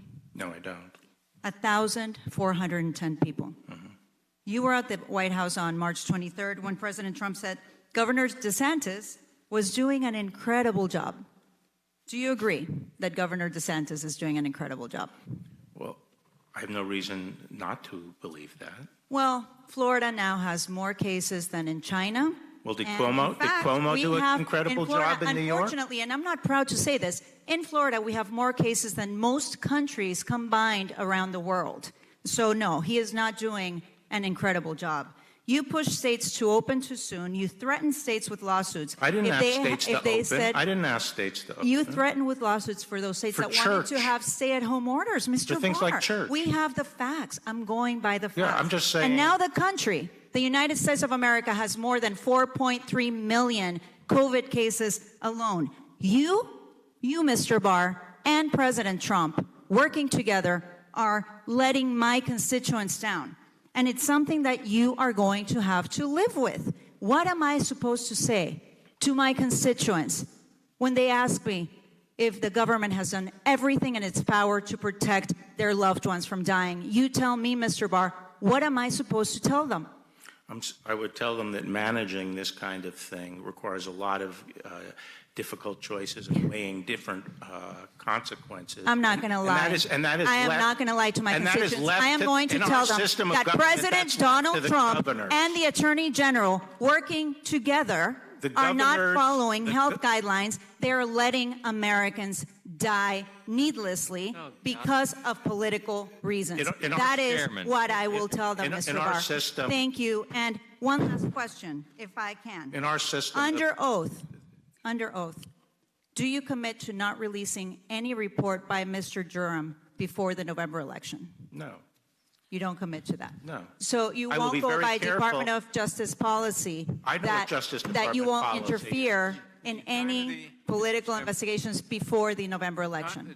We're not going to interfere. In fact, I've made it clear I'm not going to tolerate But under oath, you're saying that you do not commit to not releasing a report by Durham? I'm not going to. Any report will be, in my judgment, not one that is covered by the policy and would disrupt the election. The time of the general. I've already made it clear that neither You would go candidate against is your own Department of Justice policy, Mr. Barr. Why don't you tell me what that policy is? Oh, I have it right here. Well, actually. Do you want me to repeat it for you? No, I know what the policy is. The time of the gentlelady. Mr. Chairman. Thank you. I yield Go back. ahead. I yield back, Mr. Chairman. Gentlelady. Mr. Chairman, point of order. Point of order, Mr. Chairman. Back. What purpose does the gentleman seek? Is it permissible for a member of this committee to accuse the sitting Attorney General of the United States of murder? Because that's what we just heard. Those words need to be struck from this record. This is outrageous. The members control the time. Mr. Chairman. To say whatever they want? What about rules of decorum? Mr. Chairman. Mr. Chairman, I actually have a clarification. Mr. Chairman. Escobar. Escobar is recognized. Thank you, Mr. Mr. Chairman. Was the video played by the previous member, was that a video of things that happened in the United States or in Venezuela? I just want a clarification. What was the video? The gentleman is not stating a cognizable point of order. Ms. Escobar is recognized. Thank you, Mr. Chairman. Mr. Barr, the administration, against the constitutional text, historical precedent, and DOJ's own memo, is trying to exclude undocumented persons from the census, an action that harms American lives and immigrant communities, and American communities. Here's an example. Many American children are living with an undocumented parent or relative. This change in the census means that those children, American children, would receive less money for programs like the National School Lunch Program, Head Start, or the State Children's Health Insurance Program. A simple yes or no, please, Mr. Barr. Are you comfortable with a decision that would punish American children and immigrant communities in this way? I don't make the policy. I provide legal advice on legal issues. So Okay. as both to this issue and the issue of the Thank you, Mr. ACA, Barr. the I question didn't ask presented about to the ACA, department Mr. is Barr, the law. Reclaiming my time, sir. Mr. Barr, a simple yes or no. Does the Constitution say that only citizens should be counted in the census? No. Correct. It does not. In fact, the framers of the 14th Amendment explicitly confronted this question, and it provides that persons in each state be counted. I'll move on. Well, they wouldn't have, Among they wouldn't many have other- confronted there's it no because there were no question yet. illegal aliens. Among at the many time. other things, I'm alarmed by your department's refusal to comply with and implement key Supreme Court rulings.